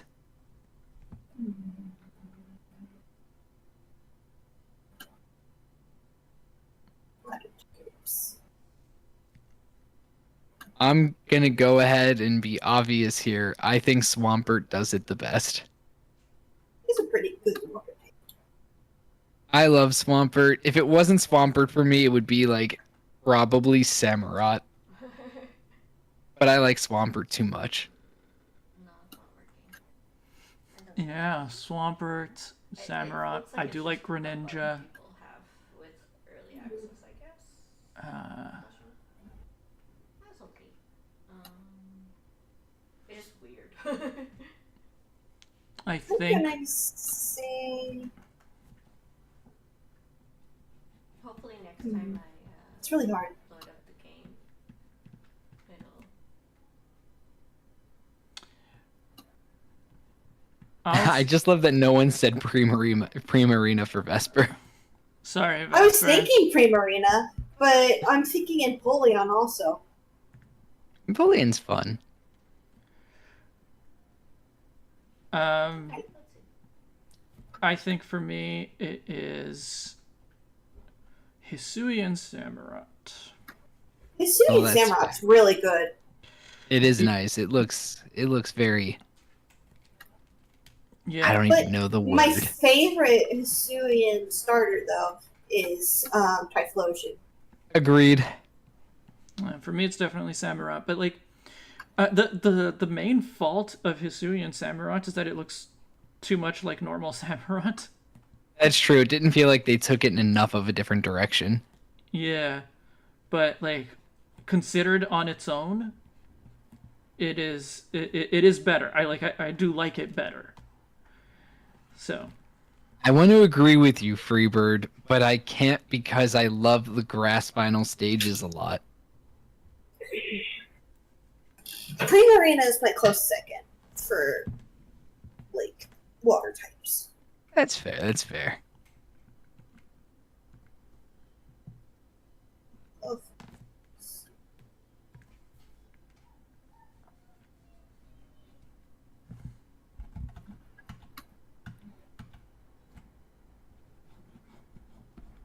How you named your Meowscarada bipedal. That's fun. I like that meme.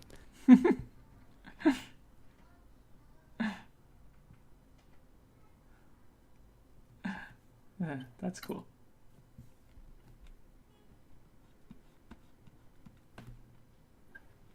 I named my Sprigatito Punk because apparently cattails, the plant, are called punks in some places. Are they? Oh, okay. Yeah. And then it like actually evolves into something where the name punk is quite fitting. So I was really happy about that. No, I think that's pretty cool. That's a good naming choice. Yeah, I mean my first thought was to name it Cattail, but then turns out cattails are like some people call them punks. And so I'm going to call it punk. I feel it. One of my friends does content of they make TikToks assigning teams to different characters from anime. And so they did Tuxedo Mask from Sailor Moon, but they didn't put Meowscarada on his team. And I'm just like, why? Why? In what world do you not give it Meowscarada? Like, what? It better had a Roserade. No, it did not have a Roserade either. What? And I was like, that's literally the two Masquerade Pokemon. Yeah. Like, it's He wild. even throws around roses. Come on. Yeah, it was insane to me. Yay! So now you're no longer friends with this person, right? Yeah, she's clearly just she was in my tri-link because I was doing my whole like Emerald Rogue tri-link with her, and she really screwed the pooch for us too. No, she's okay, but clearly doesn't know how to assign a team to a character. Definitely not. Ugh. Yeah. Unless, just putting this out there, she did it on purpose so that the To get comments. reactions. Yeah. You might be right. She also did a Sailor Moon, the character team, and did not include Lunatone or Minior or almost any space-related Pokemon in any way. A rabbit at least, please? I think there was a rabbit, yes. I can't remember which rabbit Pokemon, but there was a rabbit Pokemon on the team. I mean, her name is flippin' Usagi. Yeah, it's like, at least she got that right. Without killing it? Okay. I don't know what it is. But she's also unique because she is firmly of the opinion that Generation 2 is the worst generation of Pokemon. Which I have not met many people who feel that way. That's not unique. That's wrong. Ah, Yeah, I agree. I don't think that's the right opinion at all. It's not my favorite generation, but it's a good generation. yeah. What is Oh, that Freebird asked a favorite? question. Which one Pokemon or Pokemon line dash counterparts would you remove from existence? Libris will tell you the two I would choose. Yeah, Freebird would get rid of Sock and Throw. That's fair. I understand that. Yeah, I don't blame you for that one. What would it be for me? Oh, Jinx and Enamorous. Totally fair. I definitely would have get rid of Enamorous. Of what? Enamorous. Yeah. Nothing. I'm looking through my trash decks choices to see what really stands out to me as terrible. I also included Sock and Throw in my trash decks. Okay.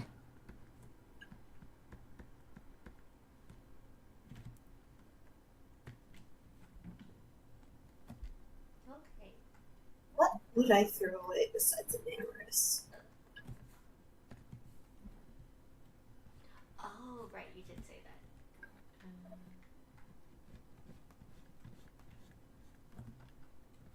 I think I would just completely trash Squawkabilly. Valid. It doesn't need to exist. I think I would trash Chatot then. Aw, Chatot! If we're only picking one, I would go with Jinx. I think that is the Pokemon that needs to go. That's fair. Or if not, like, be entirely removed, it needs to be completely like rethought, reimagined. Rehashed. Yeah, Agreed on that one for sure. but It could stand a redesign completely. yeah, but like, there's definitely other Pokemon that I wouldn't mind if they never made another appearance. I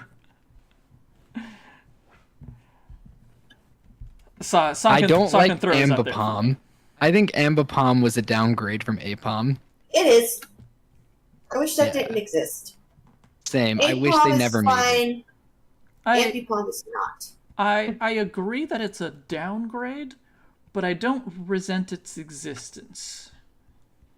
Fair enough. in You the- don't resent that it exists. I personally, I could be fine. I would not mind if it never existed. Yeah, for me, Ambipom is kind of like, I don't know, kind of like Meganium, I guess. Like, it's a downgrade, and it is certainly not as good or not as interesting as the other stages of the line, but it's still fine. Okay. Oh. I also, and this one doesn't, it's not that this doesn't need to exist. I don't hate this Pokemon, but Indeedee is kind of boring to me. I don't care about Indeedee. I like it, but I used it as my psychic type. And, Totally fair. Yeah, I think it's I fine. had a male one. I named him Jarvis. He was my butler. Oh, nice. Yeah, I think it's fine. I think it's fine too. I think it's okay in my mind. I have no negative feeling. I just don't care about it. Thanks for the free ring. Wait, I think I figured it out. The Pokemon I would most Yeah. like to be gone, Stunfisk. Don't know why, but Stunfisk. Wow. Oh, I like Sun. It's such a dork. I like it. I would not be offended by the removal of regular Stunfisk. I would be offended by the removal of Galarian Stunfisk. Galarian Stunfisk is fantastic. I like Galarian Stunfisk. Oh, Freebird. I don't mind if I'm lucky. Even if Cowan was here, it wouldn't make me back down. I'll fight every battle. We already disagree on the fact, on the if Jinx is part of a trio with Magmar and Electabuzz. Jinx is part of that trio. Exactly. I think so too. Nah, It's just sad because she doesn't get nothing with her because of, but it has different stat totals, I believe, and it has 2 types, so it's already different from the others. But it was also similar in that all 3 of them learned Psychic, all 3 of them have the elemental punches, all 3 of them got baby forms in Generation 2. Yeah, They all corresponded to the Other legendary birds. not the psychic type. The Psychic part doesn't matter. Oh, okay. Well, how do I steal that? Jinx isn't an ice elemental. That's like saying Blastoise can't fit in with Venusaur and Charizard because it doesn't have a secondary typing. Yeah.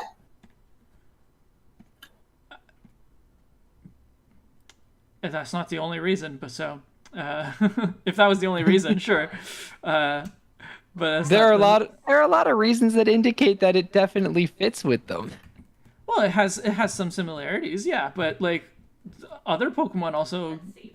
got Dice, a supply of other Pokemon also got their pie, baby Pokemon.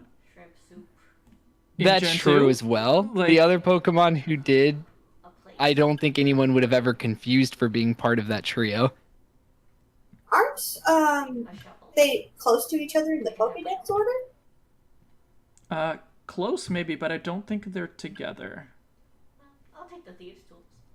I don't believe they are together. I do think that is a fair point against. The trader will be unhappy about this. How do you feel about this pose? This drawing? Should I just Does it take need anything? No, I like the pose. Can I do it? To just take it. I was gonna say, like, yeah, no, I think that looks good.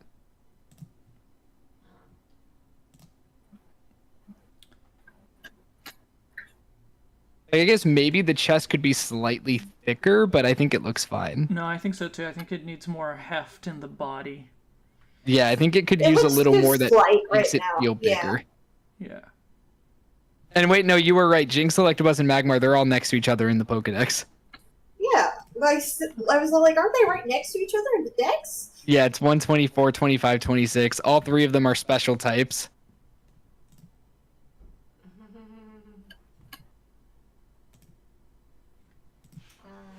Insight. Observe her silently. Maybe these are just crocodile tears.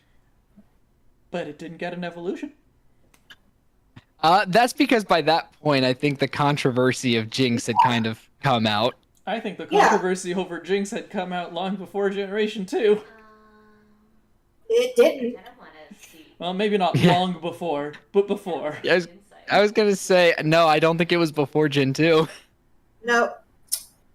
Gen 2 was in pretty quick development right after Gen 1 as well. Yeah. Well, and no, it was in development like soon after, but not quick. It wasn't released until 3 years later.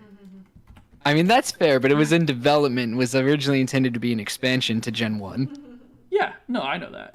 It's the only true sequel besides Black 2 and White 2. But so yeah, so it wasn't quick. Fair enough, that's fair. Took a while. But still, I think everything indicates that it was a, probably quick follow-up. Like, in terms of, they already had everything kind of mapped out in terms of what babies they were going in with and such. And I don't think the controversy was huge, or at least maybe I was too young at the time to know the controversy of Jinx before Gen 2. I remember it. Or like I remember it being talked about.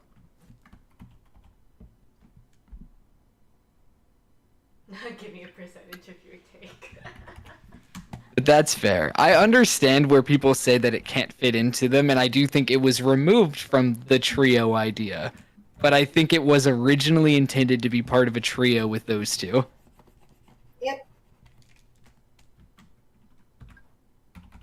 I don't have a strong position. I just What's sad is, Charon just like- convinced me. So What's sad is flipping like Pinsir used to have Scyther, but then they decided, nah, you're gonna be with Heracross now. Yeah, that's true. They did remove Yeah. the Pinsir Scyther. how's that? Is that a little better? I think that is better, yes. I think the tail now actually needs to be slightly slimmer at the base. Just I could agree with just, that, yeah. Just slightly.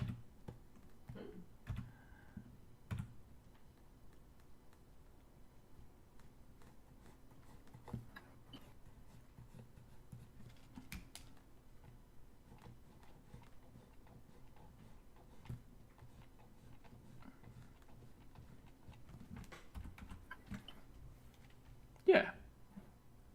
This one. Yep. Oh, I just gotta add one more thing in.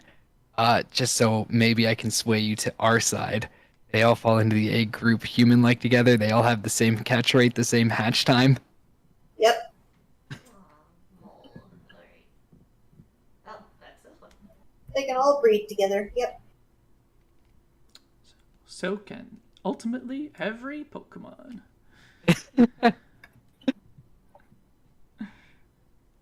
Every Pokemon is connected to every other Pokemon by breeding, even if you don't use Ditto. That's true, but they're all three in the direct same egg group. They all have the same leveling rates. Also, no, legends do not. Oh, true. Legends don't breed with anyone, so. But I think, in And my yet opinion, Cosmog implies that they do. exactly. In my opinion, it is not that they cannot breed; it is that we don't know, because we haven't seen it happen. We do know from the anime that they clearly have to be able to some degree. Yeah. Yeah. So like, I think, maybe they have like, maybe they have kind of unique, mating rituals or courting rituals, and for whatever reason, we haven't seen it happen. Or it's just a game mechanic thing because they don't want people. I was gonna say breeding Vesper legends. Manaphy is not a legendary Pokemon. It is a mythic. And then Fiona is, we have no idea what it is. I think it's officially, I think it's considered legendary, but everyone's like, well, how can it be legendary if it's child of a mythical? So it's like the people just refuse to accept the official classification. That's fair. Anyway, so you're happy with this? I can start doing Yes, you can do the colors. the final lines first. But yes. Yeah, final lines, yeah. Okay. And you know what? Yes, Freebird, I'll bite the bullet. Even though I gave a bunch of other reasons for why the three of them are a trio, I'll say Skitty and Wailord are in fact counterparts. I can't select anything. Heck yeah! 100%. Wailord on skinny action. It's my favorite. Okay, I'll just continue talking to I love the mixed breed art that people do. And one of my favorites was a skinny Wailord baby. Oh no. Like a fusion or like a I'm not It's a Skitty. skinny that looks like Okay. it has like this sort of shape and look of a Wailmer. Yeah, okay. I think like that would never actually be put into a Pokemon game, but it'd be really cool if it was. If like that would make breeding actually interesting. If you could somehow modify like get unique looking Sure. Pokemon by breeding them with different species. I agree. That would be awesome. At the very least, if they want to go as simple as possible, let the palette change, like the color palette change based on it. That would be the smallest change way to go for Oh it, no! but Aw, Hang on. I got pushed into water. you got pushed into water? Yeah, I'm playing Splatoon and they splat in water. Oh no. They can't swim, right? Or like can't Nope, they can't swim. Yeah. They can swim in ink, but that's not water. Right. I really yeah. liked in Splatoon 2 that like the DLC, I guess, the Octolingus, that was so much Yeah. fun.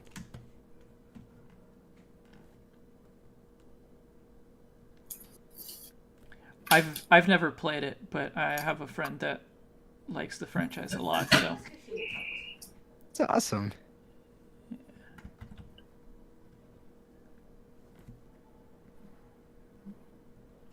All right, here's one. Best Pokemon Stadium minigame. okay, before I answer, Stadium or Stadium 2 or either one? Stadium 1. Stadium 1. Okay, give me a because I played Stadium 2 more, so give me a refresher on which ones were in Stadium 1. You had the one with the I- Clefairy where you repeat everything it does. Right? You have the Magikarp's jump, like where you just keep jumping up. Right. Yep. You have Run Rattata Run, which is just the hurdles. Yeah, I actually loved that one. That one is my favorite. You have the Drowsy one where it's the tempo, pressing it like every time the pendulum hits the middle.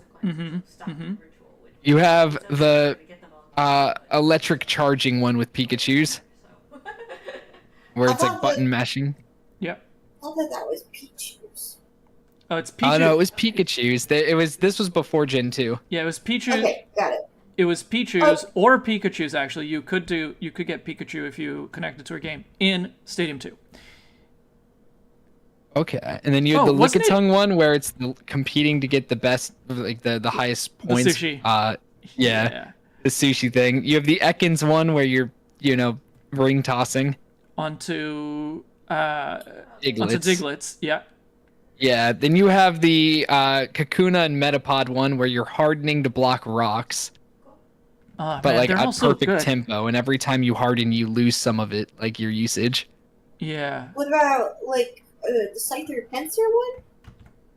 That was Sta- not one Stadium from 2. Stadium 1. Stadium 2. Okay. Chansey egg catching. That one's in both of them. Did you say egg catching? Yeah, the Chansey egg catching one. That one's in both of them. There wasn't an egg catching one in the first one. Pretty sure there was. I'm looking at the list right now.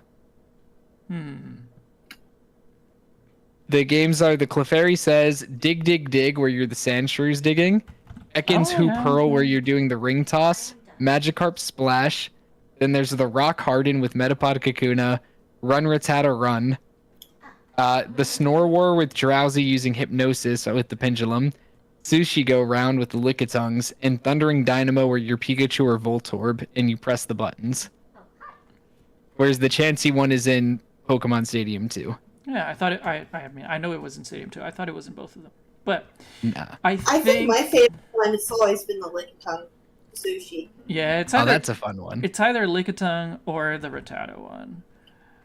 Totally fair. I think for me, it's the Rattata one is my favorite. And then if it's not that one, then my number 2 is the ring toss with Ekans. That's a fun one. Yeah. I mean, most I of them only are really got fun. to play it once because we rented Pokemon Stadium from Blockbuster. Nice. Oh man, Blockbuster. The good old days. We also rented Pokemon Snap. And Hey, that's a fun one. we did my sister, my older sister who doesn't even like Pokemon, got the best picture of Mew ever. Nice. So everybody who rented it would get to see an absolutely perfect picture of Mew in the number 1 pictures. Well, No, that's great. hopefully nobody got jealous and decided to delete it. Hopefully. That's a risk you run with rentals. That's true. Wonderful. You were close. Oh yeah, I remember all the welcome back. I actually never played the original Snap. Ah. Oh, and then Freebird asked, "What's your favorite Pokeathlon event?" Never played it. There was the racing. Yeah, the relay run was a really fun one. Mm-hmm. I think And I then the tried ring drop? the relay. Yeah, relay was good. There was the ring drop, which was like sumo wrestling. Oh right, yeah. There And was that the one was pretty brick cool. breaking one. Yeah, there was the snowball one. I don't remember that one actually. It's a snowball fight.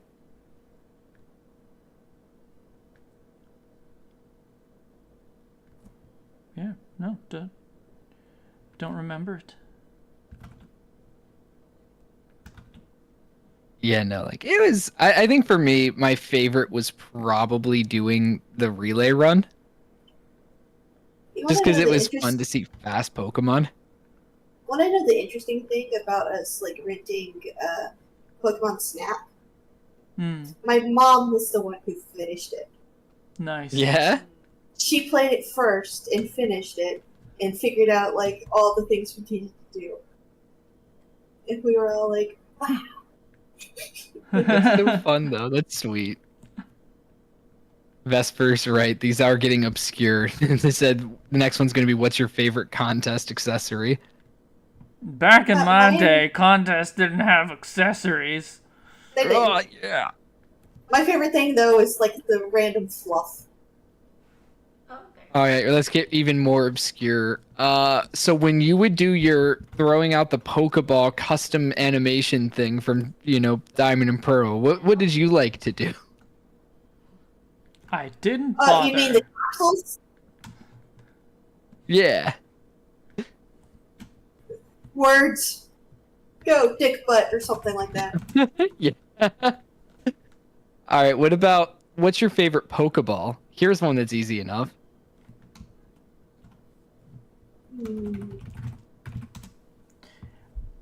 For me, By looks, it's the moon ball. By use, it's the dust ball. fair enough. For me, the one I like the most is the luxury ball because it's just like, it's the Umbreon ball. In the sense that like not only does it look like Umbreon, but it's also the perfect one to catch an Eevee in if you want to evolve it into Umbreon because it boosts friendship. I Totally also fair. like the friend ball because it does a similar thing. Yeah, it Like, has the same effect, but it doesn't look like an Umbreon. So, sorry. I think for me, I'm gonna say it's a tie between the net ball and the dusk ball. I just like them. The net ball though actually I'm gonna give it to the net ball. I like that kind of netted, like crossed in design. Yeah. Yeah, it just feels cool.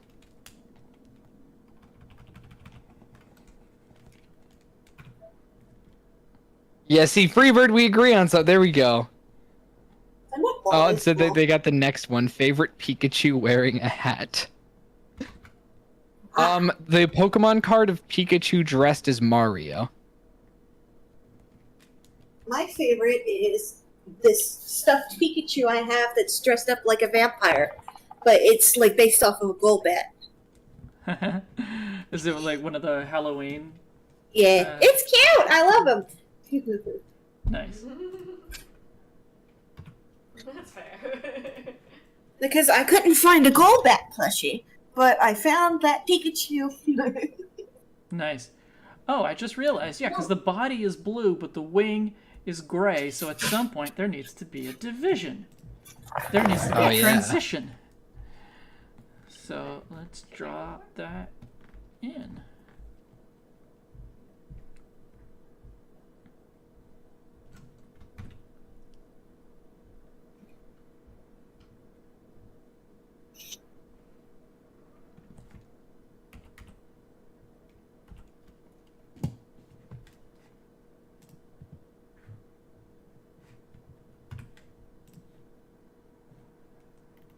Give me just 1 second. Be right back.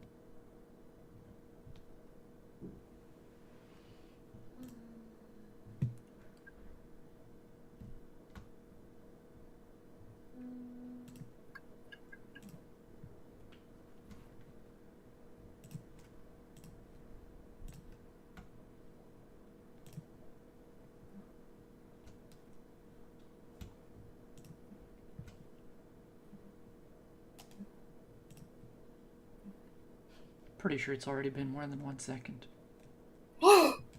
Liar.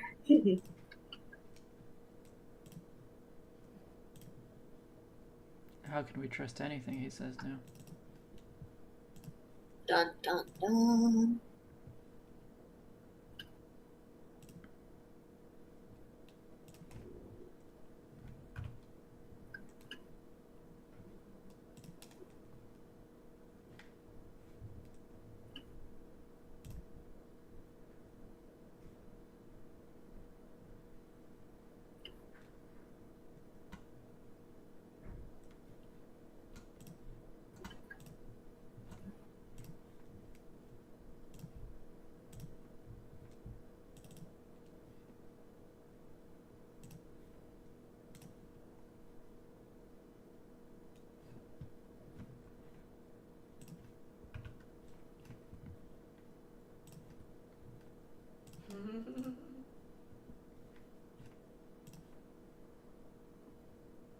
I am back.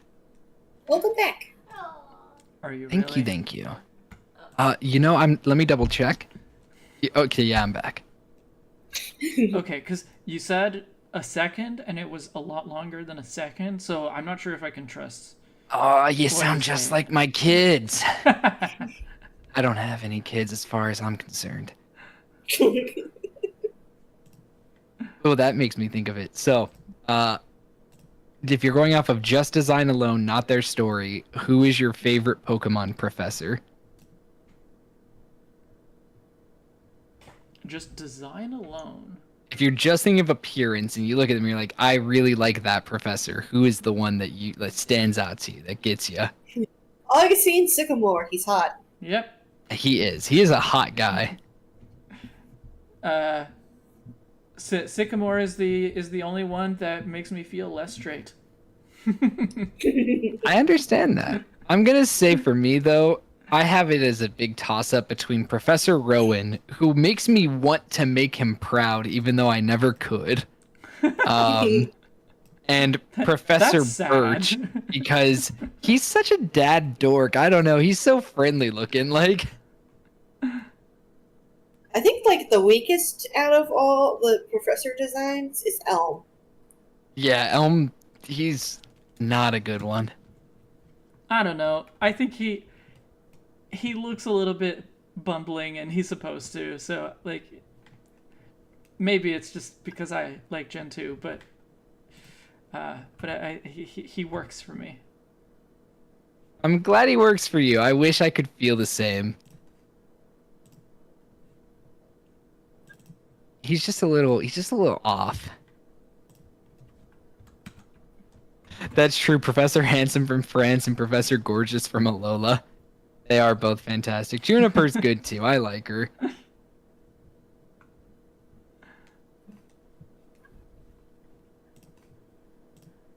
Oh, and don't forget there's that Sonia. professor in Pokemon Go. Oh, if we're counting Sonia, then it's Sonia. She's great. I do love Sonia, but I can't put her above Rowan and Birch. They both just make me laugh. They make me feel like, well, Rowan not laugh so much, but Birch makes me laugh. And Rowan, again, he just makes me want to be my best self. If we're counting the definitely the hottest one, Sonia, then sorry, everyone else is out. Wait, But is here's the Sonia thing. hotter than Sada to you? Then who? Then what? Or Sada? Yes, absolutely. Oh, that's a toughie for me when it comes to, because like I'm by myself, so when it comes to the Sada- girls, those two are tricky. Sada and Turo are both hot. Just saying. And then they They have are. a nice looking kid. Just saying. I'm sorry, but I gotta make fun of. I love Arvin so much for his story, but dang, I gotta make fun of him every time. When you first meet him, he's just a guy I want to make fun of. He is. But still. Yeah, no, he is great. He is great. I do like pointing out. I talked to my fiance about this, and she did make it. She pointed it out too, because I was like, you'd think that Arvin, considering what he's trying to get you to do and the level of creatures that you have to fight, he would have gone to Nimona. But of course, she was like, he doesn't like Nimona though. Yeah. And then she said, nobody likes Nimona. That's a lie. People love Nimona. I love Nimona. The people here love Nimona. I think Nimona's okay. I'm not like, I don't hate her, but I don't really like her either. I'm Luckily, my- ambivalent to Nimona. Luckily, my fiance can't hear you, so now I can go. Oh, and Volps loves Nimona. Volps thinks Nimona is the best one. No! Lies! Lies and slander! Don't check the stream. It's not slander. It's like the opposite of slander. We're making you seem better. I'm making you more sane. I just didn't even feel it. I don't blame you. Some people don't like her. I enjoy her because I pointed this out when I did my playthrough. She is the person who embodies Pokemon the essence of Pokemon the most, because for everyone else in the game, they all have another job. They all have another goal. She's the only one who genuinely wants to just be the best at Pokemon and experience Pokemon battling with you. Yeah. She's like the misfit in her own world. I guess so, yeah. Weird as that sounds, not like anyone treats her like that, but when I think about it, all the gym leaders have another job. Like, they all have a career. Yeah. Larry the salary man. And somehow, being a Pokemon gym leader, which is apparently a job, doesn't pay well enough. It makes it so Larry has to moonlight as both a gym leader and an Elite Four member. Yep. And he obviously has another job. Yeah, and he's a salary man. And then you have Gen 4 Volkner, meanwhile, just sitting there silently in a city that has the power out. Yep. You know, like, really? I gotta do something. Yeah, he's like, I did really like Volkner's concept, though, because he's static electricity. Ooh. Yeah, like, that's Interesting way why to look he's at so... it. Yeah. Yeah, that's why he's so, like, the way he is. He's so apathetic because he's static. Interesting way to look at it. That's how I like to look at it. I do really like that in his team, he has a counter to Flint, who is his rival, and in Flint's team, he has a counter to Volkner. Even though they break their type rules. Hmm. Which, I that's something... actually like Flint's team. I like it too. I like that he just has a Steelix sitting there. Yeah. Steelix with Fire Fang. And then meanwhile, Volkner holding onto an Octillery. Mm-hmm. That also has an electric move, doesn't it? I believe it does, yes. I don't remember. I think it's Charge Beam or something. Yeah, I believe you're right. I'm double checking real quick. That would make sense. But this is Gen 4, and so, you know. It is whatever. Charge Beam, yes. And he has Bullet Seed and Aurora Beam. That thing has coverage. Yep.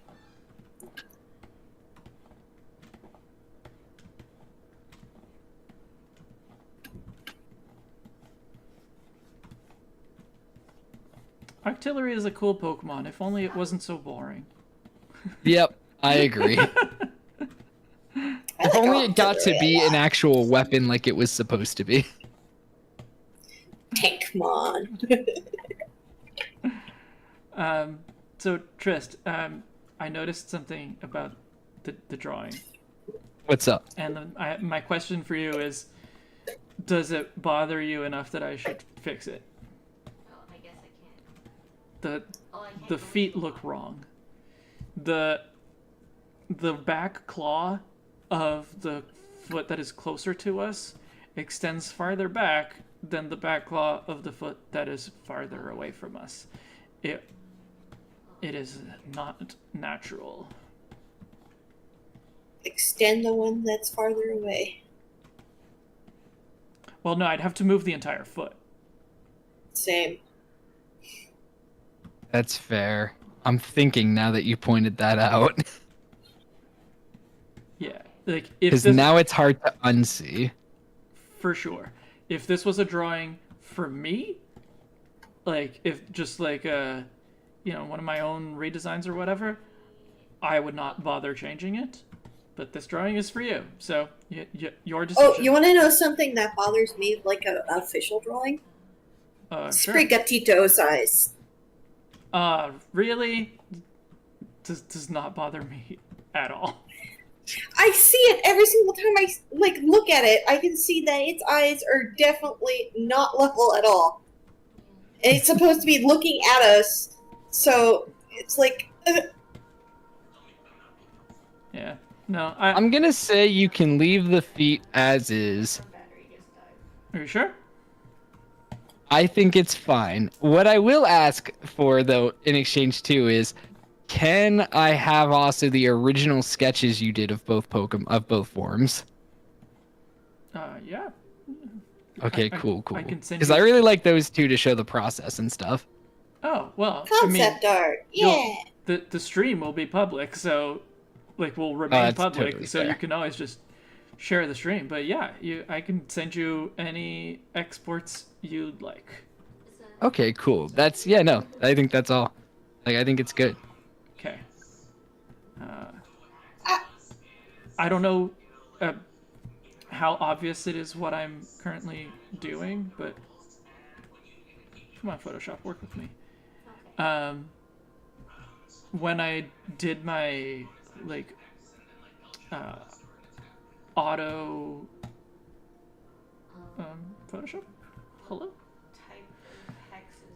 When I did my action to fill in the color layers, because my brush is textured, there's a bunch of like small holes. little holes, that Yeah.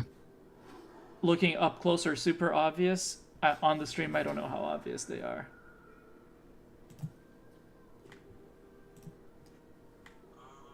I feel like I can see some of them specifically on the comb. Yeah, the comb is where it's the worst.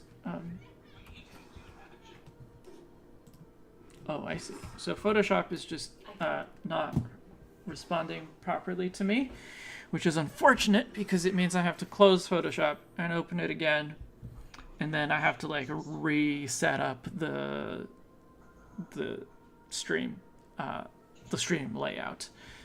So it's not a big deal. It's just a little bit annoying, and it'll take just a few minutes. Gotcha.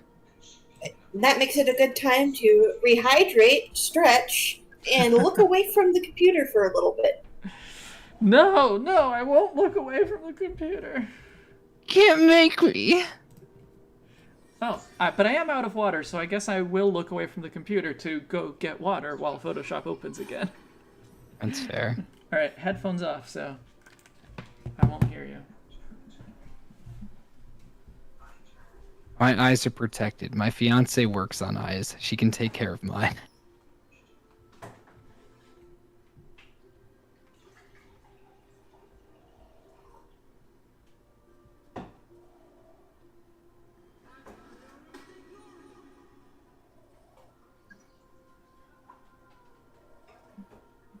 Oh, yeah, we gotta shout at Libris so Libris can hear us. Ah! I think he's ignoring me.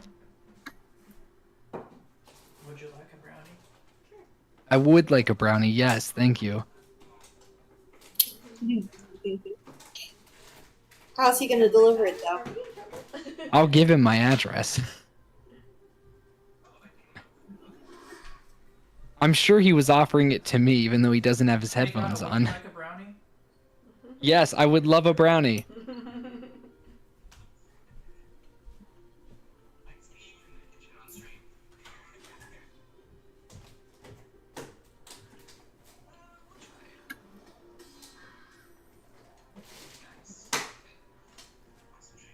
I see him offering my brownie to another person. That's not cool.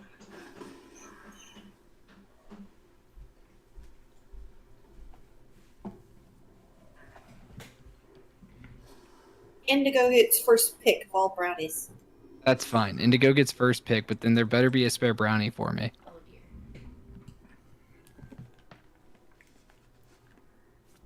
All right, I'm back. Welcome back. Did you get the brownie for me? You didn't ask for one. You asked, would you like a brownie without saying a name first, so I said yes before Indigo ever could.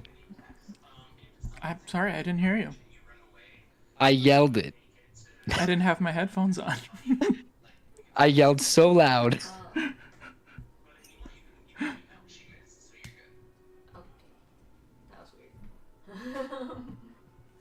And then I watched. I watched as you gave the brownie away. Let's do a ranged attack. Yeah, see? Freebird's on my side. Freebird, I'll split the brownie in half with you. Ranged attack. It's a 2-bite brownie. That means 1 bite each. If that is satisfactory to you, then sure. I will come pick up the brownie. Don't worry about it. How long would the drive be to get over there to Canada? To Canada? Yeah. It's probably a very far drive, but I'm a very dedicated person. Depends on which part of the U.S. you're coming from. You are 3 hours behind me, so I know that you are West Coast. I can handle it. You can handle driving across the continent. Listen, To I don't claim a have to brownie. drive. I just have to sail from Florida. I'll fly to Florida and then sail around. You want to go all the way down to the Panama Canal Yep. so that you can come all the way up. At least it's a cool boat ride. Well, I guess it. Well, if you're actually sailing, then you're not using any fuel. Then I support that. Yo, you're right. We would be using fuel. Okay, if you're like using some kind of steamboat or motorboat of some kinds, then no, because it'll be more efficient for you to drive or maybe even fly here. Oh, no, Freebird. I am not in Florida, no. My family has a place down there, though, so I sail with them every now and again. I have a friend who lives in Florida, but they're fine right now. However, That's their good. AC broke, and they got that's a it fixed shame. immediately. But That's rough. if they didn't get it fixed in time, it would have been too dangerous for them to run their computer for our D&D group. Dang. But they got it. They even came in, like, today when... So just to be clear, D&D is safe?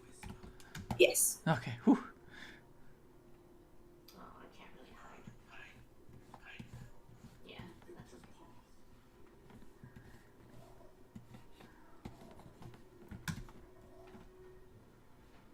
I'm glad that Freebird pointed it out in the server, just so everyone knows that my brownie was eaten.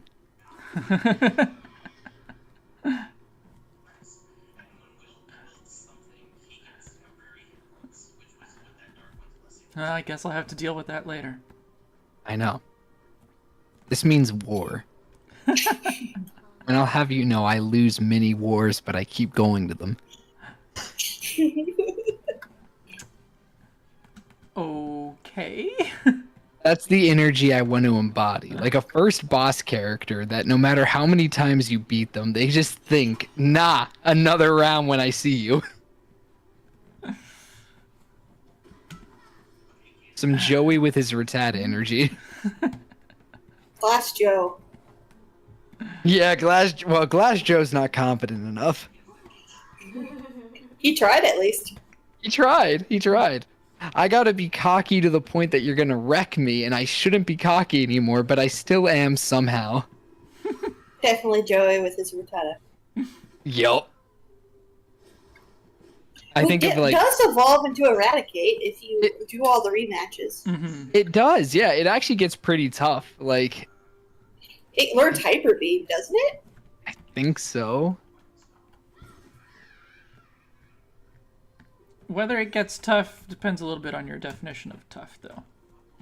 It's still Eradicate. For a single Eradicate, it's pretty tough.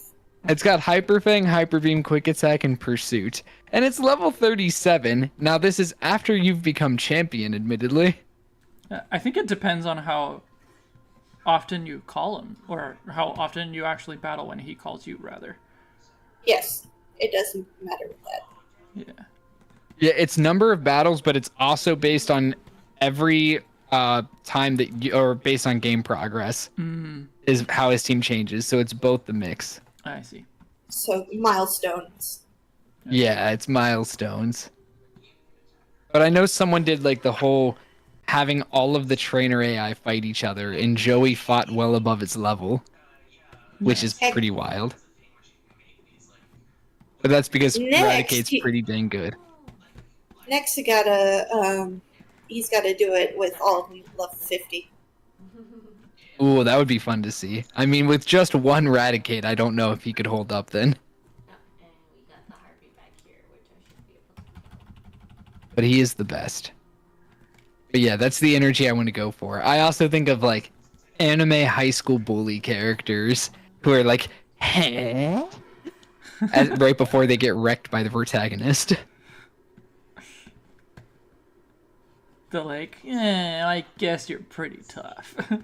Yeah, I guess you're pretty. Except I'll never learn my lesson, so I'll be like, yeah, you're all right, I guess. But I'm stronger than you now, even though I've done no training. Maybe I watched like a YouTube video that was like a 4-minute like getting the right mentality to exercise video, and I Oh. think that's changed me as a person. Oh, you're Gary. You're Blue. Yeah. Not Gary, specifically Blue, who you defeat over and over again. And even if you defeat him on the first try every time, he's still like, I picked the wrong Pokemon. yeah, I guess you're catching up to me, but you've got a long way to go. You'll never be better than me. And to be fair, he is always a step ahead. He does reach everything before you do. Yeah, he's faster than you by a long shot. Just because he's faster than you doesn't mean he's better, though. You know, that makes me think, does that mean Wally in Omega Ruby Alpha Sapphire? Because I didn't play those all the way through. Does that mean that Wally beat you to championships? Like, Wally? I think he just I don't went think there to be there. I guess that's fair. I don't mean like he beat you yourself, but I mean like his progress was pretty good. I guess you were busy with an evil villain organization. I guess that could be a problem. I guess that gets in the way a little bit, but if a 10-year-old can take care of it, then is it really that big of a problem? Yeah. I think it is. I heard in the Pokemon Adventures manga, Ruby's dad, because I believe the character is Ruby, is the boy in that one. His dad, Norman, being of course gym leader, is like a psychopath, and like breaks onto the magma vessel to look for him, or like gets on the magma vessel, saves everybody, but doesn't, or like Ruby's just gone through saving. No, I think he saves everybody, gets mad that Ruby's not there, and then chases him somewhere else, finds him, battles him, holds him up by his collar off of a rooftop, What the fuck? because he's just like so, I don't know, angry, I guess, that Ruby ran away from home. Oh, sorry. Jeez. But they just go crazy on each other. And it's like, but he's insane. He's literally insane. Clearly. Yeah. The Adventures manga gets wild. Clearly. Alright, I'm just setting up my color layers for this last go. Gotcha. I think I've got most of it.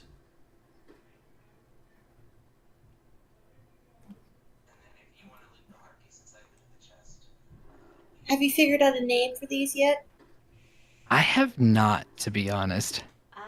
This is where we need Gano. Gano's so good at names, but he's busy playing Baldur's Gate. Well, I was That's able to come up with Begier and Noble's names. That's true, you did. Those were fantastic names. Thank you for them. Yeah. They're even. Now I can't remember if I put Begier or Noble, but they're on the thumbnail for this stream. Yeah, it was Noble. Yes, right. Freebird asking what their types are. They are They're flying rock. Flying. Yeah. In the end, because of we went with a redder color, it doesn't look that rocky. I think that's okay, but Yeah, I think it's okay. I think it's the kind of thing that some people would be like, it doesn't look like a rock type. Well, they can back off. It's got a plain as a tail. Oh, I guess I should equip it before I forget it mixes.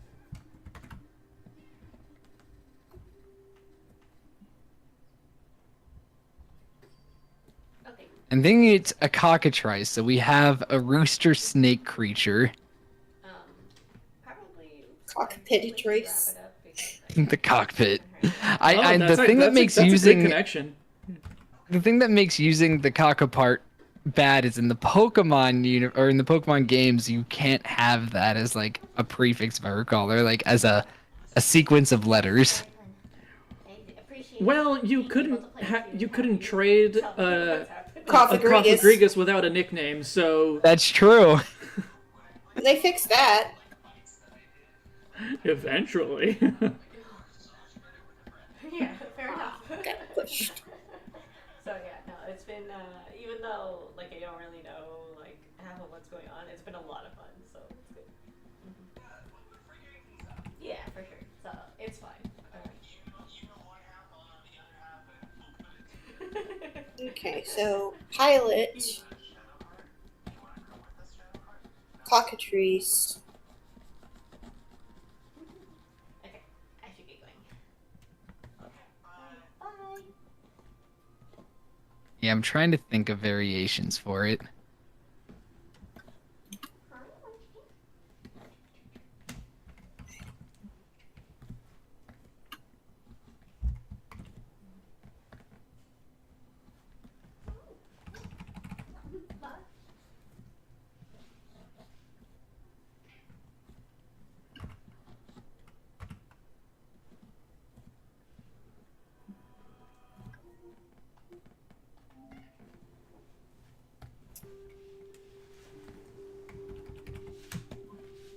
Like, when I'm thinking of it right now,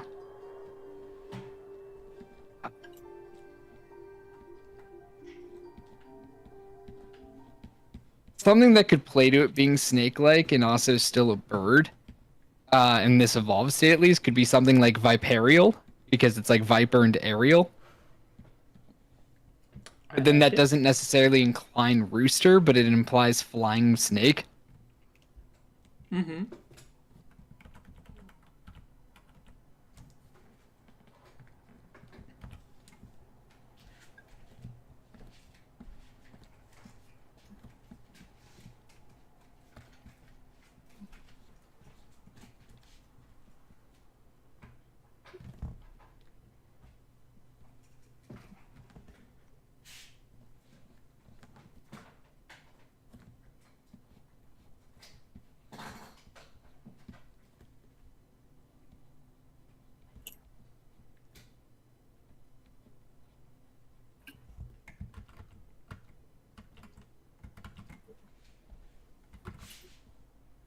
There's also a way that you could also make it still work with cockatrice and being a novice pilot with something like cockadet, where it's like Ooh. cadet combined with the cock part of the cockatrice. And then it would just be like COCADET. I think that sounds pretty good. Yeah, because I think cockadet has like a nice sound to it. Becomes a nice, easy like first form name. Mm-hmm. Yeah.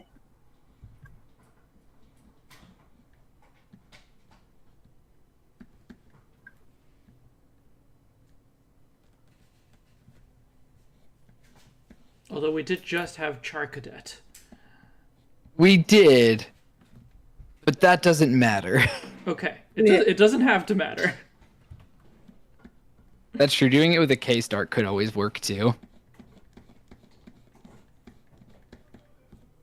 I like that you put Freebird Cluck-a-doodle-doo.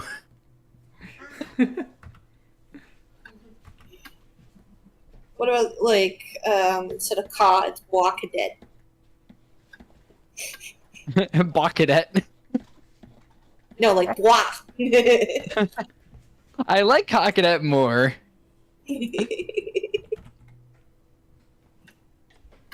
Like walk. Squawkadet. What?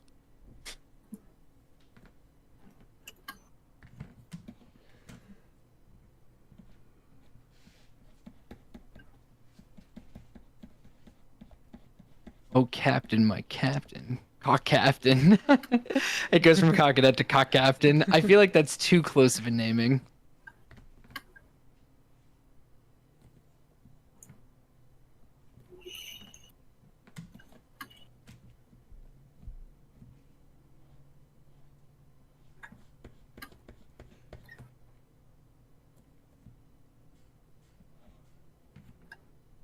I also just wanted to point out, because this evolved form... Oh, Cluckadet could work too. That's a fun name.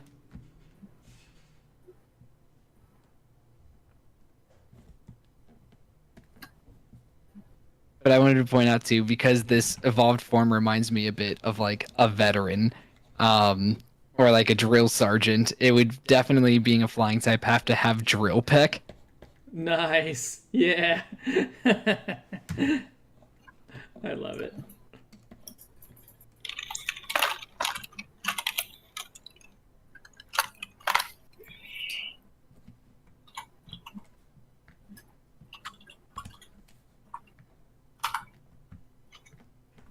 Cockadet and cockavet. Cockadet and cockavet.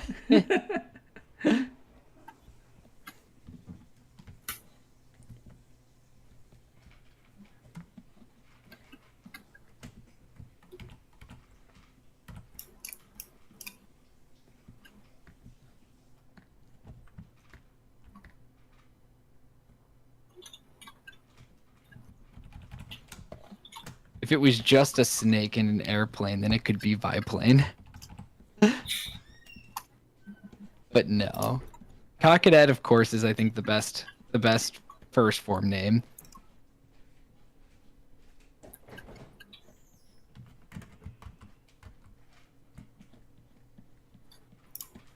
Oh, Cap Trice is an interesting one. Captain and Cockatrice. The word itself flows a little odd for me. Like, just Cap Trice feels a little off, but there might be a way to connect it.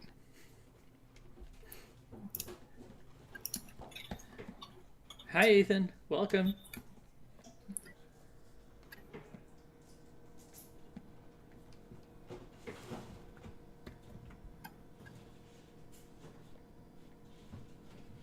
Yeah, Serperial could also be similar to Viperial in that sense.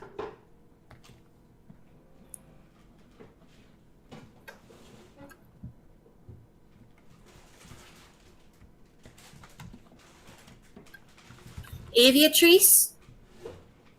Oh, Aviatrice could be interesting, yeah, because then it's like using the trice part with Avian. Yeah. Or Aviator.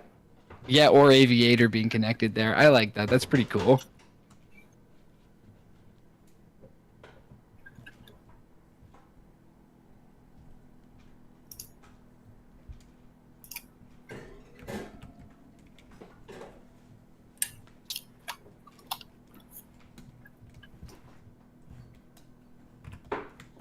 Yeah, so I'm putting those two there for now because they're my favorites.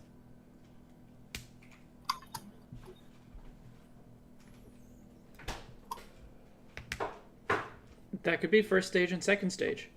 Yeah, that's what I'm thinking. Is first stage, second stage with Yeah. Cockadet and Aviatrice. That's pretty good. I like that. Yeah, and you go from cadet to aviator, and you also go from.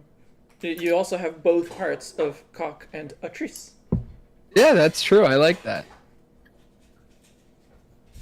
Oh, it would definitely have beef with Bombardier, 100%. A bomber plane versus just a normal flying.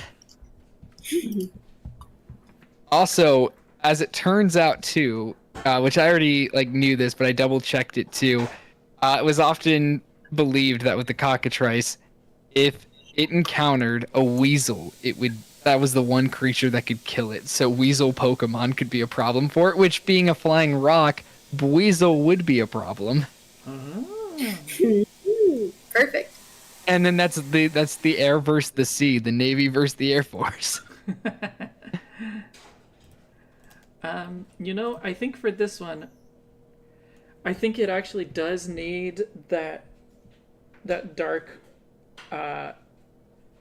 desaturated brown color that I was talking about for the first one.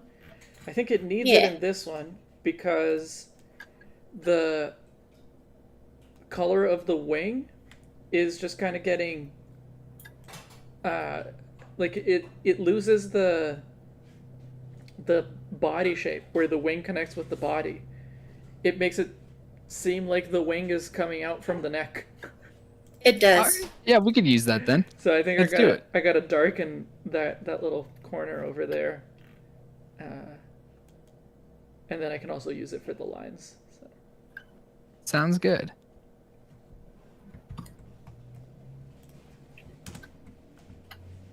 It was also believed that a cockatrice would die if it heard a rooster crow. Yep. So there you go. Blaziken comes out and gives it a tough time.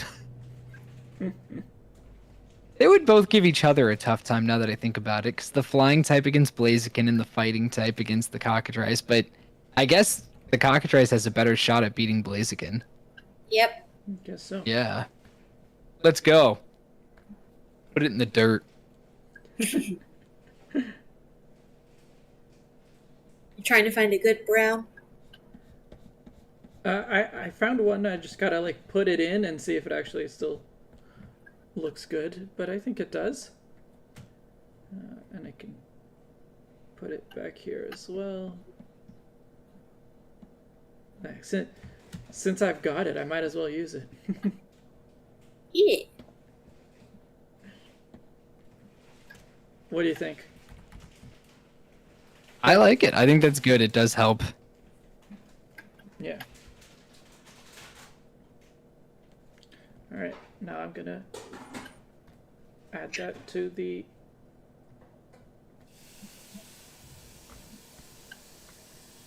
No. Cockadet. Cadet, let's go. It also is a little bit like cockadoodle. Yeah, a little bit of that cockadoodle kind of ring to it. Actually, there is one thing I will ask for now that I think about it. Okay. We can take the circle badge off the wing just because my eyes keep getting distracted when looking at the comb to the red ring on it. Fair enough. Like, the dark lines do a good job of separating it, but I do feel like I lose a bit of the depth. Mm-hmm. Maybe it's only on one wing, and it's the wing that's closest to us. And, yeah, maybe we don't see it in this angle, but like if you're the trainer who's possessing it, you see it from behind. Asymmetrical Pokemon design. Listen, I am a big fan of asymmetry.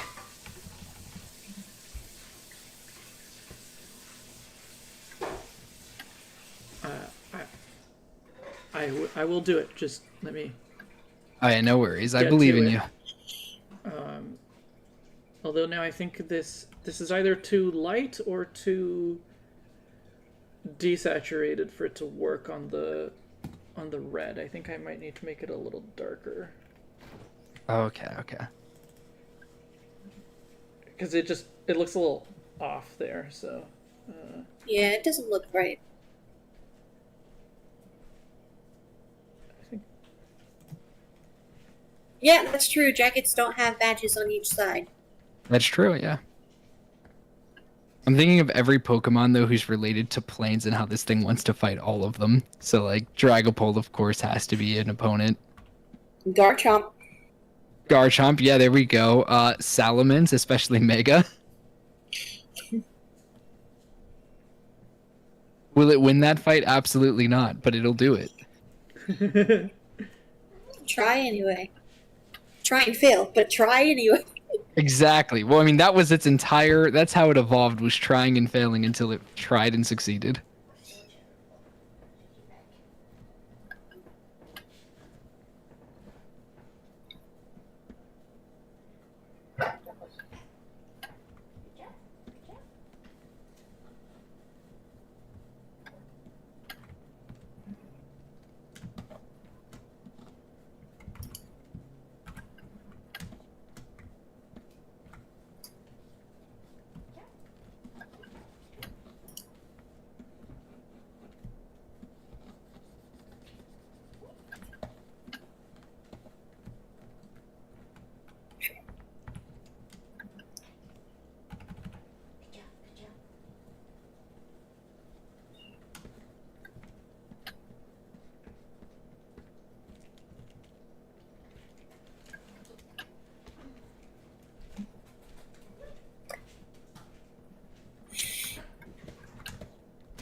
I love that idea, actually, Vesper. Using its glare to just make birds fall out of the sky so it can be the only one flying. 100% fantastic. It definitely probably has Smackdown. Oh, absolute rock move. There we go. Smackdown plus has this. Just like, no, to do anything to ruin their flight.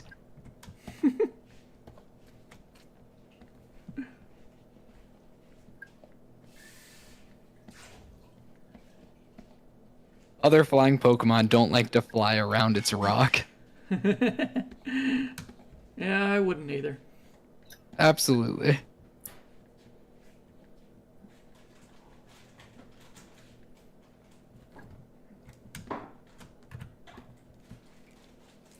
I imagine there's someone who's like, oh, I have an electric flying Pokemon, so it's fine. It's gonna fly out there, and then Smackdown just drops it to the ground instead. So like, oh, I couldn't paralyze you. Okay.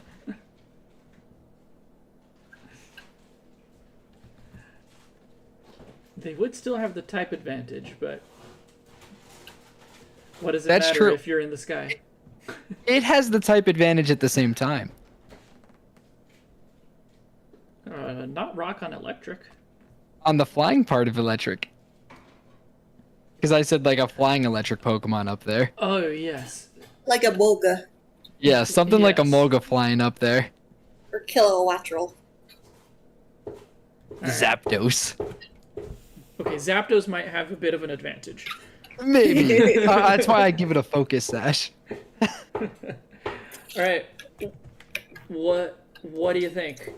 You see anything awry besides No, I the think this feet? looks I think this looks fantastic. I like this.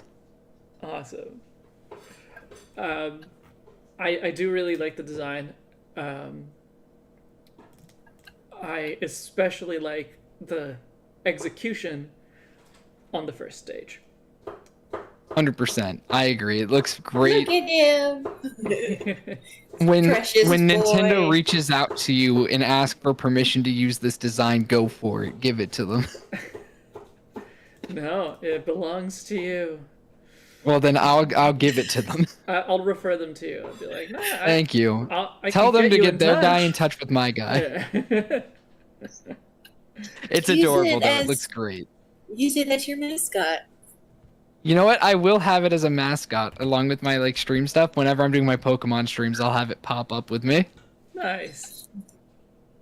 It'll be great. It looks so good. It's so fun. It's nice to see a cockatrice Pokemon actually imagined. Thank you so much for doing this.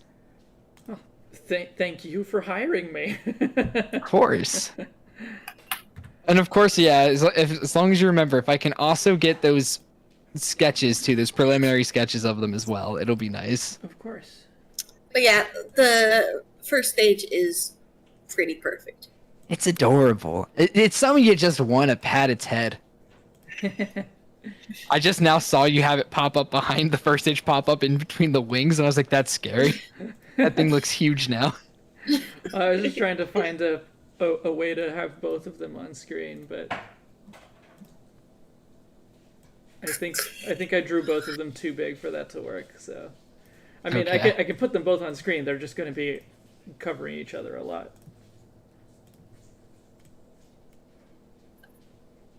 But yeah, there you go. I'm glad he got his pilot's license. Yeah.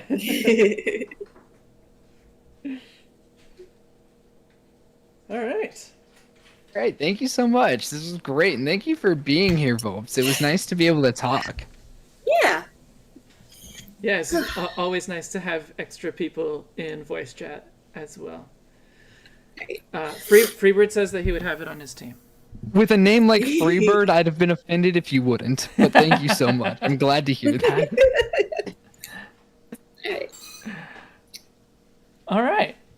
I think we can call it here for today. The stream will stay public, so everyone can watch it whenever. But I have no plans for the next stream. So, hello. It'll be whatever it is. Exactly.